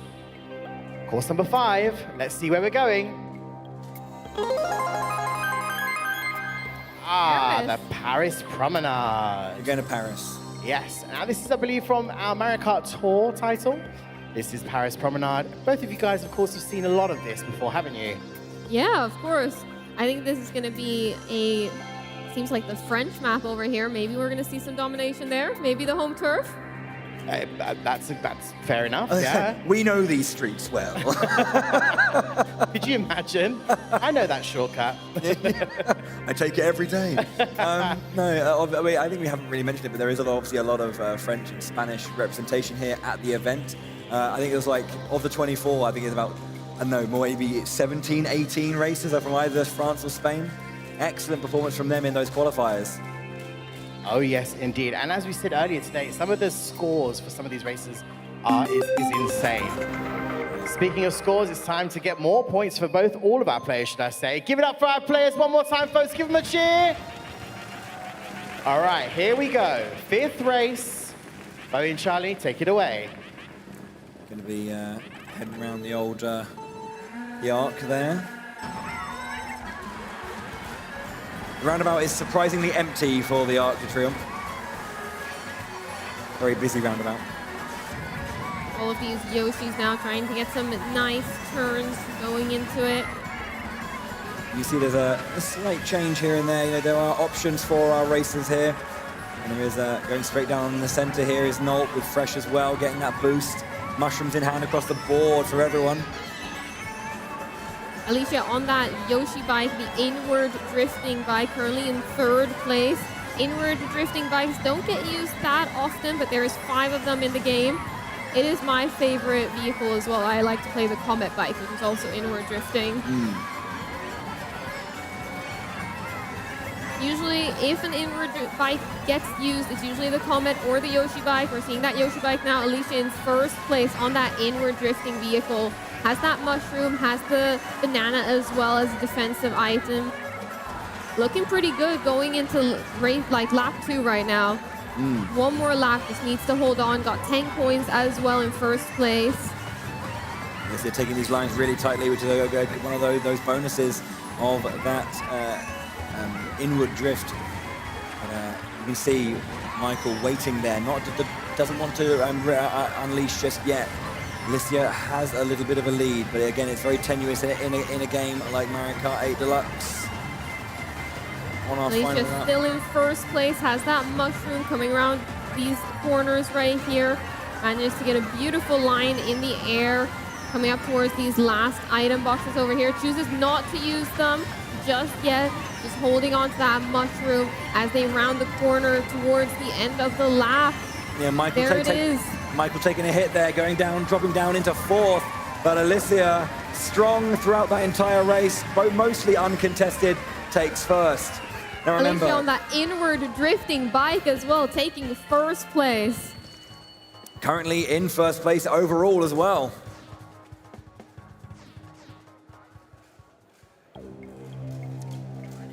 No?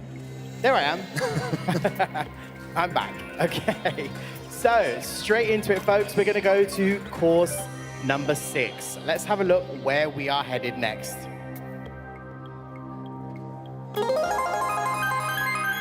We're going to the airport. We're going to the airport. Sunshine Airport, should I call it? Yeah. This is a fairly good track. I enjoy it. I love the music for this course. It's brilliant. There's such good music. Are you a fan of Sunshine Airport? Yeah, I mean, I just got to make sure I catch my flight. That's why I am speeding through the airport after all. So with this particular course as well, you do see lots of like different ups and downs. Like some people prefer to just go under the airplane, some people prefer to go inside the airplane. It's all different for that course. But I believe we're almost set to go. We're just waiting for a couple of players. We're going to take a look at the leaderboard at the moment on the big screen. So current standings for all of our players. This is the score, I believe, Bowie. Yeah, there is. Super tight score. Yeah, there's 4 points amongst the top 6, and 3 people are tied. It's Mario Kart Deluxe. Yeah, good Alrighty, stuff, yeah. I think we are all set to go. We're just waiting on a couple of double checks. I think there we have it. Here we go. All right, this is airport time. No, this is our next course. Ladies and gentlemen, please give it up for the 6th race. Come on, give them a cheer, give them some support. Okay. All right, Bowie and Charlie, take it away. 12 Yoshi's enter. This will be the halfway point of our first semi-final as well when this race is done. We're halfway through. And yeah, remember top 6. That's what everyone here is aiming for. All of our players here just going up towards that first little boost pad, rounding that corner. Gonna be interesting to see if players choose to drop down or go on top. It looks like it's a bit of a split. Going down the bottom path is usually faster, but on that top path, you have those items. Yeah, as well. I mean, as one of those things as well is sometimes you just get a little bit like busy in certain areas, and you want to take a bit of a clearer line, so you're just away from the maelstrom that is everyone throwing items out and just racing in the same lines as you. Ooh, that That's a beautiful green shell hit right there. Mio now in first place, rounding this corner towards these item boxes. Dropping that bomb back, taking, I think, grabbing someone just before it went down, but yeah. Beautiful raw bomb. Mio now choosing to drop down below, get those item boxes. Almost gets hit by that banana, but doesn't. Gets the banana as well as a defensive item, going towards that right side of that little landing strip, going up to that glider area. Taking That is actually the faster route to go on that right side. It might not seem obvious at first, but it saves a little bit of time. They're getting that nice line. Purple boost comes out to utilize at the start of that flight. Into our final lap now for our racers in the lead. We've got Caesar now with that mushroom in hand. Caesar with the mushroom. I'm gonna guess we're seeing Caesar drop down here and take a shortcut through the grass most likely. There it is, exactly as I mentioned, to go all the way up almost into first place. Currently in first place now with the horn. This is a perfect positioning coming into this final lap. 10 points, got the horn as a defensive item, rounding that corner. Beautiful job at staying on the track. You see some glider vectoring as well.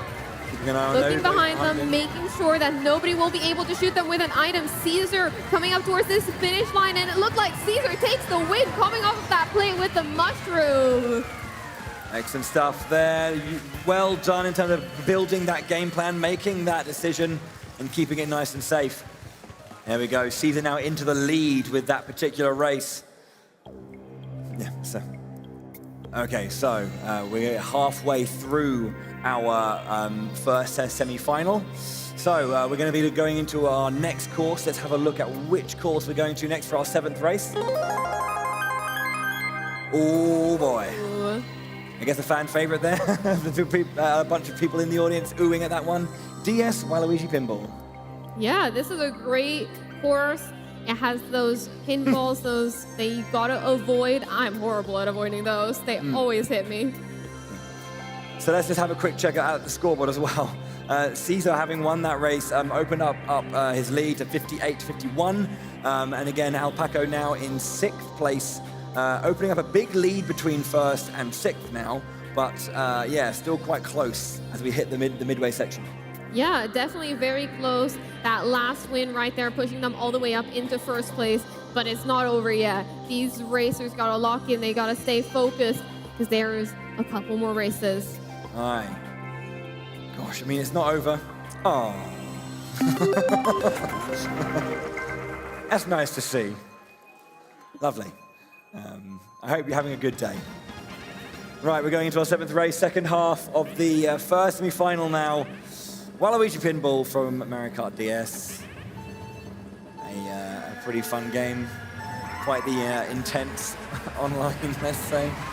Okay, it's lovely to see all those old courses as well, like reimagined in the beautiful engine that is Mario Kart 8 Deluxe's. Got more pizzazz. We're going to be starting our descent into the Waluigi area right here. Caesar now all the way in 12th place. We got Mars now in 1st place. Looking to hold on to that as they drive through these first item boxes. Gets a coin. A little bit unfortunate, but those usually pop up very much in 1st place.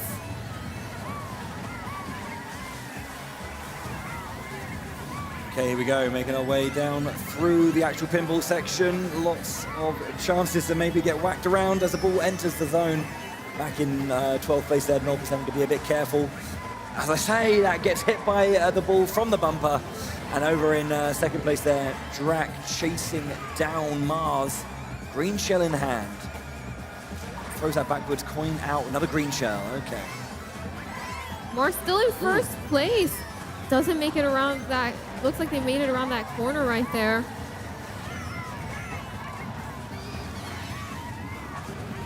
Interesting. Mars having the best hit here in 1st place. Banana and horn protected from both that blue shell, and if somebody targets them down with a red or something similar, almost getting hit by that pinball over there, but avoiding it as they're coming down into this final corner. Going on to lap 3 now, final lap. Entering the final lap, as you say, there's a lot of effort coming in. You can see on that There's a blue minimap. coming. in what's coming, but of course we know that Mars has the item to protect himself. Gonna wait for that one. Does it come into line? Ribbon waits for it, gets rid of it, nice and clean. Keeps that lead going as Drac is chasing. You can still see Drac so far behind. The green goes out, red comes out as well. Ooh. And he stuffed himself out. Those shells hitting each other and breaking. Mars super lucky to stay in first place. Drac now hunting down this first place, sending out that red right there. It looks like Mars is still safe right now.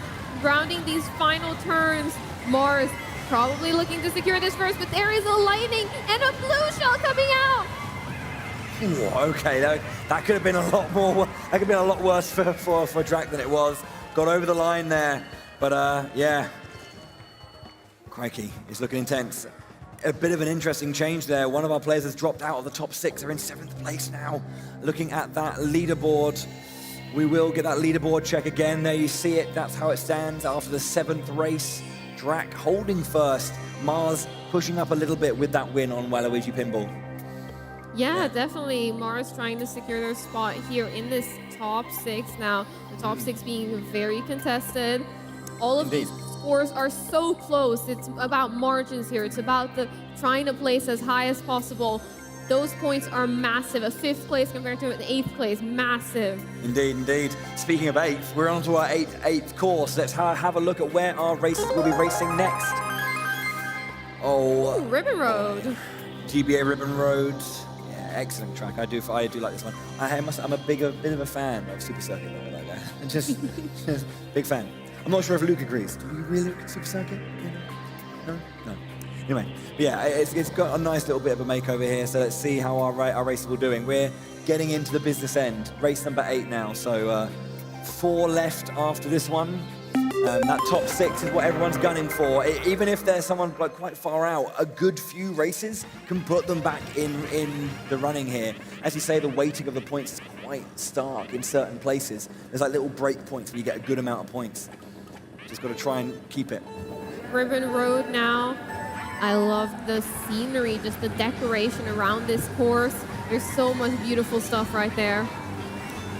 Okay, we're into our next one. We've got our 4-way screen. As Mars drops down into 12th place. It's early doors. Obviously, there's very powerful items at the back, so it's not impossible for you to recover from this position.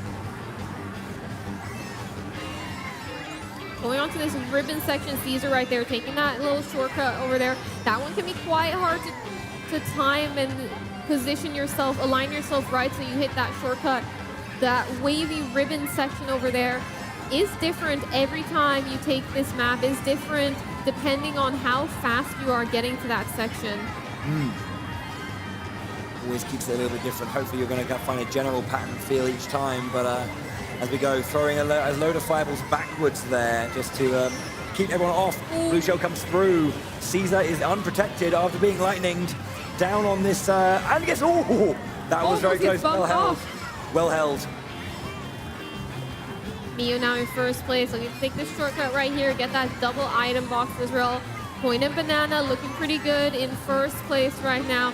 We've got some players chasing down. Caesar gets knocked down whilst in the air, so loses a bit of time there.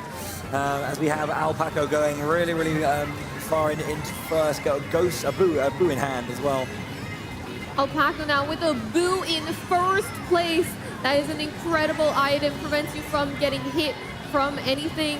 And it also makes sure you can grab an item from somebody else potentially. Opts to go for a safe play across the gorge. Nice decision there. Goes for a nice boost as well through the ribbon line and takes first place. Good job there from Alpaco. That was a great race there from Alpaco. Being able to use that mushroom to take the shortcut, having that boom, making sure you're completely invincible going into that final turn. Yes, indeed. I'm just going to get another quick snapshot of that leaderboard to show you how we're looking. But yeah, it's pretty intense. We've had a couple of position changes once again, but I think our current top 1, 2, 3, they're pretty solidified. But that 4th, 5th, 6th is so tumultuous right now. Yeah, we have yeah, right now Alicia is, oh, actually, no, that's before it all changed. Just a bit early. I believe Paco is still in first, yeah, and then we've got Drac down in second. But move on to the next one there, our 9th track of our first semi-final. Ninja Hideaway. Ninja Hideaway, one of those booster courses. Yeah, the booster courses, yeah. A little bit of an exclamation in the audience there. It can be quite, I mean, this is one of those ones that can like really throw you off the first time you race it, the first few times you race it. There's a little bit of, it can obfuscate itself a little bit at times, but when you understand it, when you know it, it's a really satisfying course to like execute, I think. Yeah, definitely. There's so many different alleyways, hidden alleyways that you gotta try and maneuver around. And of course, players of this caliber, they know, they understand. They're able to do it. Here we go. We're readying up, just selecting our course. It's been chosen. We're so close to the end of our first semi-final and putting our first half of the grand final in place. Let's go.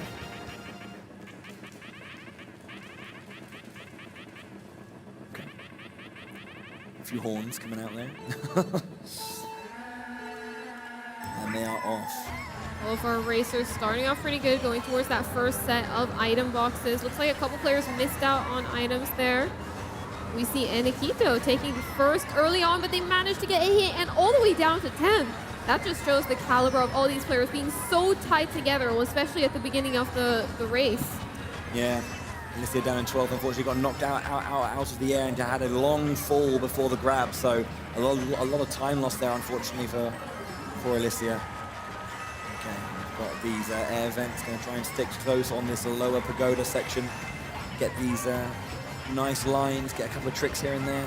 Ball bomb coming out there as well. You see that red shell as well. Caesar, unfortunately, getting a bad line, drifting off the map a little bit. Instantly throws the horn out just to get some new items. Gonna go back a little bit. We got Marcus and Drac at the top. Oh, there it is, the shortcut. Nice. He saw Marcus there, but make sure to bang into the wall so that they have the perfect angle to remove that little wooden figure that was guarding the shortcut. That's the setup that these players use to try and get it when they are in first place with no items to break it. Okay. Marcus now still in first, holding on to a couple of items. Got a mushroom in case anything happens there. There's Drac just behind as well. Not letting Marcus out of their sights. Going over the pond, up the stairwell here.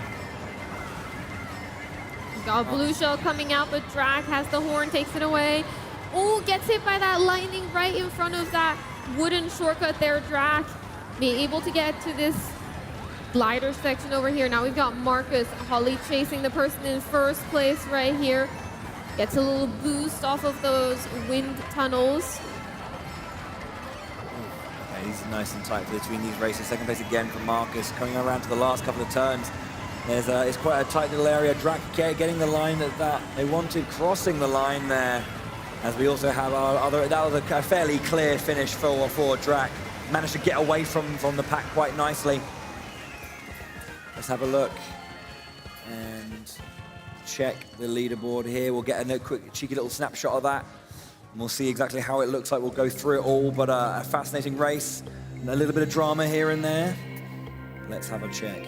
Okay, so this is how it's currently looking. Yeah, Drac and Caesar still up top. Marcus having a good race there, got a few more points, but still on that lower side. But you can see 8 points is the difference right now between Marcus and Tangai, who I believe has just jumped up into top 6. I think that was for their first time. I may be wrong there, probably am, but they've been out of it for a bit, but now they're back in.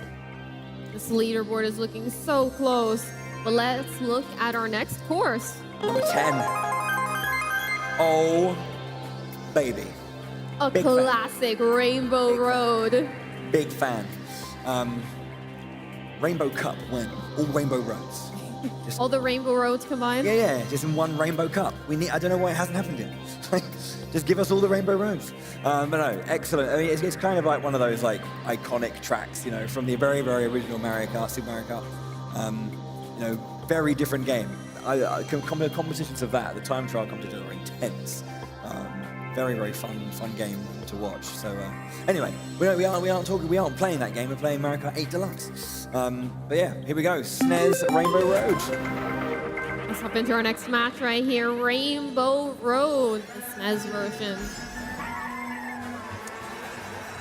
All of our players off to a good start here, looking through to get those item boxes right here. Drac currently in first place, is able to get some of those coins. Look at this beautiful line. Does get bumped out now, sadly, unable to get more coins. Building up your coins is really important in this game and at this top level. You get a considerable speed boost when you are at the maximum of 10 coins. So it's very important to get up there fast, and we see Drac already lap 1, 10 coins, picking up a couple extra, making sure their opponents can't pick up any because there aren't any left. Drac now snaking, taking these beautiful turns. Enkidu, though, in second place, has 2 items, could potentially make a push now for first. It looks like they're sending out that first one backwards, it looks like. Getting that, using the jump and tricking over, getting a nice little boost of speed as well, just kind of covering the line a little bit. Excellent stuff there. And Enkidu now into first place here, going around to that final lap start. Ooh. Gets a little bit clear. Look at that space opened up as well. Enkidu looking strong. Has to just hold that line, hope not for a blue shell, whilst the rest of the pack are just smudged together. See a couple of stars now on the mini-map, a bullet bill as well on the mini-map. And Enkidu now rounding these final corners. One more corner, but there comes the shock. Interestingly enough, the bullet bill hadn't ended when that lightning came out, so one player managed to avoid it, hadn't pushed all the way into second place. Caesar coming through and takes first at the end there, away from Enkidu. Caesar stealing that win over there in those final moments. Excellent, excellent last lap there for Caesar. Puts himself into first place overall as well. Some smiles here and there. They enjoyed that race. That was a good one. There was a little bit of back and forth there. I liked it. Some nice moments. Let's have another quick look at that leaderboard so we know how it's looking as we're going to be entering our final 2 races of our first semi-final. So yeah, Caesar taking first place. Drac was up there, Enkidu also in third. But let's have a look at 6th and 7th. Tangai has an 8-point lead over Alicia, who's currently in 7th position alongside Mars. Ooh. This is a very close leaderboard. This could go either way. We've seen it shake up now so many times. Yes, indeed. With 2 races to go, let's see where we're going for race number 11. Ooh, Daisy Cruiser. The double dash fans, just arms aloft. Let's go. Excellent stage. Big fan of this one. Second to last course. These players are going to be racing on. It's going to be important now to have to lock in those placements, those high placements, to lock in those points to get the top 6. Nice Luigi hat. Big fan. Okay, here we go. One more race after this one. And there's still all to play for. It's not over yet. Big scores can make big changes. Those 7th, those 9th positions, they can become 6th with enough quality here. So here we go. Daisy Cruiser. Taking this first turn here up towards those first item boxes. Alpaco now in 5th place. Gets that slipstream. Oh, unfortunate though. Unable to get that proper turn. That was slipstream. If you stay behind another vehicle, you will be getting a speed boost, kind of like how professional cyclists do. Yeah, the old slipstream. Yeah, it's just kind of pushes the wind out your way and you get that speed. It's super nice. Yeah, it's kind of hard to find those moments when everything's going so fast, but you get them and you can hold it. Always make use of it. Caesar now in first place, has that banana, gets a nice little jump across the little water bit over there. Tangy now in second place is going to have to get hit by this red, has no defensive items, but maybe they can get an item box here. It looks like they kept their coin through that item box just to ensure that it wasn't another coin. If you're already holding a coin in an item box, you're guaranteed to not get another one. Yeah. Tangai as well is in 6th place on the leaderboard, so their position is going to be really, really important to follow because they could drop out if they kind of perform slightly poorly on one of these last 2 races. They're trying to stay in this one and make their way to the finals. And Enkidu now in 4th place, has that boomerang, Wants to try and get a nice angle here, see if they can get a nice hit with that boomerang. Looks like they might have been able to. Yeah, did do a pretty good job there, going into second place. The blue shell come around as well. Ooh, the lightning. But they, yeah. Now rounding this corner, dropping placements. Ooh. All the way down to third place. That was so close though as well. Like they were seeing that, they were just bouncing around, checking behind, but couldn't quite see it. Unfortunately dropping down again, but we'll have a look at that leaderboard update as soon as we have it. One race to go before we have our first 6 races in the grand finals. That's what it's currently looking like. Some of our races are safe, but look at how close it's been. Mars and Tangai and Nulp. That is very, very tight on those last 3 positions. Marcus as well, not too far away. If Marcus comes in first, that's pretty good. And this leaderboard is incredibly close. Let's have a look at our final map. It's gonna be Mount Wario. People in the audience, arms aloft, happy with that one. A very popular track. I know, especially at NOE HQ. I know they're a big fan of Mount Wario. Yeah, this course is definitely very popular. It's one of those courses that are a bit different to maybe the traditional ones that we know and are used to. This one, instead of having 3 laps, you've got to hit 3 checkpoints all the way down to that final end. You're skiing, you're going down the hill, you can't go back up. 3 segments of lap. They actually changed a few of the older courses as well to be segmented as well, which I think is a fascinating way of doing it, because you're so used to the whole concept of laps. Rather than, you know, learning the same lap over and over again, you have to learn individual segments that have their own nuance and their own kind of like, I guess, challenges. So, yeah, keeps it nice and fresh. Our last race then, this is it. After this race, we'll have 6 competitors in our grand final, awaiting the other 6 after our second semi-final. So let's see, Mount Wario is the course. Who's going to make it through to the grand final? Alpaco gets a full start. Maybe intentional, we'll have to see. Seems like it might be from Alpaca wanting to get those good items to get a push further ahead. Mount Wario, one of my favorite courses. You see Eniquito there falling off the map a little bit. Coming into this first turn right here, we see a little hop over this little gap right here. Nice little shortcut. In the cave, we're going to see everyone drop down to the left. That is the fastest way down this cave. Go on that left side in the water, get boosted. You see Fresh with some lovely hops over there. That bomb as a defensive item, but manages to hit Fresh as well in an unfortunate angle into the right side of the wall over there. Alicia now with this boomerang in 4th place, coming up towards this waterfall section. Right below this waterfall section, we've got a little forest section. Most players are going to choose to go up towards that middle. Hopping through the snow here is the same speed as going around, but you have a chance to get an item box up there. So many players choose to go up there since it's the same speed, even if you don't have a mushroom. Okay, yeah, making our way through the slalom of trees here, coming up to coming towards our final section.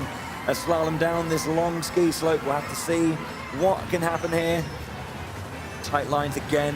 Good items available for some of our players. We've got Alpaco now in 2nd place with that green shell on. Star going through. It runs out and gets hit immediately. Alpaco drops down. What an unfortunate time for the Star to run out.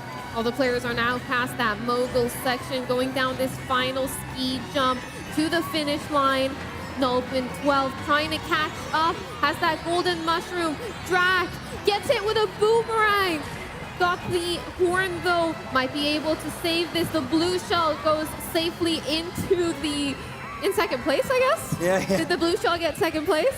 I think so. Well, I mean, it had already gone past them, didn't it? But yeah, there we go. Nice results for our races there. That's how it stands.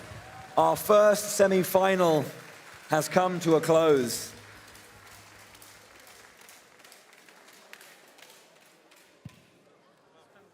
Alrighty, please give it up one more time for these fantastic top 12 races, guys, in our first set of semi-finals.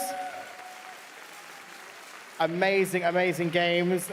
For all of our racers on both sides of the stage, please, would you like to stand up?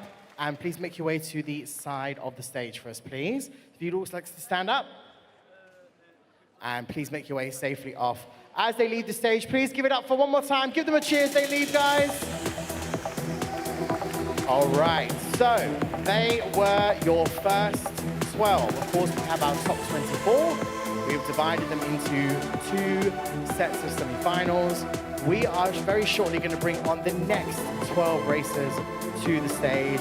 And just to remind everybody who is watching, of course, at home and to our lovely studio audience, the top 6 racers from each set of semi-finals then go through to our top 12, should I say. I know I said top about 15 times there. But we are then going to have, of course, 6 players from our first set of semi-finals, 6 from the next set of semi-finals, and then we will have our final showdown here on this stage. I was about to call you over, but you read my mind. It's all good. Yeah, no, we have to have a look at actually who did make it through, because we did see those scores, but that's how it currently stands. Our first 6 races in, we have Alpaco, Tangai, Caesar, Mars, Enikito, and Drac making their way to the grand finals. Absolutely. So, I mean, for you guys, did you see anything particularly happening there? Was there like a consistent player you saw that was constantly at the top? I think the only major consistent thing was that there's a lot of Yoshi. I mean, that was very true. That was Lots fair. of amazing colors as well. Yes, that was very fair. Excellent stuff. Massive fan of Mount Wario. When I saw that at the back, I was like, yes. I think it was a nice like set of different courses. There was a nice variety, different challenges, different difficulties. But yeah, it was super good stuff. Excellent stuff. All right, without further ado, I think it's time we just get on our next set of 12 racers. Are you guys ready for our next semi-final? All right, okay, so let's get onto the stage. Our first racer, coming all the way from France, please give it up for Thomas! A big fan of Daisy, a big fan as well. Bangkok Rush, one of those tour stages, very nice. Alrighty, from Spain, please give it up for Hernan! Favorite character is Rosalina, and favorite course, We Grumble Volcano. Alrighty, and of course coming from Spain also, please give it up for Mario! Another set of worldwide top times. Excellent racer on the old time trials. Also coming from France, please give it up for Clement! Dragon Driftway is a favorite course. Clement says himself he likes tracks nobody else likes. Coming also from Spain, please give it up for Tab! I appreciate this. He's a big fan of Roy and also enjoys Tokyo Blur. Great stage. Also going from France, please give it up for Sarata! Sarata thinks Baby Park is a good course. Making their way to the stage from Germany, it is, of course, Snipe! There's the Snipe there. Big fan of the standard stage. Mario Kart Stadium also enjoys the motion control usage. Coming all the way from Italy, it is Gecko! In the past, Gecko used to play standing up, actually. Coming in from Spain, it is Danny Pro! Danny Pro, actually the Spanish seasonal circuit champion. Also coming in from Spain, it is Old! Favorite course is Merry Mountain. Coming in from France, give it up for JB! When JB started, thought that those ghosts on Mario Kart, or Super Mario Kart, were actually the world records, and tried to beat them, and that started his competitive streak. Well, now final racer coming in from France, please give it up for Star XLX! Star uses motion controls sometimes during races. Alrighty, Star XLX, make your way to the stage. Okay, these are your next 12 racers in our second set of semifinals. Now, we are going to get you guys straight into some games. So, of course, everybody on this side, if you would like to come and take a seat on your chairs, and of course, you guys come round and take a seat on this side. Thank you so much. We're going to get these guys straight into some games. Bowie and Charlie, yeah. Are you ready? I'm ready. Yeah. Alrighty, let's, I believe, head back to our commentary booth. Now, of course, all the rules still apply. As we mentioned earlier with our rule sets, we, of course, are going to take these races through a set of courses or races or tracks or whatever you guys want to call them. I call them courses. But we're going to see where we're going to go first in just a moment. We just need to make sure where everybody is set. All our racers are good to go. Waiting for that magic thumbs up. There we go, our first Oh. We, of course, know where we're going first, Bowie, don't we? It's semi-finals, so we want to make sure the semis are fair. Everyone's racing on the same tracks. Absolutely. We're going to make sure that everything is fair. Of course, all of our racers at the moment currently picking their karts, bikes, wheels, gliders, making sure that they are set and ready to go for this second set of semi-finals. Of course, as a reminder for everybody watching at home and, of course, our live audience here, we are looking for the top 6 racers from this particular semi-final group. They will then go head-to-head with our previous top 6 from the first set of semi-finals to then have our grand final of top 12 racers. Oh, yes. Alrighty, I believe we are pretty much all set to go. We're nearly there. We're just people take their time customizing, don't they? They got to make sure that they get the right one. Isn't that right, Charlie? Yeah, there's always one, isn't there? Sorry, go ahead. You can go. No, I'm just saying there's always one. Like, 11 people are ready. One's just like. They're getting their selfies in. They got to capture the moment of them being on this amazing stage as they play this Mario Kart 8 Deluxe European Championship 2023. Audience, how are we doing? Are we good? Are we still with us? I see that gentleman is definitely with us. Very nice. That's an awesome piece of artwork there. That's cool. Very nice. All right. Yeah, I think we're almost there. We are almost there. I think there. a couple of players aren't yet in the lobby. So, yeah. Starting again with the old Mario Kart Stadium. It's nice. I think, obviously, it's the first track you race on, I guess, because it's the first track on Mushroom Cup for Mario Kart 8 Deluxe. It is. Everyone's played it. Imagine coming to this tournament being like, I actually don't know how to race on Mario Kart Stadium. Just, I don't know anything about it. That wouldn't be ideal. I highly doubt that would happen. How? I highly doubt that would happen. Everybody's played Mario Kart 8 Deluxe. Everyone. I definitely have. Charlie definitely has. I know you have too. Well, yeah. I'm pretty sure there are people who have never played any game ever by Nintendo who have still played Mario Kart 8 Deluxe. But it's Mario Kart 8 Deluxe. We're not going to have this debate right now, okay? Let's talk a little bit about builds. We've seen that Yoshi on that teddy bike multiple times, the teddy buggy being the popular combo at the moment. We used to see that Waluigi Wiggler, but there was an update earlier this year, and now it's all Yoshi on that teddy buggy. We like teddy buggy. Yeah. It's very, very cool. All right, I think, Bowie and Charlie, we are pretty much set to go. Yeah, everybody's saying hi to one another in the lobby. Looking down the line, it seems pretty good. Everyone's in the lobby that I can see. Everyone's saying hi. Everyone is saying hi. No one has just said, I'm using tilt controls yet, though. One of our players is a fan of motion controls. Whether or not they actually use it competitively is a different story. But Okay, all right. We are almost there, folks. For those of you guys who have just joined us here in our live audience, this is our second set of semi-finals for our Mario Kart 8 Deluxe European Championship 2023. Top 6 racers from this will go through. Sorry? How many times have you said that full title today? Or this weekend? Good question. Anyone keeping count? I'm saying it correctly, though. That's all that matters, right? See? Just imprinted on my brain. Tick every time. Completely imprinted on my brain. All right. Okay, I'm going to come and have a look over here because I think it's somebody over here. I'm not going to point them out. They've got to make sure they're being very oh, there we go. We've got the countdown. The magic countdown's about to happen. We're going to hear that magic sound. I can feel it. See? There it is. All right. Ladies and gentlemen, please give these racers a cheer. Come on, it's their first race. It's the second set of semi-finals.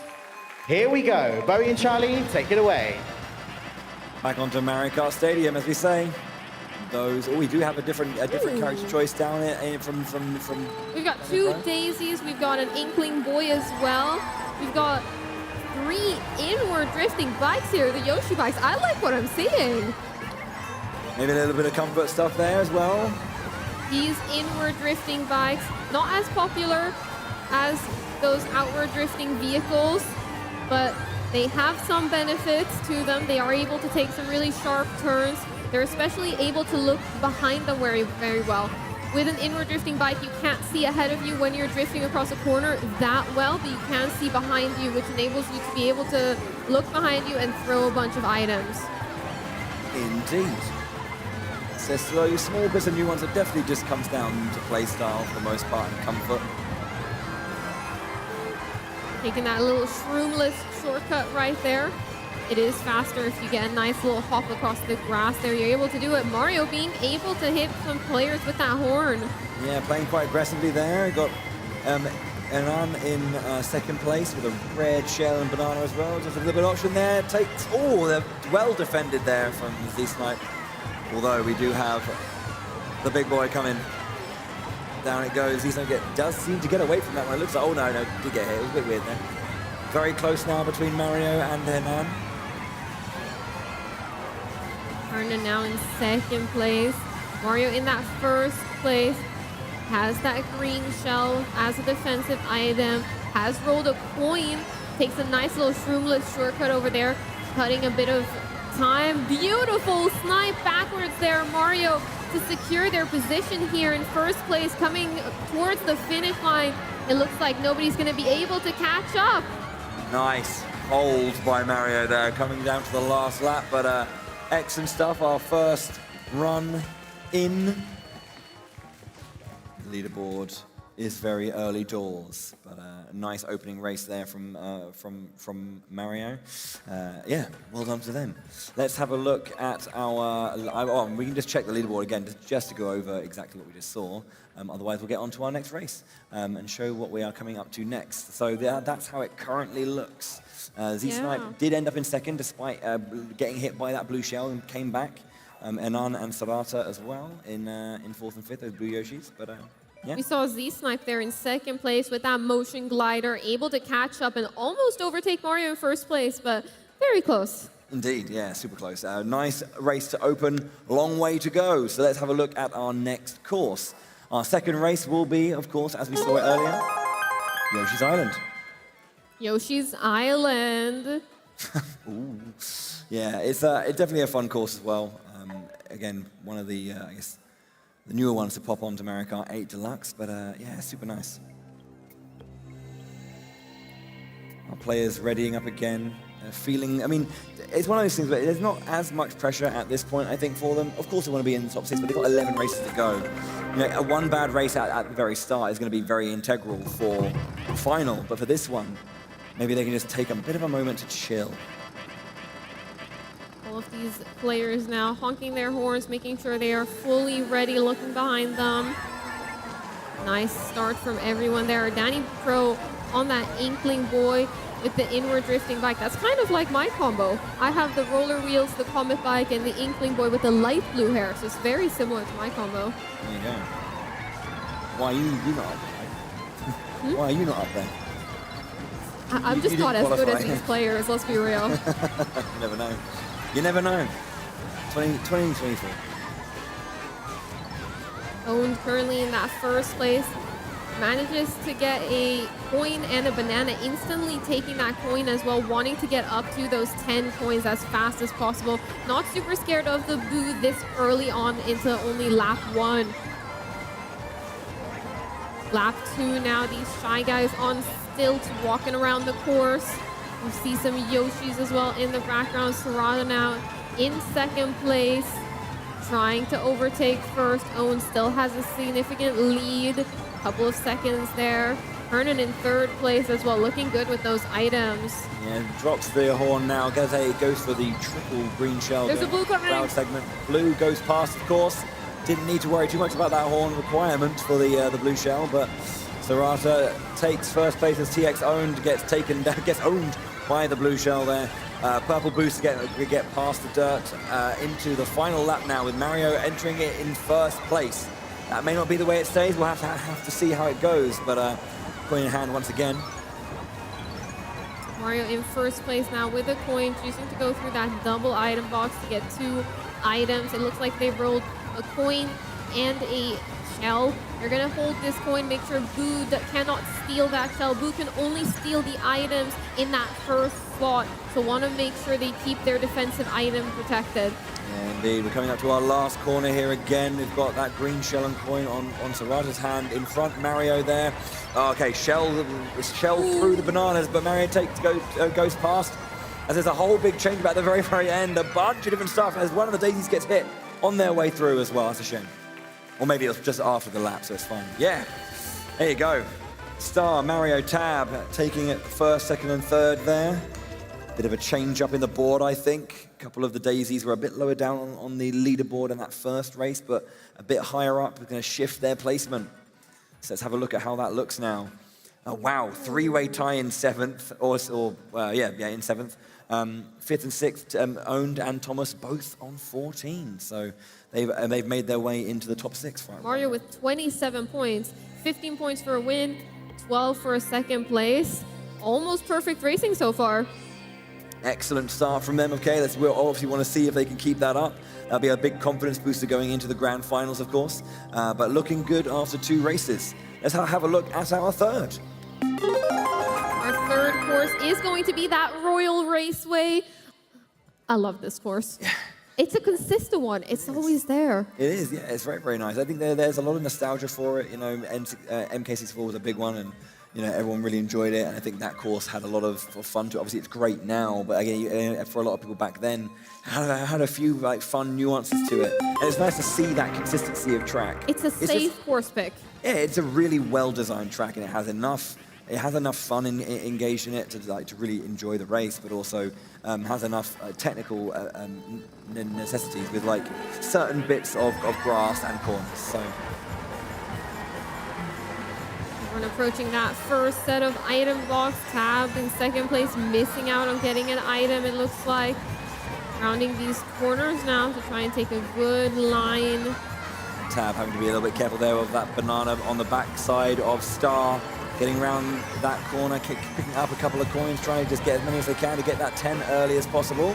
Going for that draw with the paraglider. Beautiful glider vectoring over there. How you do glider vectoring is you drift off the ramp with a mini turbo instead of tricking, and you propel your diagonal movement back to the track, which gives you an increased speed compared to just tricking and gliding straight. That's the strat many of these players are going to be going for. Star does have a horn available. We'll get rid of that as the blue shell primed for striking. So safe for now is Star. Tab in third as well. Looking down the line of sight, can see both of their competitors in front of them. Goes for a nice boost up onto the speed, onto the speed boost around the corner, and staying in line with the rest of their opponents. Although you see Owned in fourth place with a star, a very strong item for that high of a placement.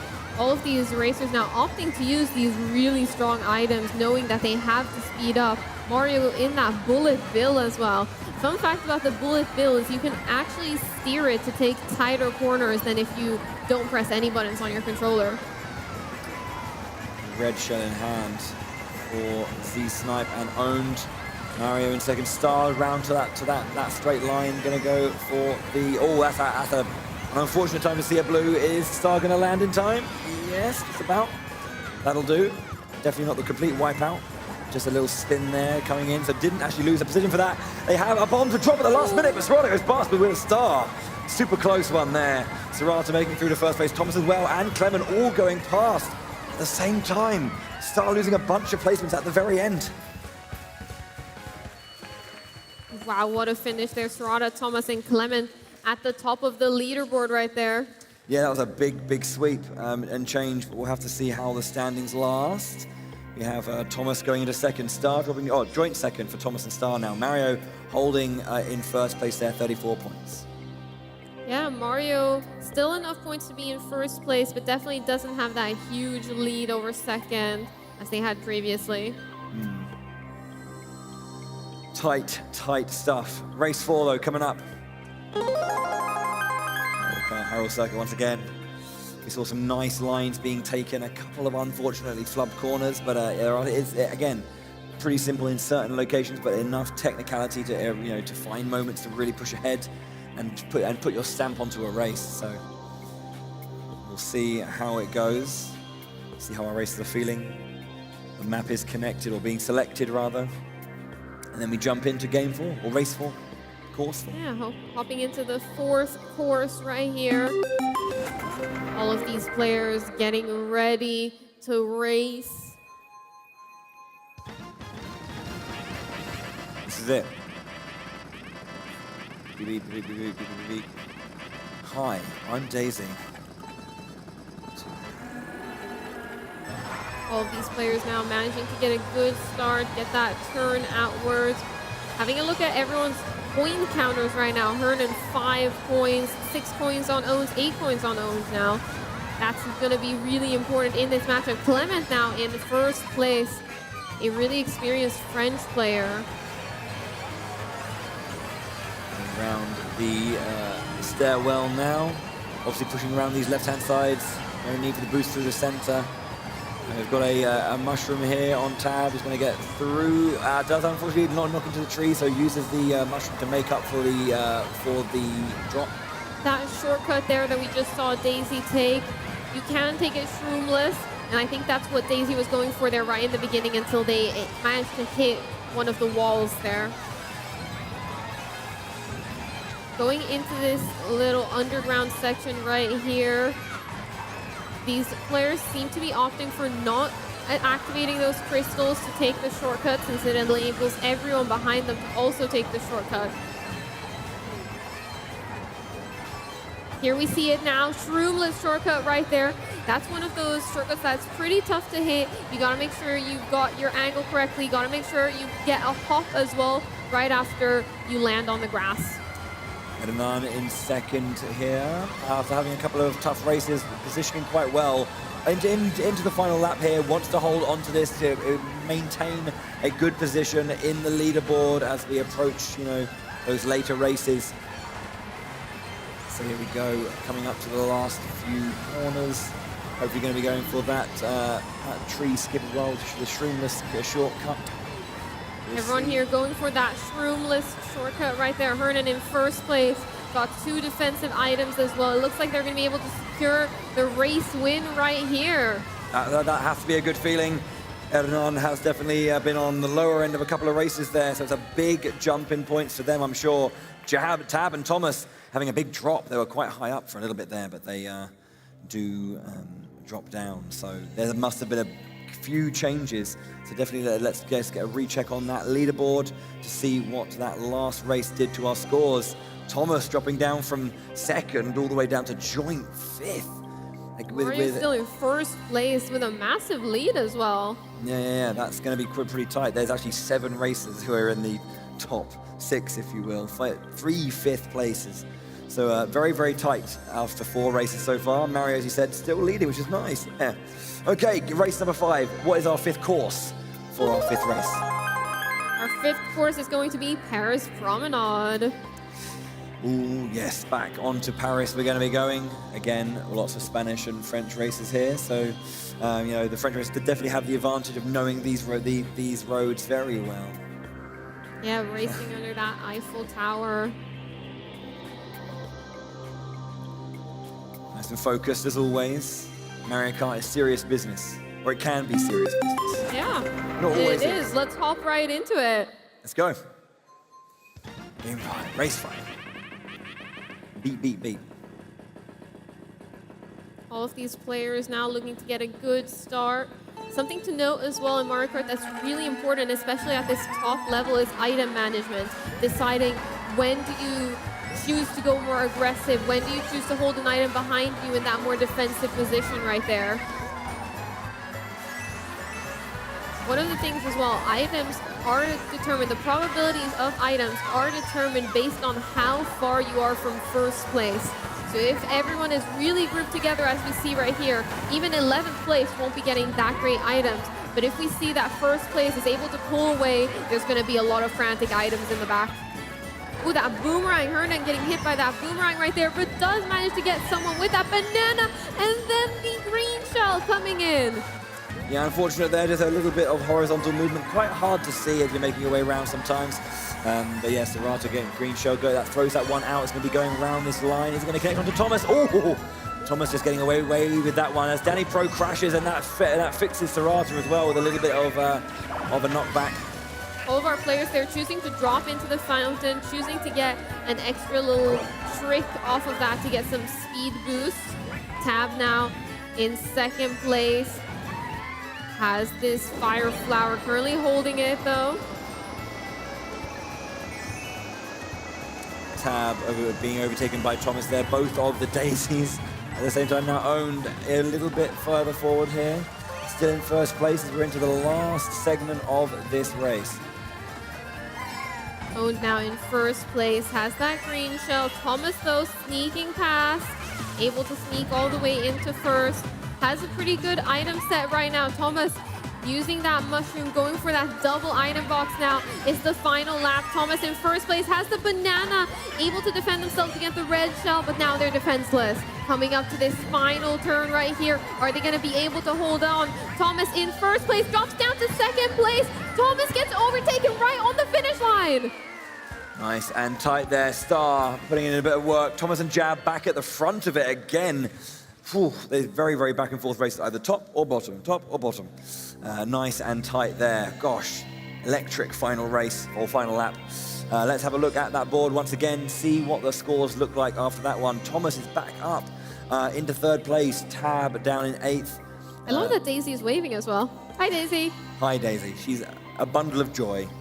Absolutely. Mario still in first place, although Star, having dropped down a little bit, is right back in this game. So close to Mario right now. Those light blue Yoshis taking the lead currently. And we have a 5th place tie for Danny Pro and Serrato, so they're quite close. But again, the difference between 4th and I think 8th or 9th is like 4 points, so it's tiny.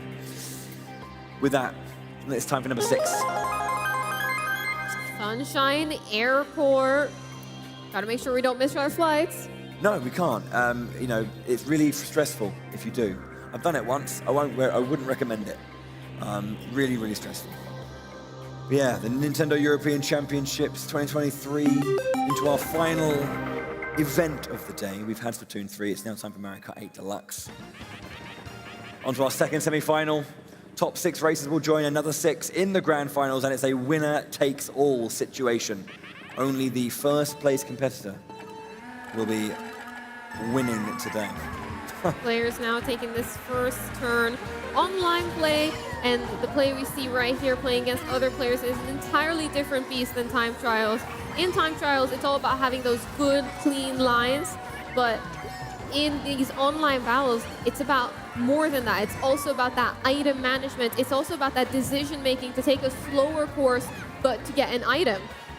Waiting for that moment, just going over the ramp to go obviously into your glide state, obviously here with the anti-grab wheels as well. Red Shell waited for that to really, really put the screws into that fall down. Tab now with those 3 mushrooms. Gecko has a star in hand, back in 12th. Might want to try and use that to get into a good position. Danny Pro in first now. I think it's our first time really being out in first. Let's see if they can hold on to it for a little bit. Banana was in hand, just traded that out for a coin, and they've got another banana. But of course, they'll hold on to that coin for defensive purposes. Hernan now in third place, going to the right side of this course, as I mentioned, on that section right there, going to the right side, making sure you're always on that right side is much faster. It saves you significant amount of time. I know it's one of the things I hadn't thought about when I first played this game. So it's interesting to learn those slight nuances about certain maps that allow you to be like, oh, right, okay, that tiny thing is actually better. You know, when you learn the course and learn what's coming up, you can prepare better for it. We've got the Inkling representation in first place right now. Still there, yeah, onto our third lap again with that coin in hand still. Quite fairly far ahead, you know, you've got Daisy just behind. Yeah, Thomas. Oh, the lightning coming through. It looks like they might be able to land safely. However, it didn't seem like they fell into the water. Z-Snipe now in third place, trying to make something happen around this last corner, but Danny Pro Holds it, yeah, keeps it. That was very lucky at the end there. That lightning came a tiny bit too late. Had it come a little bit earlier, I think Danny Pro would have fallen into the water and lost a lot of placements right there. Indeed, yeah, the little fist bump there. They knew that was quite tight, but managed to get through it. So, yeah. Also, Thomas as well, being back on that higher line, raising up a little bit through the ranks again. Mario still in first. Haven't really seen them being at the absolute first place, but they just had such a good lead at that start. They've been placing consistently that the lead is growing and shrinking rather, but they're still there. Thomas and Star, 51. There are 2 points between first and fourth. Such a tight race for that one. Yeah, this was a very big game there for Danny Pro, taking that win and also putting them in fourth place now. Huge. Indeed, indeed. We're now into the second half of our second semi-final. Our seventh race, of course, Waluigi Pinball from Mario Kart DS. Yeah, this course is very fun. You've got that beginning section where you go up, up, up, up, up, and then you're back down. Yeah. Trying not to get hit by those pinballs. Yes, of course. They're everywhere. Yes, and a lot more volatile than you'd think sometimes. Obviously, all those bumpers and obviously the paddles in that lower section can sometimes surprise you. We saw a couple of races did get knocked down by one or two in the last semi-final. So let's see how it looks as we enter our seventh race, back half of our semi-final. This player is now looking towards that first glider section straight up towards the top of this track. Mario currently in 12th place. First on the leaderboard with 12 to start off this race. Gets that nice little boost there from that windshield. Little wind tunnel. Mario now driving up all the way into 5th place. We've got Thomas there in 2nd place. Daisy on that inward drifting Yoshi bike. And we've got another Daisy right there trying to contest that top positioning as well. Danny Pro, our winner from last race, there was a early in 9th place. There was a lot of carnage there. The bomb just landing on about 4 or 5 races, all just falling back. Oof. Sarata now in 1st place, sitting pretty with this horn. We heard a boo right there. Horn for Sarata. Gonna be hoping that there's a blue shell going to be coming so they can make use of it. They don't want to lose it when they don't need it. Star now taking this turn, has those triple green shells, has a boomerang as well. This is great for them. If they are able to catch up to 2nd place, they will be able to unleash some offensive pressure. Star here taking some good lines. In 3rd currently, making some good work. Mario there in 4th. Hernan in 2nd. Yeah. Oh, crikey, incoming pinball. Hernan just taking that one. Has to be a bit careful here as the paddles come through. There's a star there with 3 green shells rotating around. Have to be careful of bumping into them there. Mario's still in 4th. Again, had that big lead and is still just slowly shrinking, but they will be back soon. You see a lot of players here have that map awareness, that player awareness, be tapping that X button a lot to look behind them constantly, seeing where their opponents are, seeing what items they potentially have and how they will be able to keep themselves safe. We've got a blue shell now on the map coming towards that 1st place. Sarata though, dodging it with that lightning. Kind of lucky there having the lightning land, yeah, I have to say. The iframes on that one still, but you can see the bomb coming through. Owned taking 1st place, and a star as well. Excellent stuff. They are going to be looking to take this next game. Stealing that banana, and then the red shell coming through. Sarata losing a bunch of placements due to that boo. Dang, that was a big change at the very, very end. TX owned, yeah, I'm not sure, maybe they were the perpetrator of the lightning, but lightning, you know, then the Bullet Bill and Star came through, putting TX owned into 1st place. Fascinating. Fascinating. Okay. Let's have a look once again after our 7th race. You're in 3rd place, Danny Pro. Why? Calm down. Yeah, again, 2 points, 3 points in it for the top few. Mario still in 1st. Thomas in 2nd again. Looking pretty strong, yeah. It is really, really close. But again, Mario has been holding on to that lead. It was about, I think, 10 points at one point, now down to 3. But time for our 8th course, for our 8th race. Ribbon Road. This bedroom looks really fun. Yeah. You got the Mario Kart 8 poster on the wall. Yeah. All of the funny, like, I guess, Bowser, I guess they're Bowser carts. I don't know what to call them. But you know, like Super Mario World, Bowser came down that like little like clown face hollow machine. It has a name, but I can't remember. Clown Cruiser? Clown Cruiser, was that the one? Does that make sense? Yeah, the little vehicle that Bowser has. Yeah, is it called the Clown Cruiser? Yeah. Oh, okay. There you go. She knows. I don't. I'm too old. My memory's going. Okay. Ribbon Road now, our players are off, rounding that first corner. Everyone has an item box, it seems. A couple players choosing to stay back. The community likes to call this bagging. That's when you intentionally stay back to try and get really strong items and push ahead later on in the match. Clemens in 6th position right now. Just a lot of training. Oh, wow. Owen getting knocked over when going for the shortcut and falls down a bit short of that, losing a few extra places because of that. Tab now on that inward drifting bike as well. We see another player opting for that inward drifting bike, that Yoshi.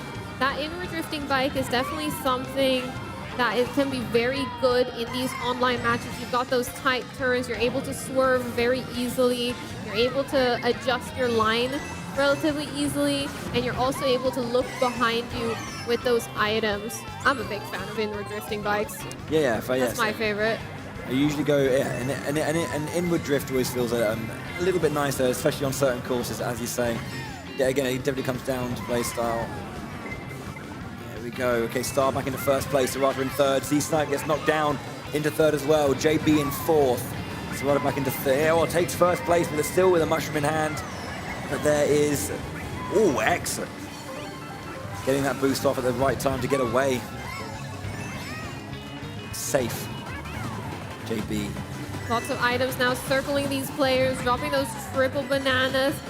Gets a red shell. This might be a potentially really strong item. Does take that shortcut. Gonna probably be going for the other shortcut. Doesn't get a good enough line to go for it. That's one of the things we'll see often on Ribbon Road. It's hard to take some of those lines sometimes. JB now with that mushroom, being able to make their way forward, but Star securing that first place. Yeah, breathes a sigh of relief after that race as well. Crikey. We have a pretty intense game here. Star taking another one. Must be coming up close. Yes, indeed. Star is on the top of the board, and Mario drops down into fourth. Yeah, another thing I want to note as well is we used to have 2 daisies. I think it was Tab that was the other daisy that has now switched over to that white colored Yoshi. Yeah, indeed. They felt the daisy wasn't working out. Maybe there's just with these last few races can get into a good position. But again, we were looking at, you know, there's a good 10-point lead for the top 6, but those top 6 places are really contested, 65 to 61. And then there's Z-Snipe down at 51, so a ways to go. But we've got a few races left to go, 8 more courses. So let's have a look at our, 4 more courses. Let's have a look at our 9th. Ninja Hideaway. This course is very fun. You've got that shortcut where you've got to align yourself by bumping into the wall to be able to get it when you're in first place without an item. Right. Trying to find those nice lines. We had a few heartbreakers for a few races as well who were, unfortunately, you know, just getting knocked off at the wrong time. And, you know, because of that, like, spiral that does go up, there is a long time to fall before you get picked up. So, you know, that can put you far back if it's a little bit anarchist at the very, very start, or anarchic, rather, at the very start, but we'll see. Players are off, heading towards those first item boxes. We've got some nice items. Seems like most players have decided to use theirs. We've got a couple of mushrooms still left in play. Star now chasing forward in that first place right now. Going towards this glider section, making sure they do that glider vectoring properly so they get a lot of momentum forwards. Z-Snipe now up on this upper part. Dropping down now, it seems, following after some of these players, getting some tricks to be able to increase their speed. Okay, first lap coming out here. We've got Z-Snipe still in 4th, 5th as well. Quite tightly contested in those first 4 places. You can see on that map there's a lot of characters all together. Z-Snipe down to 7th now after having a little bit of a couple of bumps. Star in first, pushing a little bit forward. There's a bit of space behind them for now, but we'll have to see as Sarata is closing in. Sarata now chasing after Star. Has 2 very aggressive items. Might be able to make a push with some of these items. Looks like they're opting to send that one forward now, one as a defensive item from behind. They've got Banana now, going to use it as a defensive item. Sarata taking a very tight turn. They're almost falling off, but that's a very optimal line. Got the blue shell coming now, though. Star looks defenseless in this situation. Unfortunately, gets hit by it, but only gets sent down to 2nd place. Sarata now, though, using that red shell to open up that shortcut. Yeah, Star drops down a few places, getting hit again when making his way down to that shortcut. So now in 5th, Tab still in 2nd here on that the sole remaining Daisy. In 1st place as well, looking pretty intense as we're going around to the last corners. There's a lot of players all back-to-back. Tab still pushing forward. Looks like they've been overtaken at the last bit as well. That's close up on the thing here. Hernan crosses as well. Sarata in 11th. It looks like Owens takes the win. Yeah, at the very And it looks like we're back on the double daisies now. Yeah, excellent. We love double daisy. Maybe just tried it out, didn't work out for them, you know. Everyone's using Yoshi for a reason. Can I just make it a little bit better with it? Doesn't work for me. Swap back. So, yeah, Tab in 9th. Thomas, wow. Wow, okay. 66 twice at 4th place, and then 65th twice at 6th place. That's down to, I think, 7th player position. That is so tight. So tight. Yeah, Mario there as well, still in 2nd place. Mario was first for our first 7 races, but now after race 8 and race 9, having dropped down to 2nd place. Yes, indeed. It has it's really tightly contested as well. I mean, even the top 3 is even closer. Right, up to our 10th race. Let's check out which course we're going to. Of course, we're in the first semi-final. Rainbow Road. The GOAT. This is one of those maps that I think everyone growing up just have those memories on. Just, at least me, I always feared the Rainbow Road. Yeah, I think it's one of the biggest things I think about the original Super Mario Kart. It was one of the first ones that had literally no barriers. It was either you were on the main track or you were off. And that was so scary. So scary. Yeah, I mean, there are no barriers here. You're either on the track or you're falling into the void. Not even any gravel. It's just road. Just road. Okay, let's see how it goes for our first lap here. Owned once again in first. Not being able to hit someone with that red shell behind them as well. We're gonna have a look at the coin count of our players here. Pay attention to the coin count. All of our players opting to aim towards those coins, even though it gives them a worse line. They want to make sure they are able to get to those 10 coins as fast as possible. Indeed. Ooh, that bomb being able to hit multiple players right there. The ball bomb. Yeah, a lot of coins on the field there. A lot of people lost a lot of top speed. Thomas now in first, just breaking away. There's a little bit of space, at least one corner round. Not opting for that shortcut there with the inward drift. Thomas staying there. Z7 in third. Mario still in 2nd. Hasn't really been in first a bunch, but after getting that lead, has just been always in that top 4, top 5. Positioning very consistently, and consistency is key in these semi-finals and in general. It's the same. Z-Snipe trying to catch up, making sure to snake. Snaking is a technique for experienced players that allows the user to continuously drift back and forth to perform mini turbos on a straightaway. Yes, indeed. You see that often used here to try and gain as much speed as possible. Yes, indeed. A couple more turns here.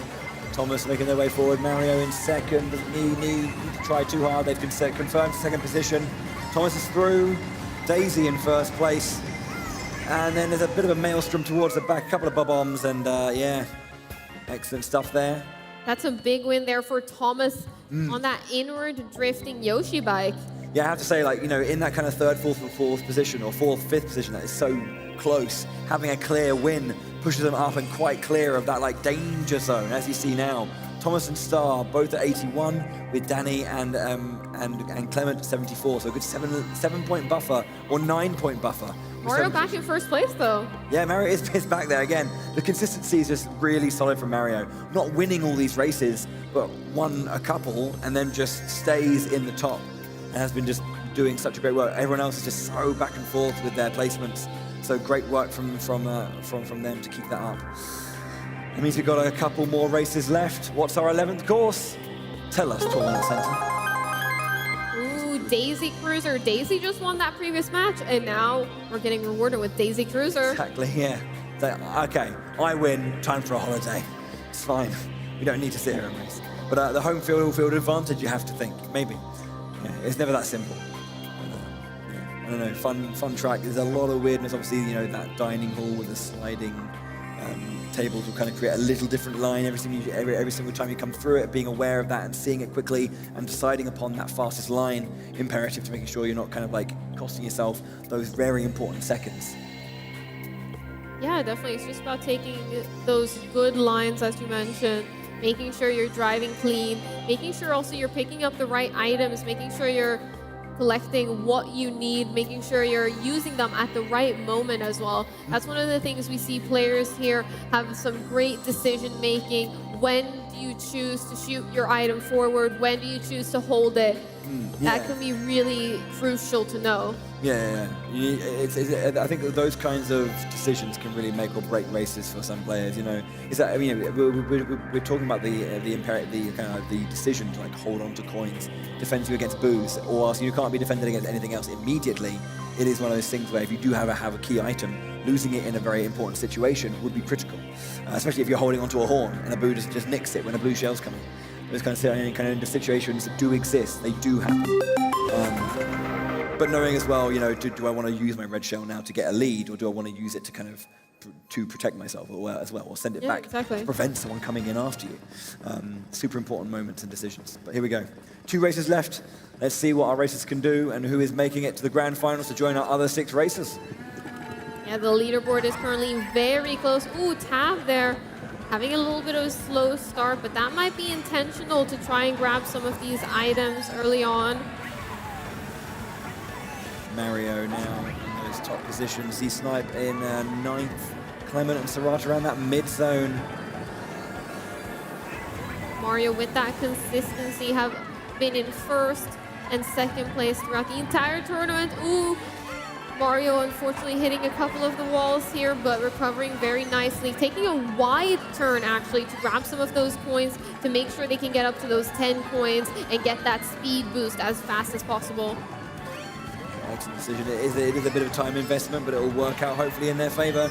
Owned has a bob-omb trailing behind. Going to try and find a nice time to use that if possible. Dropping it into the center, forcing JB to go wide. Good reaction from JB.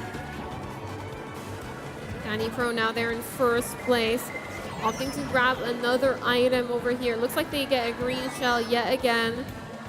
Our boy Blue coming through.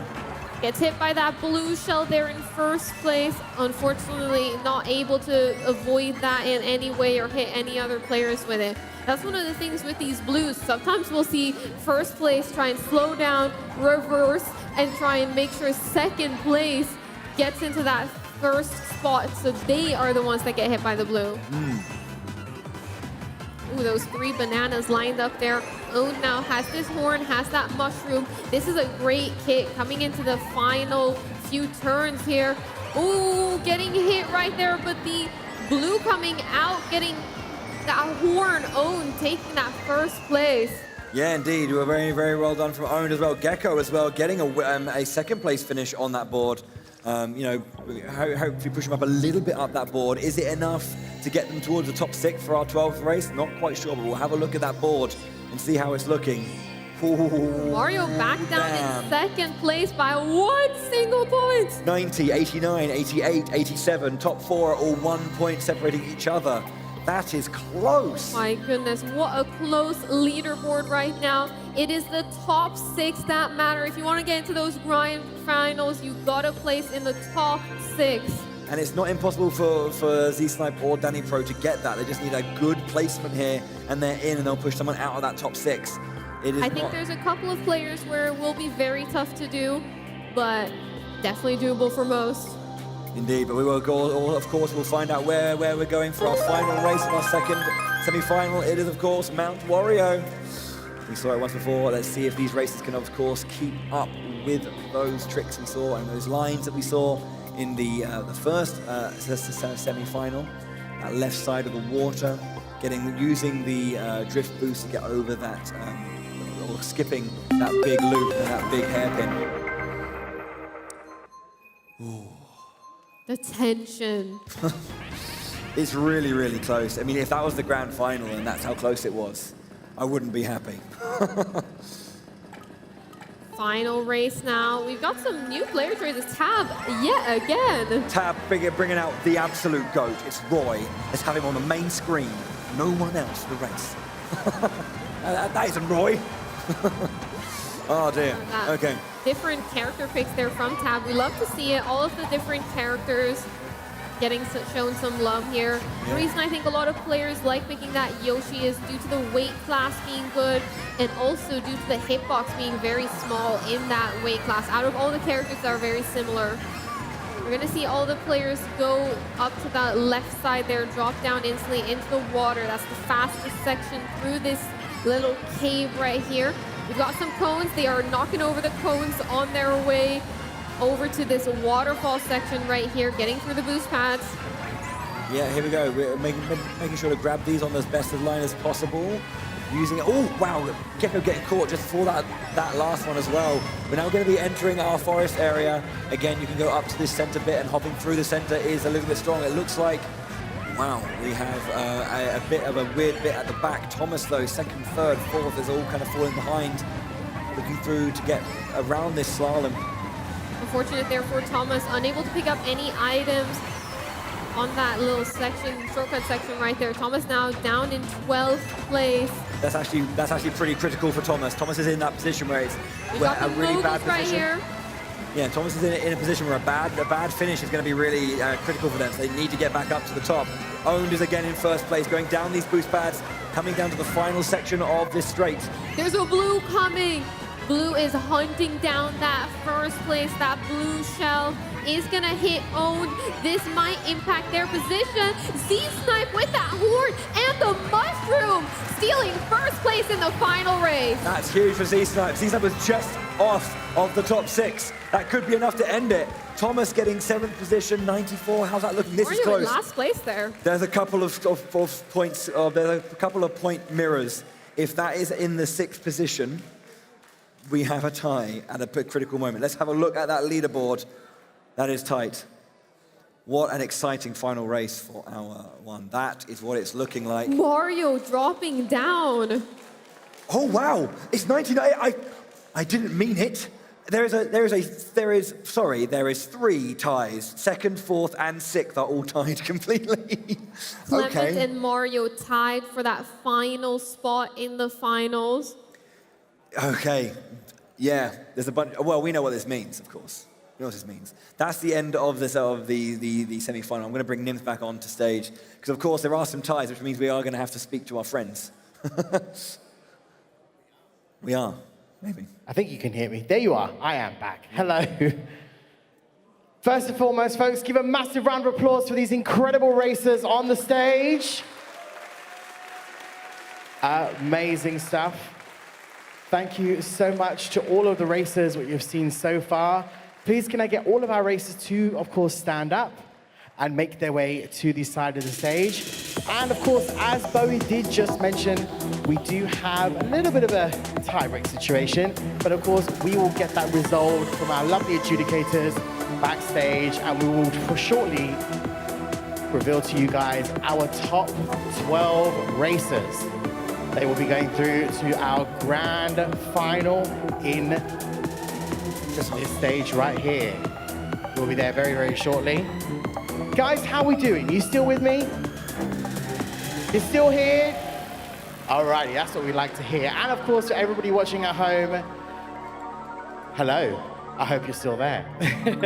But of course, we're gonna get out. Well, I'm being shown something at the moment at the front of the stage. I'm trying to see what it is. What am I seeing? Oh, It's the Yoshi bike. Is that the what you choose to race with?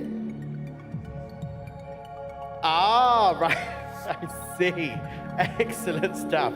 Very, very nice. Our awesome fans in the crowd here. We've got so many amazing fans from all across Europe.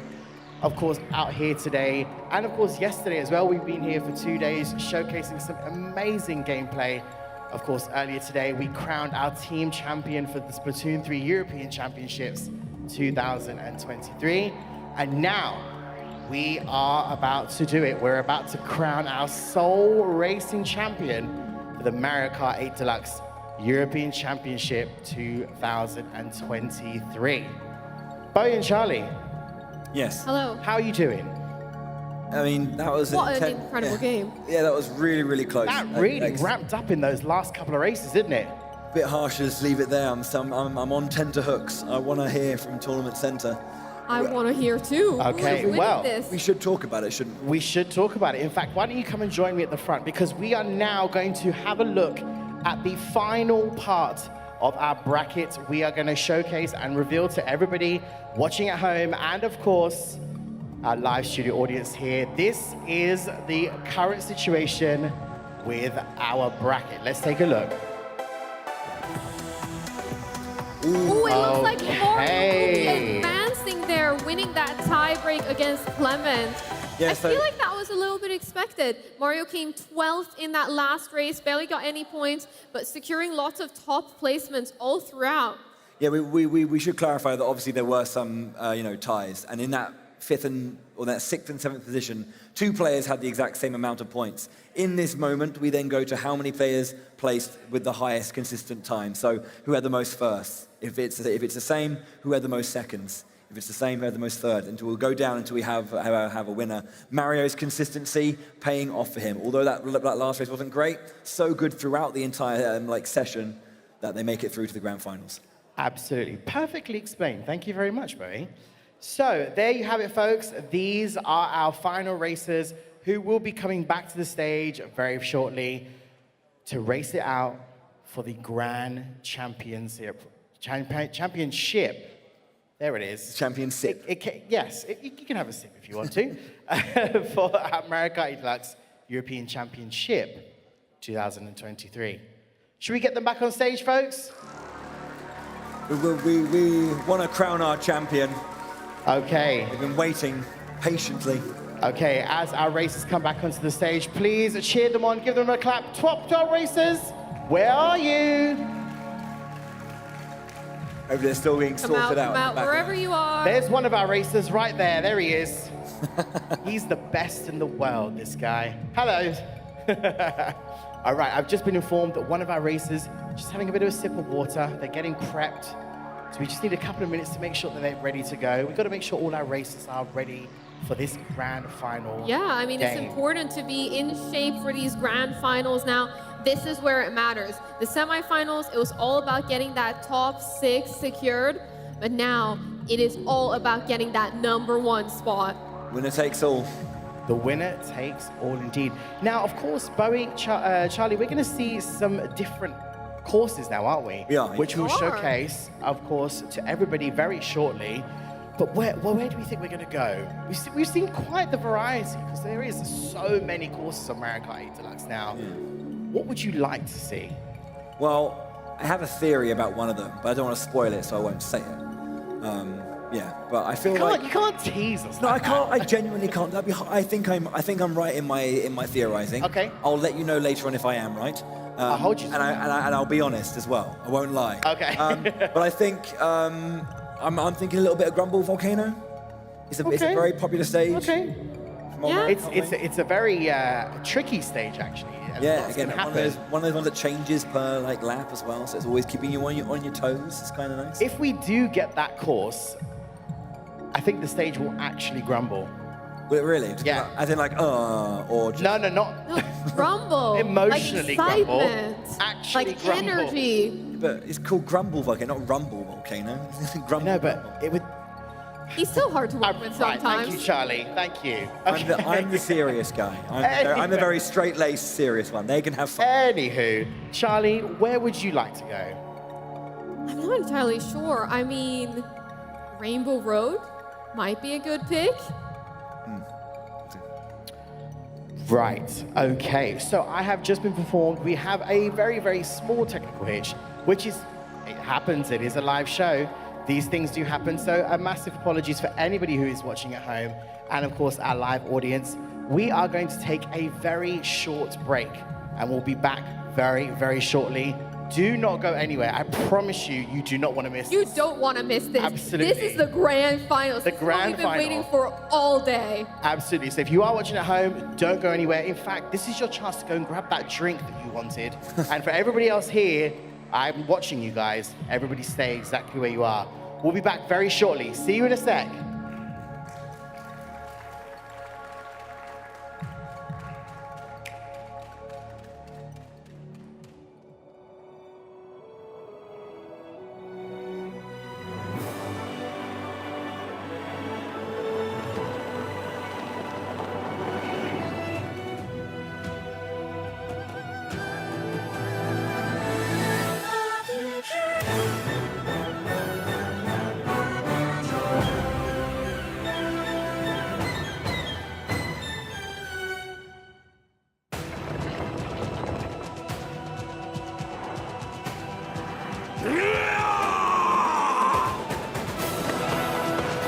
Okay, let's go!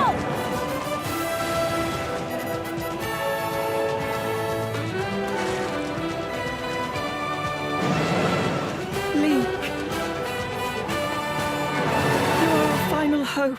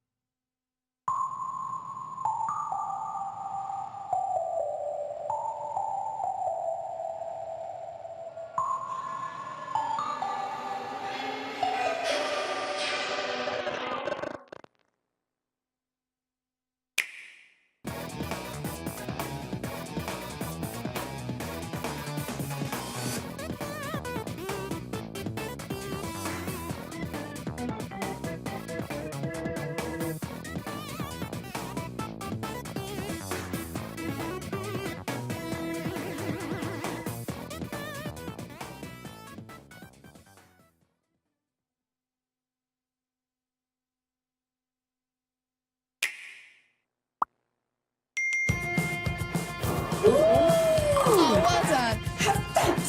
Yes! Who are you?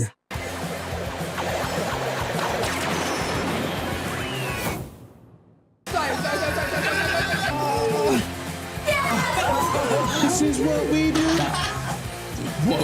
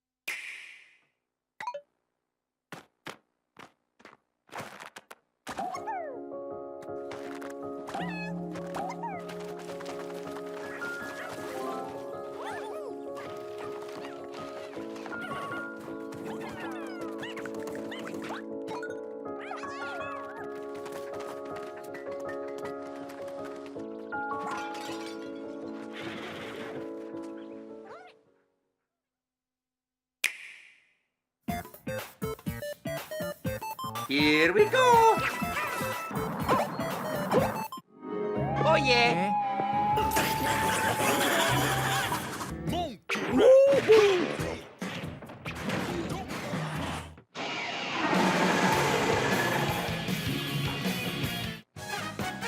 Oh my!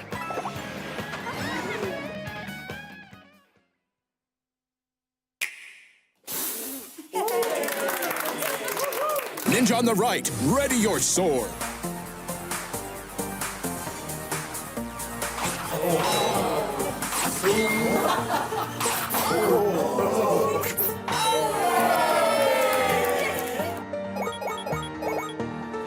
Look around you for the color and snap a photo when you find it.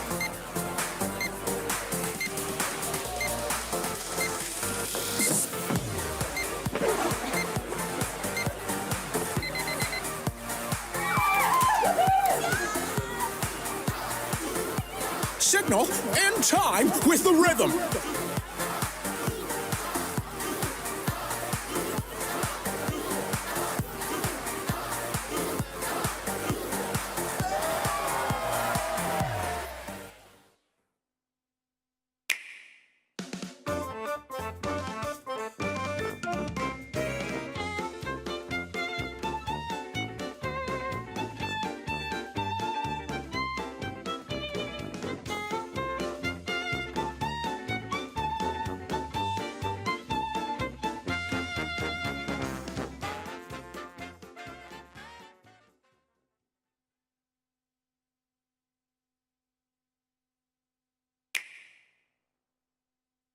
The name's Pikachu, and I'm what you might call a great detective.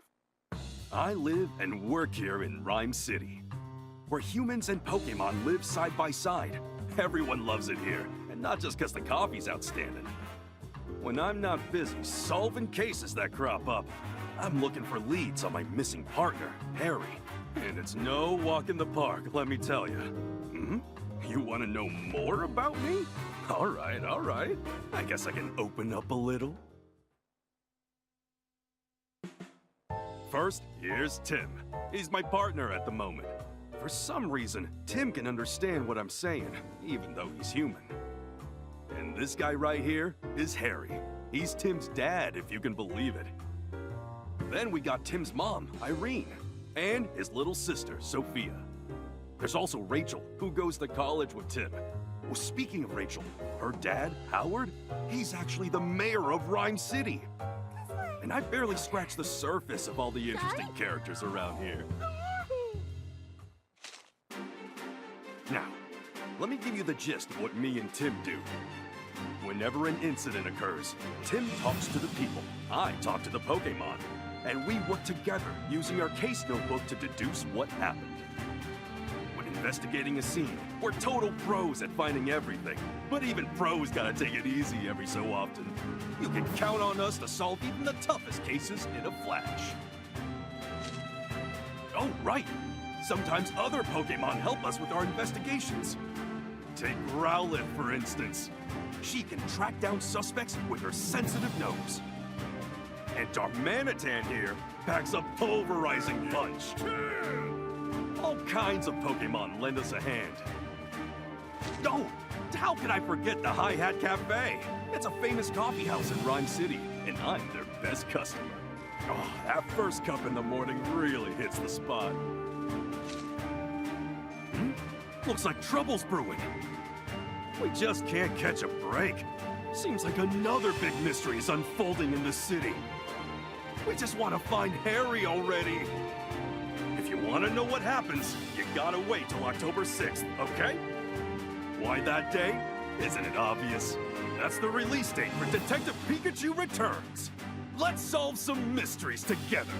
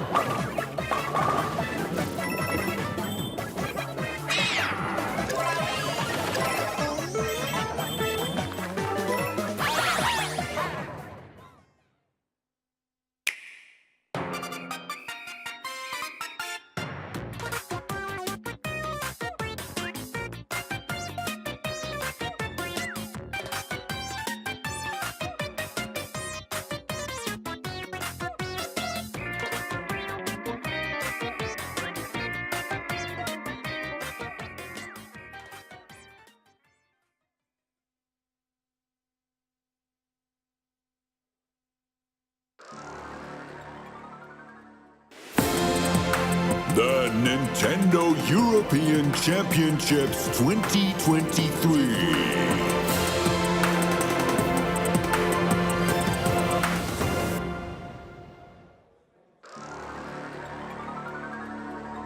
Welcome back, welcome back. For everybody watching at home, I hope you got that drink I told you about. Okay, audience, how are we doing? You still with us?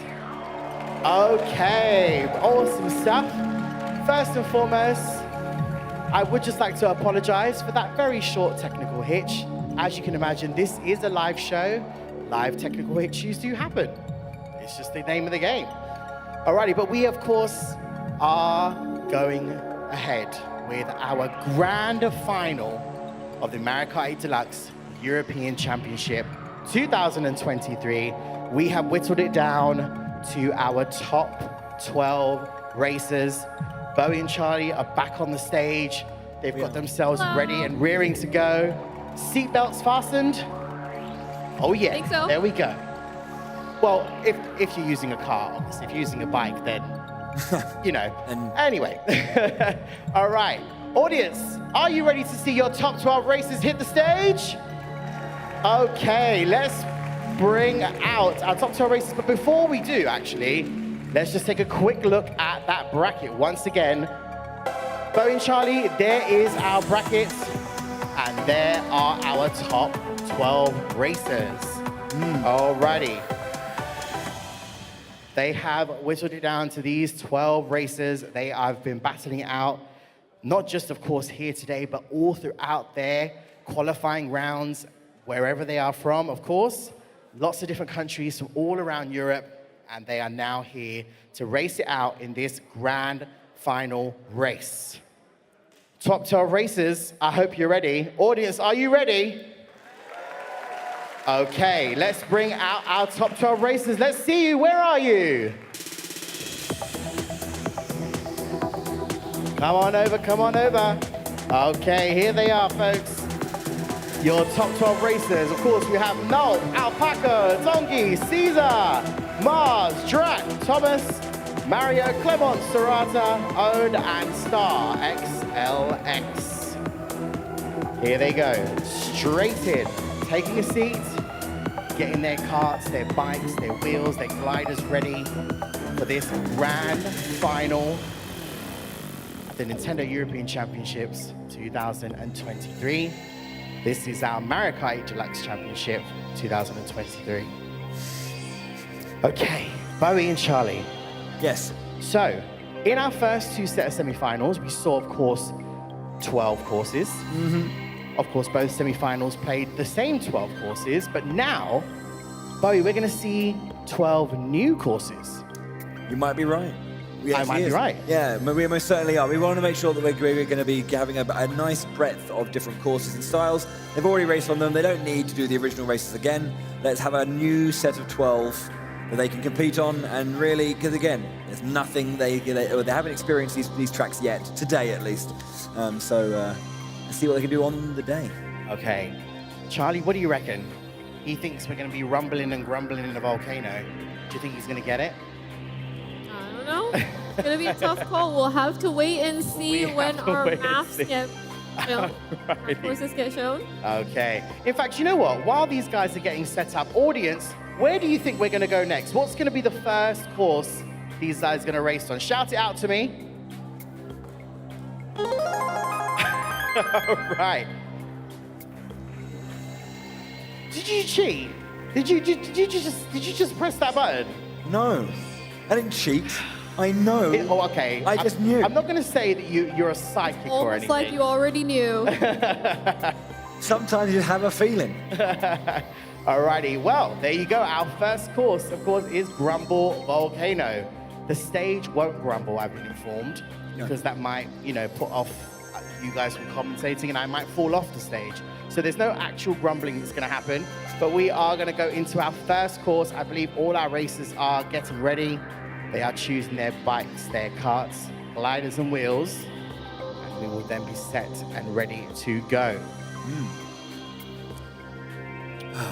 This is it. Deep breath. I know, you need a deep breath because it's about to get crazy on this stage. But it's like, this is the last event of the Nintendo European Championship for 2023. It's like, we've had 2 days of excellent action. Yeah. This is it.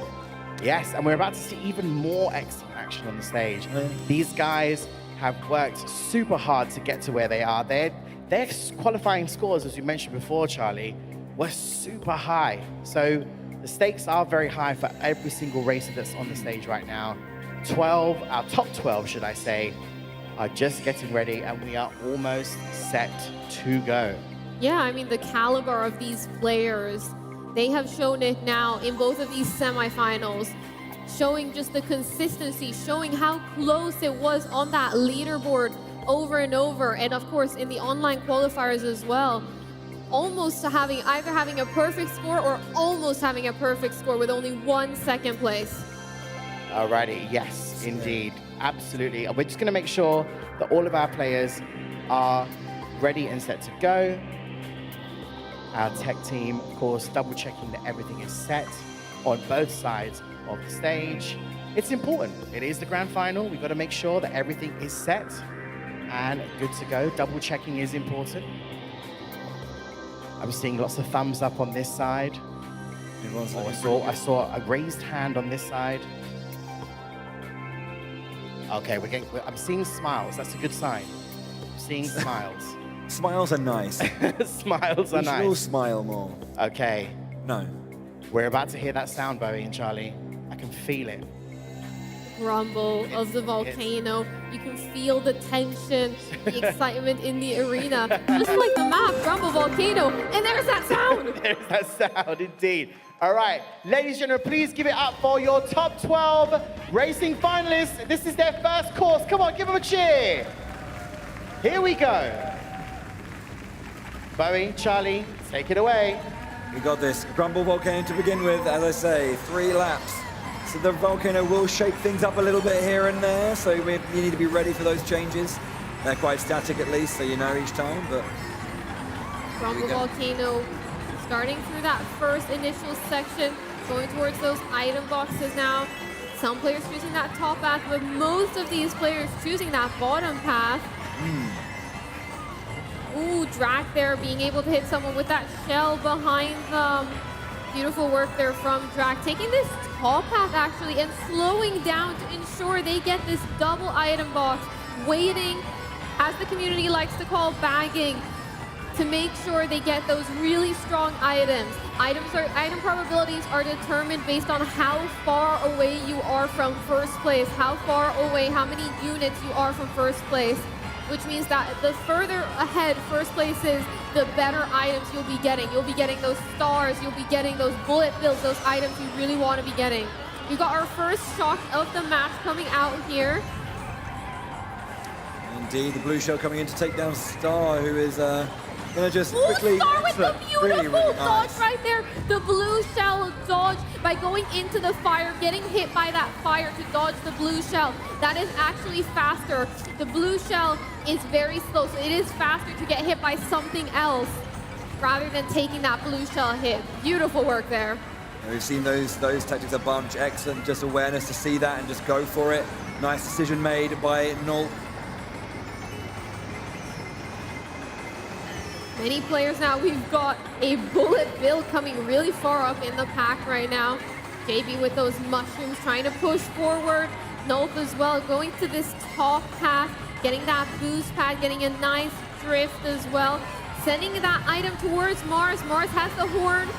Mars now trying to stay alive. Mars making even more space. Gonna be able to take this first place over there. Nope, unfortunately dropping down a little bit. First race down, very exciting stuff. Lots of trades of places here and there. The horn being used to excellent effect as well to kind of prevent aggression, but it was quite tight actually between the top 4 or 5 going around those last things, so a lot of items going out. But a nice first race there. 1/12 of the way through our grand finals. Let's have one quick look at that leaderboard that we snapshotted again, just to see how that looks after the first race and see how we're generally going to be looking going forward. We will in a bit. There it is. Okay, cool. Mars, Mario, Caesar, Nolt, our top 4.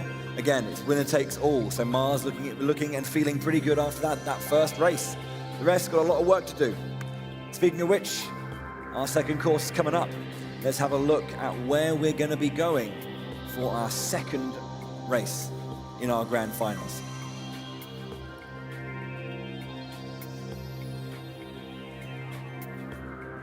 Yeah, our second course is about to be revealed right here.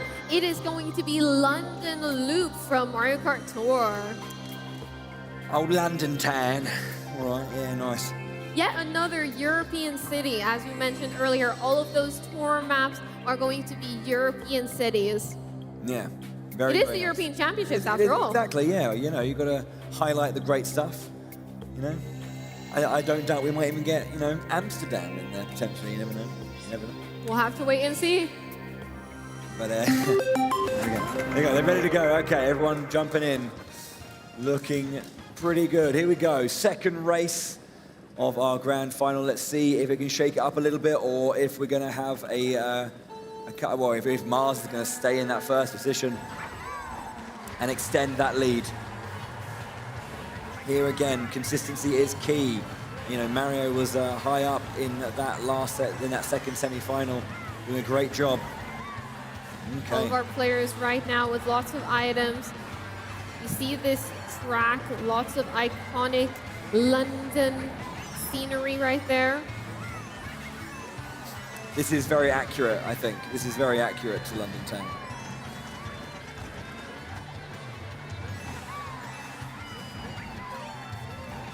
All of our players now racing as fast as they can, trying to manage all of these items.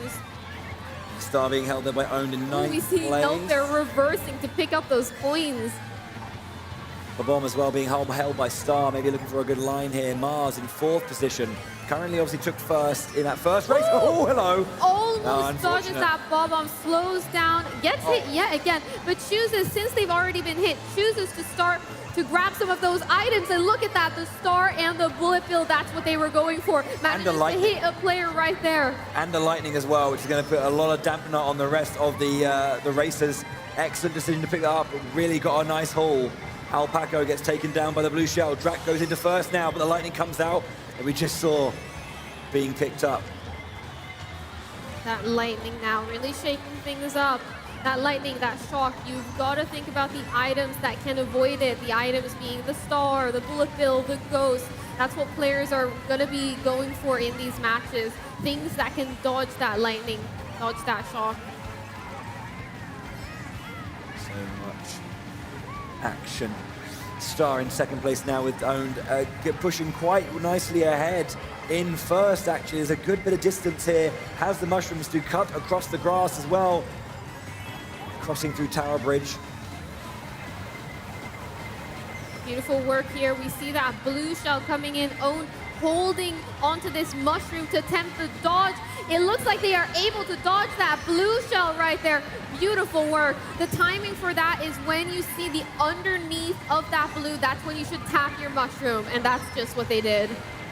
Excellent timing, gets the nice dodge there through. Mars into second eventually. They did drop down to 4th, maybe 6th place in that middle of that race, but they are still in first place after 2 races, after getting second. 27 points for them. It's got to feel good after those first 2 races. Look at that. 18, 17, 16, 16, 16. Wow. Tight at the top, but Mars with a clear lead. 9 points. Yeah, leaderboard now already after the first 2 matches. Indeed. So going into our third course now. Let's see where our races are going to be going next as part of our grand finals. Away we go. So Ode Harbour with the U included as well. Let's go. Yeah, really, really fun stage. Have a nice bit of variance, you know, when you go into the marketplace. You know, and obviously those shortcuts that allow you to curl up and around to get to that final straight down with those trams. So yeah, pretty fun stage. Yeah, I really like this course. It's one of those safe picks. It's one of those ones that I always like to see. As you mentioned there, on this course, there's lots of different movement options. There's lots of different areas you can take. There's the shortcut after the little marketplace. Up that right side, there's a curve. I like that one a lot. Yeah, indeed, yeah. There are certain shortcuts that just feel quite nice when you take them. But yeah, here we go. Looking pretty solid so far. Mars again in first place, wanting to hold on to that lead as we approach our third course. Let's see how it goes. Yoshi's abound. You hear that 3, 2, 1 timer count down. All of our players are off now. They're going to be taking this first jump onto that boat, knocking over the cone on the way, and another cone. What is this violence against the cones? We see a lot of players here going up that shortcut, going up that right side. As I mentioned there, it can be a little bit tight to hit, but these players are very experienced. They know exactly the lines to take if they want to take that shortcut. Something we're going to be seeing up here on this section as well is there's this section on the wall with boost pads. That place is actually slower. Ooh, Nelp as well with a beautiful bounce on top of one of those carriages. Beautiful. And gets the banana as well. Nelp in first place, looking very good. Holding to that horn, he's going to keep him safe for a little bit. Hopefully he will find it and be able to utilize it to his favor. Drag there crossing as well on those boosts. Get that right-hand side. Track now going to be looking to take this shortcut up the right side. This turn always feels so good to drive across. Oh! Clip all the way round. Caesar zipping past, but lightning stopping everyone. Blue shell coming around into first place. We'll see that blue explosion just around that corner as our team, our other players are making their way around. Just passing a little bit. Own still in first here. We're down that right-hand side with all of these boosts onto the top there and through. Drac with some great movement there after that lightning, using the snaking tool to be able to get up to speed really fast. Gets one hit with the boomerang, takes that shroomless shortcut over there. Now let's have a look at Caesar in first place now, holding that green shell, going for a new item up this shortcut on the right side. This turn is so satisfying to complete. Going up to this next section here, as I mentioned, going on that wall up there is actually slower. So you'll see all of our players here taking that tight turn, taking that tight corner on the right side there. As all the Toads are cheering. It is their Harper after all. Right, okay. Coming down to the final couple of corners here. Caesar in first position. Want to keep an eye on Mars, who is really, really far behind right now. Can he try and get up the leaderboard a little bit? Mars does get into 7th. Let's see how his lead on the overall leaderboard is looking after that particular game. He's still in first. We'll have a clarification of that score. Caesar getting an excellent win, definitely placing him really first, shooting him up that leaderboard. But let's see. Caesar is now in joint second with Clement, but Mars does still have a little bit of that lead. He was down into 11th at one point, managed to get it back up to 7th in that race. Big points boost. For the situation at hand. Yeah, definitely. Mario here in 7th place, tied 7th place actually, after being so dominant in our second qualifier, in our second semifinals. Spin the wheel. Let's go. Let's have a look at our next course, and spin the wheel is correct. This is going to be Animal Crossing. Animal Crossing is a very special map. It has 4 different seasons. So we'll have to wait and see which one it is. Going into this, we have no idea. The players have no idea. It is going to be randomly selected. Yeah, and of course, every single season does have a lot of nuance that comes with it. Of the autumn leaves, the snow will have those snowmen in it, and a lot of mounds you have to try and avoid. It does change how you interact with the map completely. So, yeah. Yeah, you've got the fruit as well that changes things up. What are you hoping for? What's your prediction? I'm going to guess spring. Autumn. All right, we'll see who's correct then, or if nobody is correct. It's going to be winter, isn't it? Oh, autumn. It is currently autumn. Let's go. October. Excellent. Lucky guess. It was a lucky guess. I'm not going to sit there and be like, I'm amazing. I'll just say I got lucky. A couple of our players here choosing to slow down, get those strong items that can carry them to the front. We've got Caesar now in first place, doing that glider vectoring, making sure they get a lot of speed, tricking off of that log right there and taking a lovely turn going into this next section of the map. Bunch of players again waiting back and just getting those good items. We have a ghost being used by Nop and a star in hand. Star XLX at the front now, second, well, close to the front. Nice bit of slipstream there from Tangai with a red shell in hand as well. Maybe going to unleash. Oh, green shell gets thrown back, but just evaded by Tangai. Speaking about those good items, the strategy known by the community as bagging is a very nuanced strategy. It takes a lot of awareness to know exactly how long to wait, when to use these items, and also to know which shortcuts you can take when you have those powerful items. Going onto the seafront now, crossing round, looking like there's been a bit of a change. Tangai now just lost first place. The Lightning just lasting a little bit longer due to him being a bit further forward. Bob-omb out in hand. A bunch of players running around. Can they get maybe looking for a forward throw? Going to just drop it behind, most likely. Ooh, forward throw into the center. It's going to connect. Oh, it moves to the left, but everyone evades magnificently. That Bob-omb was walking towards a couple of players there, but everyone seems to have dodged it.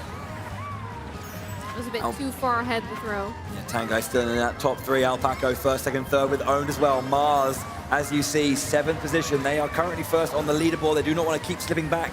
Want to make sure they can do as best they can. They get hit by a thing. They're in 12th now. But that's not good for Mars's positioning. Owned taking this final corner now in first place, in third place. We see a couple of players, Alpaco Thomas there, taking that shortcut. And it looks like Clemens comes out on top. That was super tight across the board. Wow, nice thing. Although I think the story of that one for me definitely is that Mars didn't have the best positioning. Everyone else obviously did really well. We're going to see a big shake-up of the leaderboard, I think. Let's check that. We're a third of the way through this grand final. Mars drops down to second place now, and Thomas takes the lead. One Daisy in front of a herd of Yoshi. Go Daisy! The ray of sunshine. Yeah, we've got that inward drifting bike, I'm pretty sure is what Thomas was playing with Daisy. It's nice to see a switch up in the meta. It's nice to see a different vehicle. Yeah, always nice to see something just and succeed amongst the meta as well. Okay, time for our 5th course. Spin the wheel once again. We've got ourselves, a fan favorite, I think, Wee Coconut Mall. The crowd loves this one, and I love this one. I remember when I was younger, growing up, I used to drive around this track really slowly just to look at all of the different vendors, just look at everything in the mall. There was so much to see in Mario Kart. Window shopping, it's wonderful. We love doing it. Exactly. Yeah. I think Mario Kart Wii was the first time I think I kind of went to look to be a bit more competitive in certain places. And I think it was this one. This was one of the tracks I tried to go into like time trial line for. So there's a lot of memories here. It's definitely a fun track. How did it go? Which lines are we supposed to take? I wouldn't say it went well. I actually did. It was the first one I did. I didn't do it very well. I think it was snowboard cross. Is that what I'm thinking of? Yeah. That was the one. That was when I actually I was like top 5 in Europe for like a few days before I got kicked down to like for a few days before I got kicked down to 20th and never came back. But I don't know. But yeah, I think I tried. I maybe played this one for like 3 or 4 days, but then couldn't quite get the hang of like how it felt to play this stage well. But we each have our histories and competitive. Yeah. Coconut Mall, that iconic music as well, those iconic tunes. I just looked over. I think there was one person accidentally clicked the wrong stage. They clicked Animal Crossing, the one we just played. So but everyone was luckily, out of the 12 maps, the roulette saves us. Yeah, could you imagine if it didn't? Okay, here we go. Let's see. Coconut Mall, this iconic music, this iconic soundtrack right here that everyone knows and loves. Here it comes. Yeah, these elevators obviously will be swapping between left and right. Once you get a nice little a line here. Again, Owned going for that wide side, those points. Points for Owned on the downside. Obviously hopping over that fountain. Tight line going into the open courtyard. Beautiful job here. Mars tricking off of the fountain there and that tree before. Getting a nice little speed boost going into this last section here with the cars. Gotta avoid them. They're being very rowdy. Don't they know how to park? No. Gosh, no. Going up this escalator now. No choosing to pick that bottom path. One of the things I actually did when I was younger was I loved driving up the escalator on those handrails. It was so A little bit difficult to get onto it, but it was so satisfying when you did. Maybe not the fastest, but it was fun. You see that blue shell coming out as well, hitting that Yoshi in first place.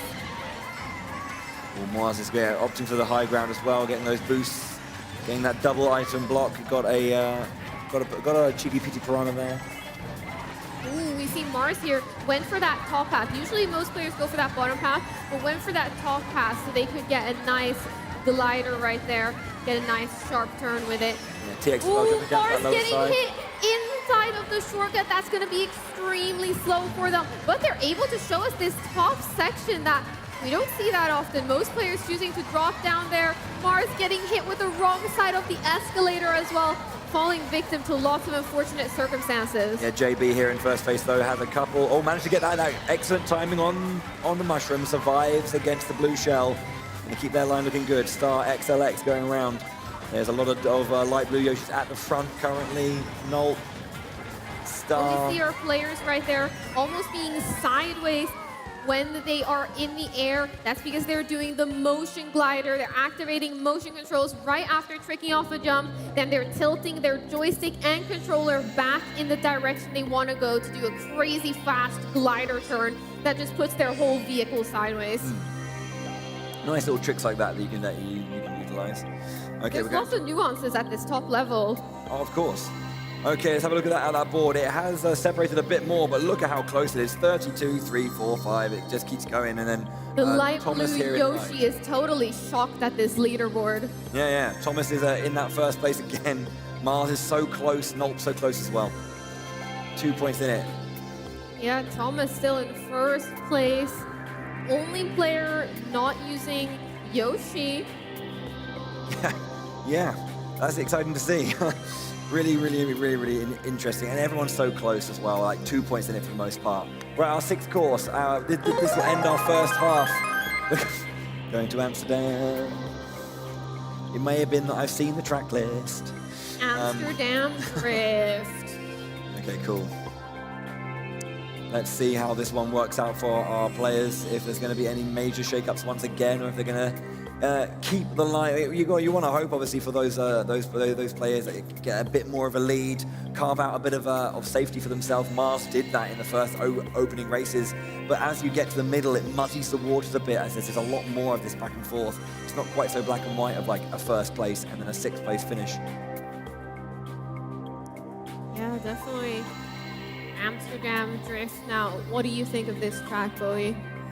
I have to say, I haven't played it as much as the others, I have to say. It is one of those newer courses introduced in the booster course pack. Yeah. So it is a bit newer to Mario Kart 8 Deluxe. Yeah, I don't know. I don't think I ever played Tour either to kind of have that experience with it. So, yeah, it's been difficult to spend a lot of time with it. I mean, it's pretty. I think it's a very pretty set. I mean, all of them are, I have to say. That's a bit of a cop-out answer, but hopefully our players will be able to show us how to really optimize and execute this stage.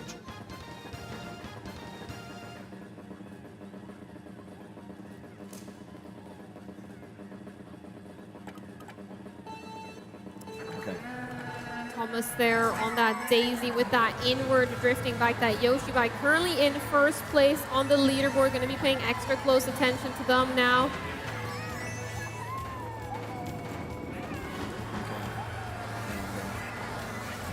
So many really light blue Yoshis as well. Okay, getting these small tricks off of the molehills. All getting clipped though, and dropping back into 12th. Needing to be careful here. Waiting a little bit to get that distance right, as you were saying. Deciding to wait for those coins to respawn. Wanting to get up to those 10 coins, very important. Star for Clement. Gets the 8 as well. Just going to try and power through those as best as possible. Wait for that star to end to make sure they get their second star usage as optimally as possible. Ooh, got the boo as well. Seems to have a little bit to catch up on. Wanting to dodge that blue there into that wall. But Clement now trying to catch up, grabbing a couple of items, playing this safely. This is what the community likes to call bagging. Mars barely avoiding getting hit by that star, using that bullet bill right in the right moment there. Clement grabbing some of those items before pushing forward. Alpaca getting knocked down, loses one position, not too much of a change though. Focusing into the flower garden. Fields rather. Blue shell coming through, trying to find its mark. Can our first place player get into anything with that? Looks like they did take their hit. Oh, and then a bomb just clips Alpaca on the way through as well. Looking to try and get in front, but unfortunately just gets clipped. And that is the finish of the race. Alpaca able to get a third place over there. It looks like that name tag is wrong. That Daisy player we were watching at the back there is Thomas, not Clement. Yeah. We'll get that fixed up, don't worry. Let's have a look at I had an inkling, I had a feeling about that. Yeah, I was gonna say, I'm pretty sure Clement wasn't playing. Had an inkling. Wrong game, yeah. Let's have a look at that again. Mars back on top though. Mario and Thomas are very, very close as well. Can't quite see those scores there for Mars, unfortunately, but we'll have a look at that in a bit. But again, very, very close, like 3 points. It is a bit of a push out now, so that's looking pretty good for those top 3. Our 7th course though, we're into the back half of our grand final. 6 races left. Oh, baby. Okay. Mario Circuit 3 from the SNES. This is one of those historic tracks. Classic. Yeah. Classic, yeah. I think 3 was always a pick that I really enjoyed, because the first one obviously is very, very basic. You don't want to really add that one in. It's quite a straightforward track, but 3 had some nice twists and turns, some very, very sharp corners here and there, and enough places to find, like, with the right setup. And I mean, especially in the original, if you had the right setup to get some nice shortcuts. Obviously, more mechanics being added into later games mean there's a bit more flexibility there. But again, it has its simple moments. But again, a lot of tech here. Yeah, most definitely. I think this is one of those courses we're going to be seeing players attempt to do the bagging strategy, attempt to get lots of items that are very strong to push forward, lots of items that make them invincible or that they can accelerate really fast. This map has a lot of sand. You're able to take some tighter turns. If you have some of those mushrooms, a golden mushroom, for example, you're able to get further forward. Of course. We have to hope that our players can bring out their best. So I have young fans enjoying the game out there. Nice to see. Hope you're having a good time. We're just readying up our last few races. A couple more just confirming. And we should be good to go.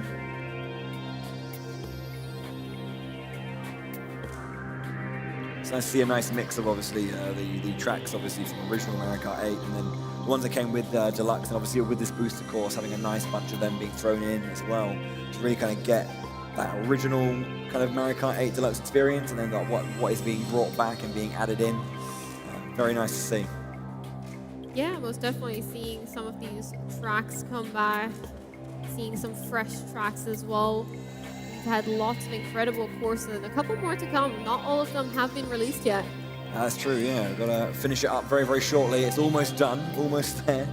But yeah, and then will we finally complete Mario Kart 8 Deluxe, or are we going to have another wave of another billion stages? What do you reckon? That would be nice. But that would be nice. Currently, they have officially doubled the amount of playable courses now with this DLC, with these booster courses. It is crazy when they announce that. It's just like, oh, we're just going to double our game, are we? Yeah, we're getting a lot of courses. It's definitely a lot of value in that booster course pass with so many new additions, doubling the amount of courses players can play. Yoshi Bike being represented. Yoshi Bike, let's go team Inward Drift. Thank you, crowd. A few claps for that one, yeah, there's a few fans. Excellent, yeah, we're still waiting there, we're just making sure everything's sorted. Not quite sure what the issue is, but it's being resolved. And as soon as that's done, we'll be jumping into our next race. The Bullet, the Babon. I love that Babon is just chilling with his legs swinging down the side there. He's relaxing. Yeah, that's Babon, one of those crucial items. We saw it used a couple of times in some of these past games. We saw it hit multiple players as well. It can definitely break up a pack.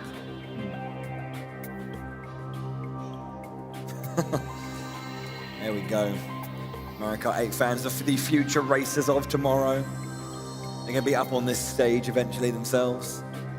Yeah, I love those Mario hats as well. I need to get me one of those. So there's a couple of players still waiting on.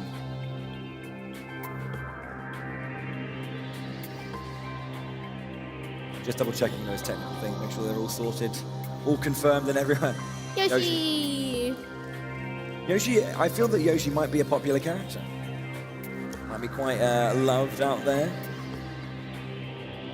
Imagine not liking Yoshi. Smash Bros went quite a way to really make me struggle with Yoshi, but you know, still love the Mosh Ball. Yeah, Yoshi is extremely popular here after some of these later updates earlier this year. Yoshi on Teddy Buggy with those roller wheels. The roller wheels have been popular for a long time. I think they were used with the Waluigi Wiggler combo as well, those roller wheels. I play with the roller wheels as well. Yeah, I never really got into like the proper meta in this game. I always kind of went with my comfort pick. Always went Roy, Cyber Slick wheels. I can't remember it. I think I tried to remember the name of my car. It's been a long time. It's the one that looks like an F1 car. But yeah, I don't know. Circuit Special? I might have to Google it, but I shouldn't be Googling in the middle of a live show. Production, can you Google it? Please don't. It's okay. Yeah, we're just going to get that confirmed. Not quite sure. It looks like one of our players is definitely locked in. I think all 12 of our players are good to go. We're going to be getting our course selection now. It seems that it's all been resolved. Thank you very much for your patience during that moment. These things do happen. And the 1 out of 12 chance didn't run the counter to our request. So here we go. SNES Mario Circuit 3. All of our players now, it looks like the names have been updated. Thomas being that Daisy player over there. You can see again that sharp hairpin at the very, very central point of this race. Everyone's looking for items at the start before they want to make a move. As I was mentioning, this is one of those bagging courses, very well known for it, due to how much of the track you can cut out by going into this sand, going through those pipes even, if you're able to have a star active. Yeah. Mar is now in 3rd place with a star and triple mushrooms, taking a shroomless shortcut, speeding up a bit on that straightaway. Right now, JB pushing really far ahead, but of course, because of this item play, have they let JB get away? You never know. Star now with a star as well. Mar is currently waiting to pick up those item boxes, gets a bullet bill. Look at how far that first Yoshi is. I wonder who that is in 1st place. They've got a shell coming towards them, a blue shell. We'll have to see if they get hit by this blue shell, that light blue Yoshi in 1st place. It looks like they are getting hit by it, and it looks like that was Mario, probably.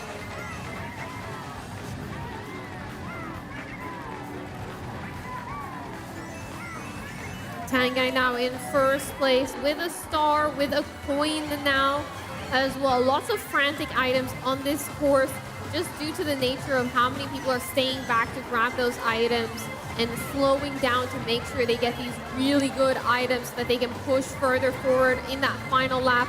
We are currently on lap 3 now, closing in on that finish line. Yeah, Mars getting taken out whilst on the middle of the sand with no real item to save him, so drop back a little bit here. Tangai in 10th, dropping back as well. Unfortunate. That is a tricky setup for that race, but it looks like Mario there in 1st place, taking the win on that race. We're going to get an update of that bracket so we can see how that goes. That was really impressive, because I'm pretty sure Mario was the only player actually driving straight forward, not bagging throughout that race. Yeah. It was pushed back a lot, but yeah, once again, Mario, 6-7 points, has a bit of a lead here. That consistency looking pretty solid. Excellent screenshots, by the way, that we're getting here. Happy Yoshi. Thomas now in 2nd place, 7-point difference and deficit. Mars dropping back down into 3rd. So again, we've got about 5 races left here. We're coming to the business end, so it's looking a bit scary for some of our racers who are a bit further back and need to get a few big races in them to survive. Let's have a look at that 8th course, see where our races are going. DK Jungle. It's a nice pickup, yeah, like it. This is a very fun course. We've got that flower in the beginning there where players are going to be performing that super jump, most likely. Super bounce. To pay attention to that. It looks like we're going to be hopping into our match just shortly. Our players, yeah, looks like we're good to go. I think I just saw our loading screen start.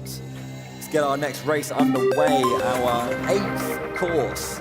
We are after this, 2/3 of the way through our grand final, and then we're going to be very close to crowning our grand champion of Europe for Mario Kart 8 Deluxe.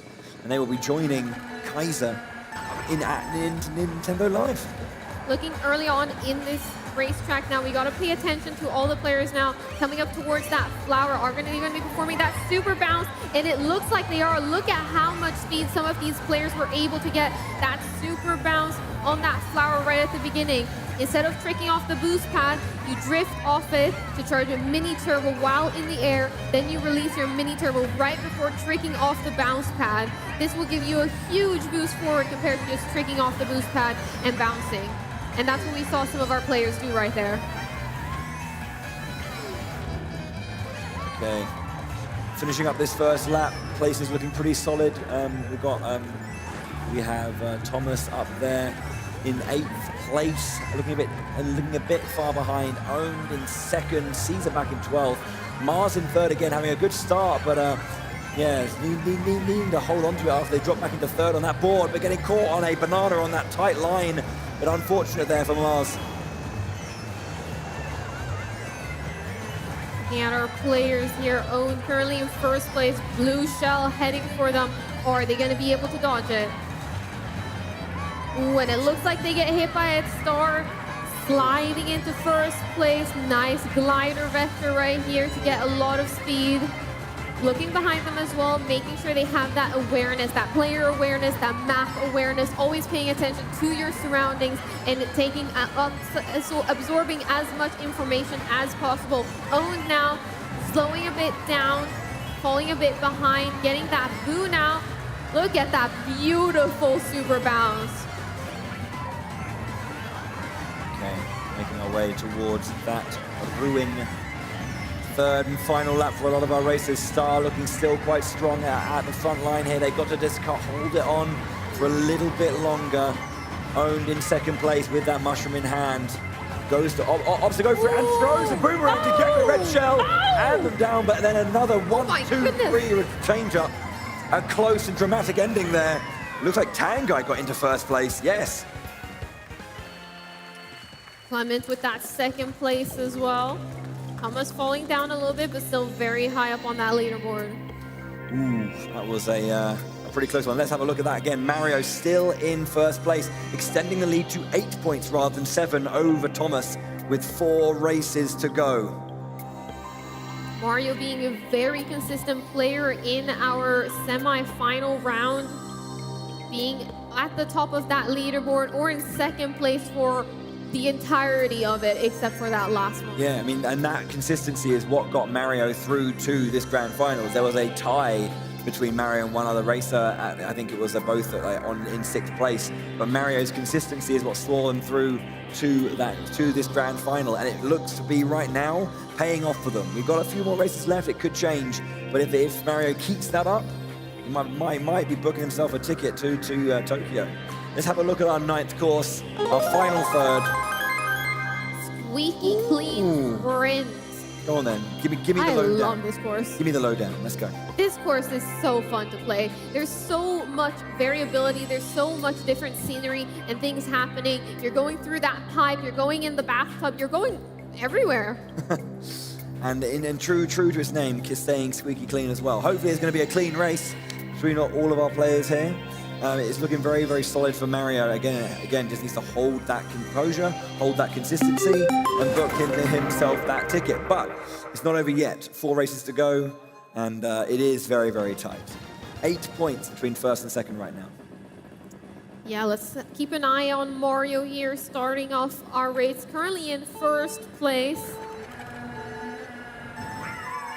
All of our players now accelerating in the 1st little sink area, getting some of those tricks off of those towels right there.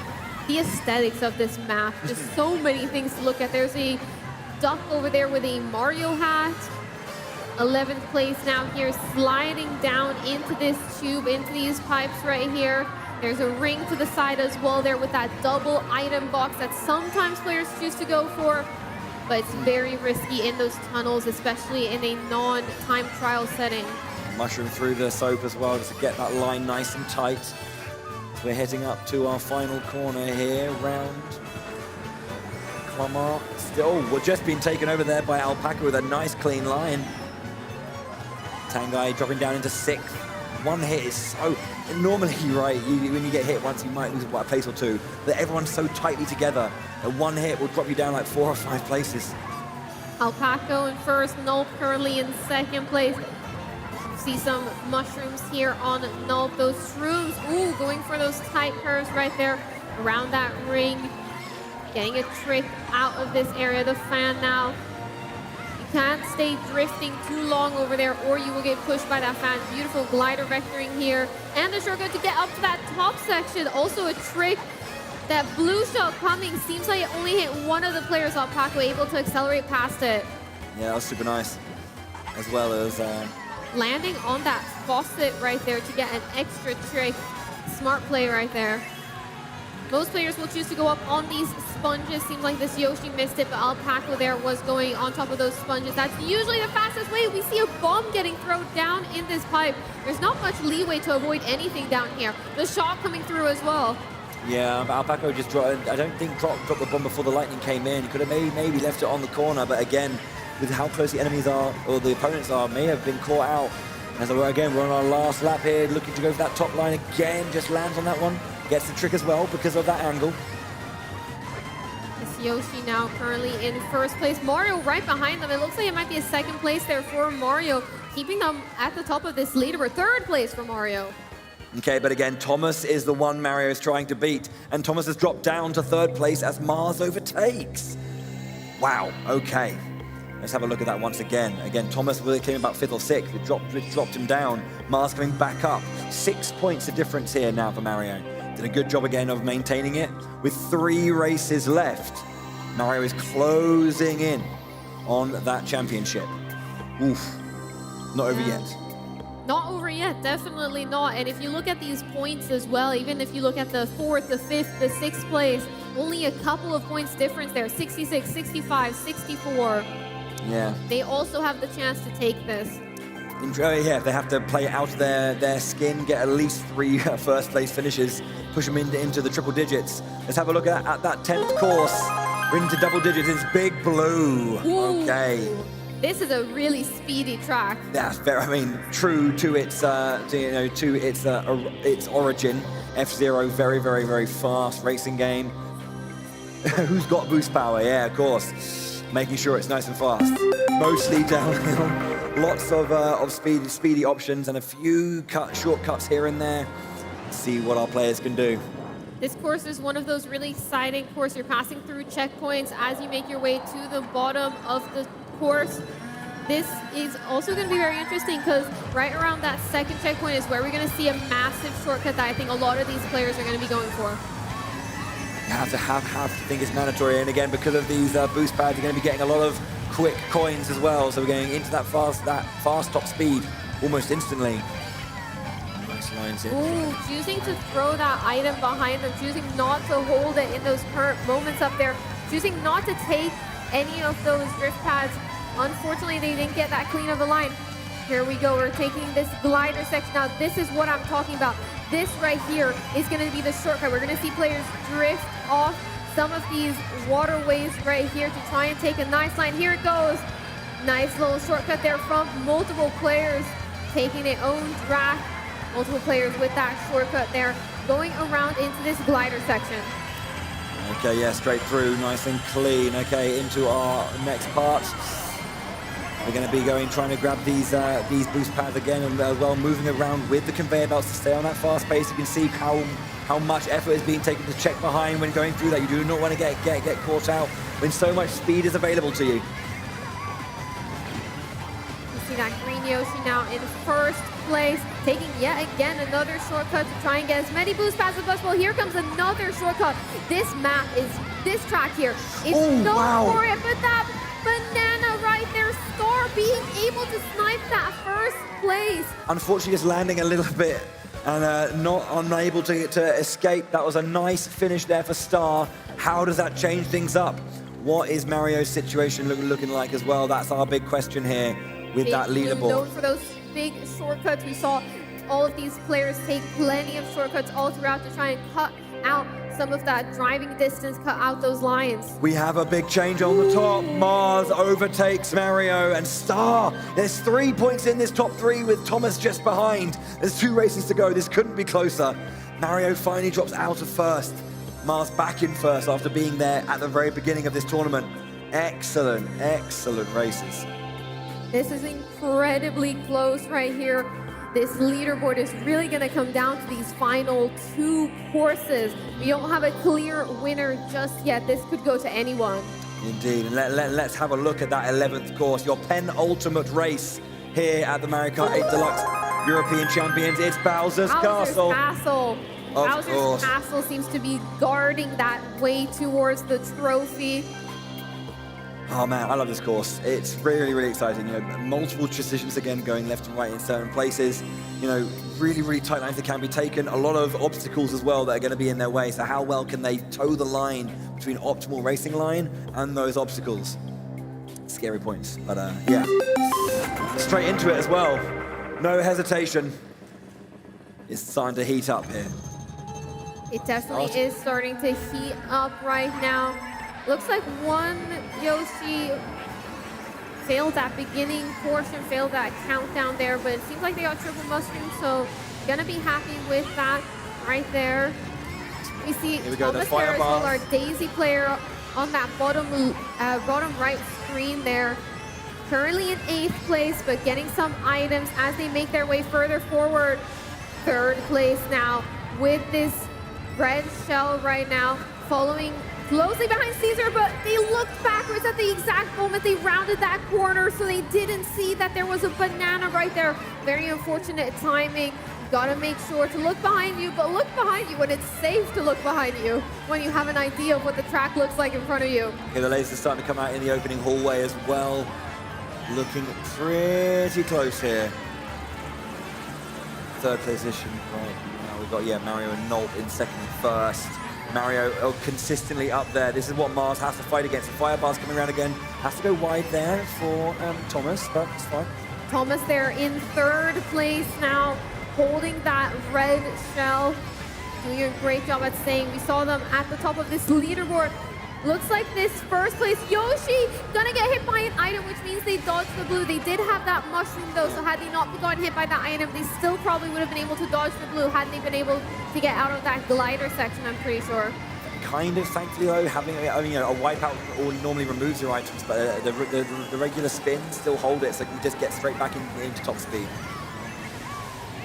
Looking at our players here, our top Mario, players. I think Mario just fell down there. Was in 1st place, but now dropping down into 3rd and 4th. Gonna be fighting valiantly to get back into that one. Bowser now with those aggressive fists targeting down those different paths, splitting paths right there. 1st place now though with a coin, gonna hold it for the moment, gonna use it now and have that green shell behind them. They managed to hit Alpaco. Not a great line in the end, but it seems to be enough to take them into 1st place. Alpaco just getting caught there. That was unfortunate for them. They almost had that good line, but Thomas winning that one. Thomas also in 2nd place. We saw Thomas multiple times throughout that map. Mario came last. Mario came last. Mario's in 12th position. Oh. And then Thomas was in 2nd. Look at that Mario change up. Dropping Thomas down to 4th place. Thomas now in 1st place, having an amazing matchup there. We saw them multiple times throughout it, securing lots of points for them. Mario dropping down to 4th position there after so much quality. They came last in that race, in the penultimate race. They were in first position going into that final lap as well. But then they fell off the stage and had to get picked up. And then they were in the maelstrom. Thomas now, really hurt. The lone non-Yoshi at 1st place with Mars, Star, and Mario close. is the final course. We probably know where we're going. Let's reveal our last race of the Mario Kart 8 Deluxe European Championship. Rainbow Road, of course it ends on Rainbow Road. What could be a more fitting way to end this? We open with Mario Stadium, Mario Stadium, yeah. close with Rainbow Road. Yeah. It's how it has to be. It's how it has to be.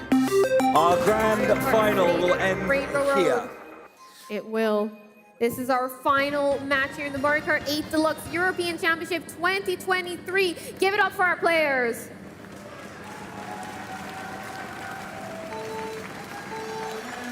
Oh yeah. Okay, Rainbow Road, just Keep an seal eye it. here on Thomas, currently in 10th place, deciding to slow down, deciding to play the bagging technique in this matchup here, get those mushrooms and get a fast lead into first. We see some glider vector here from this pink Yoshi right now.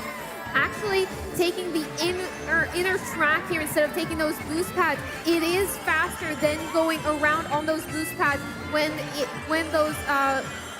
that forward acceleration is on the left side. You see the shortcut being taken here. This is one of the most known shortcuts, I think, in the game.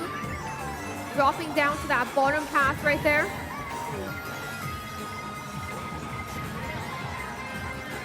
Throwing back as many fireballs as possible just to keep himself safe. Alpaco and Drac at the front line of this. The bomb gets taken down into second place now. Still looking forward. You've now got the forward acceleration on the inner line as well, so we want to try and grab that as much as possible. The blue shell now targeting down this first place Yoshi. Looking at the mini map, it looks like they were somehow able to avoid it. Yeah, Maybe holding they onto this fell off the track to avoid it. That's one of the other ways you can dodge a blue shell. If you fall off the track and Lakitu picks you up, it is faster than getting hit by that blue. So that's often what players will do to try and dodge that blue shell. Okay, now into our final lap. Almost, here we go. Star in second, just trying to catch up here to Alpaco, currently in first place. Let's have a look at some of our top players right here. Where is that Daisy? Looks like Daisy is a bit in the middle of the pack. That is our first place going into this final match right here. They need to have a good position, at least top 4, I think, if you want to try and get those points. But here we go. On to the conveyor belts, going for the inside line. Mushroom in hand to help them get around that line. Right side boost. Hold on to that mushroom, driving on the edge around that boost panel right there. Thomas now in 8th place, taking that shortcut forward right now. Got the bullet bill as well. This might be a great opportunity for them. It looks like Tangai, though, in first place with that star, will be winning that race. Thomas coming through with a bullet bill. The bullet bill gets 2nd place. I think that might have secured victory for Thomas. That has to be. You have to say Tangai in first. 101 points, triple digits. Thomas is your winner of the Mario Kart 8 Deluxe European Championship 2023. Thomas, the inward drifter, the inward drift ride, winning. The only non-Yoshi player beats the meta. Let's have that. Can we just get that leaderboard on screen just once more to see that confirmation and get it confirmed? Thomas, 101 points with Star in second, 94. Absolutely excellent racing there. It is confirmed. Ladies and gentlemen, please give it up for these fantastic racers on the main stage right now. These were your top 12 finalists. They put on an amazing show of amazing racing, absolutely incredible skill in our Mario Kart 8 Deluxe European Championship 2023. Can I ask all our racers who are on stage, please stand up for me. Everybody stand up and please come to the front of the stage. Stand up for us and please come to the front of the stage. Yes, sir, we're on our way. Oh yes, and of course Bowie and Charlie, please come to the front of the stage. Okay. Thank you so much. We just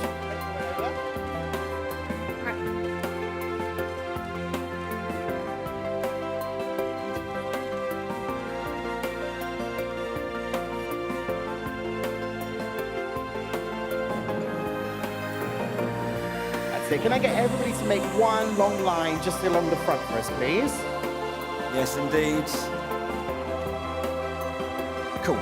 Right. Okay. Now, of course, for all of our racers on this main stage. Like I said, these were our top 12 finalists.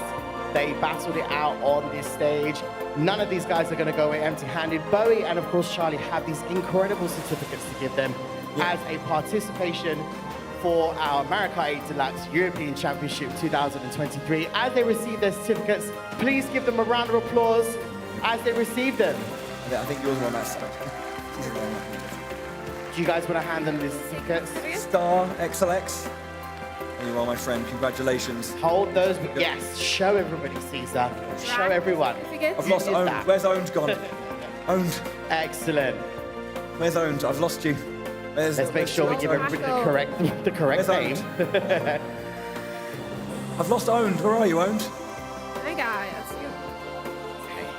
Huntley? I'm trying to find TX Owned. Where are you? Are you TX Owned? I've lost you. Okay. We got everybody. Okay. Everybody got their certificates. But of course, right. Here it is. Here it is. Barata. Thomas. This is for you.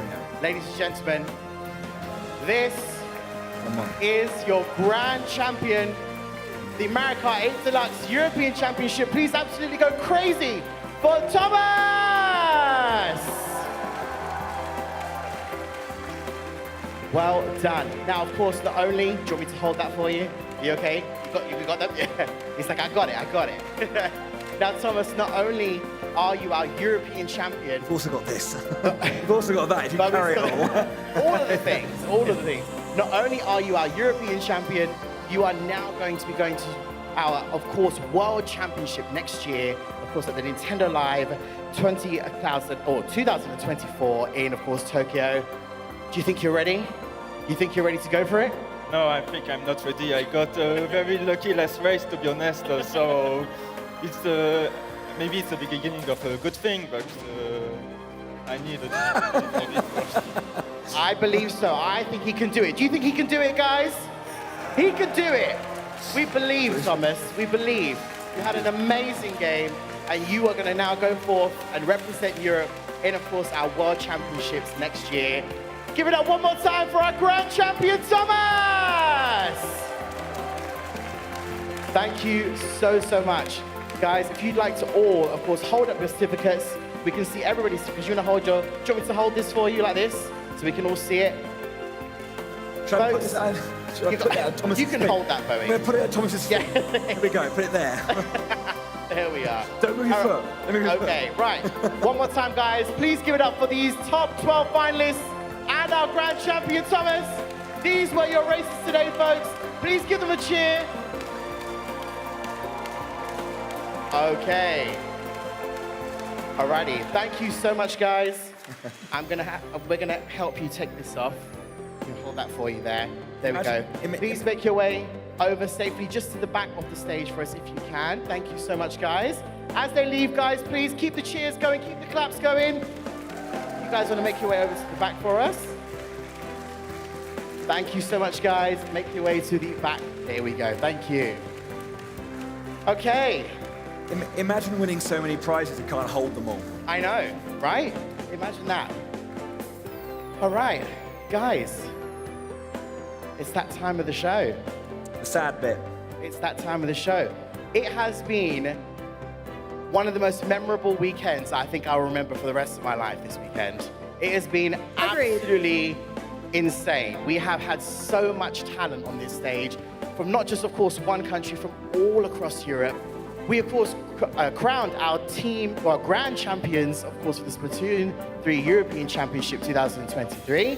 We had, of course, Kaiser from Germany win that amazing, amazing game right at the end in the grand final. And then we've just crowned Thomas as our Mario Kart 8 Deluxe. There's something flying in front of me. Mario Kart 8 Deluxe European Championship 2023.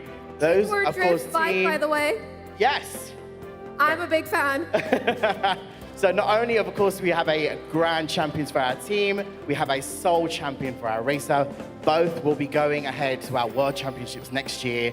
For more information of that, of course, you can go and check out all social media and, of course, the Nintendo website for all information on that. Yes. But before we say anything else, can I get a massive cheer and a round of applause for Bowie and Charlie? They have been absolutely amazing this weekend.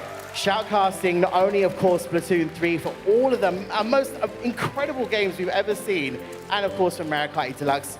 Any highlights, Bowie? What was your highlight? Very quickly, let's get a massive round of applause for our main man and our host, Mr. Nims. You should never, you know. I know. I'll always make sure to shout. But highlight, go. My highlight was, it has to be Kaiser beating Alliance Rogue 3-2 in that Splatoon 3 finals. It was such an excellent. So amazing. Has to be.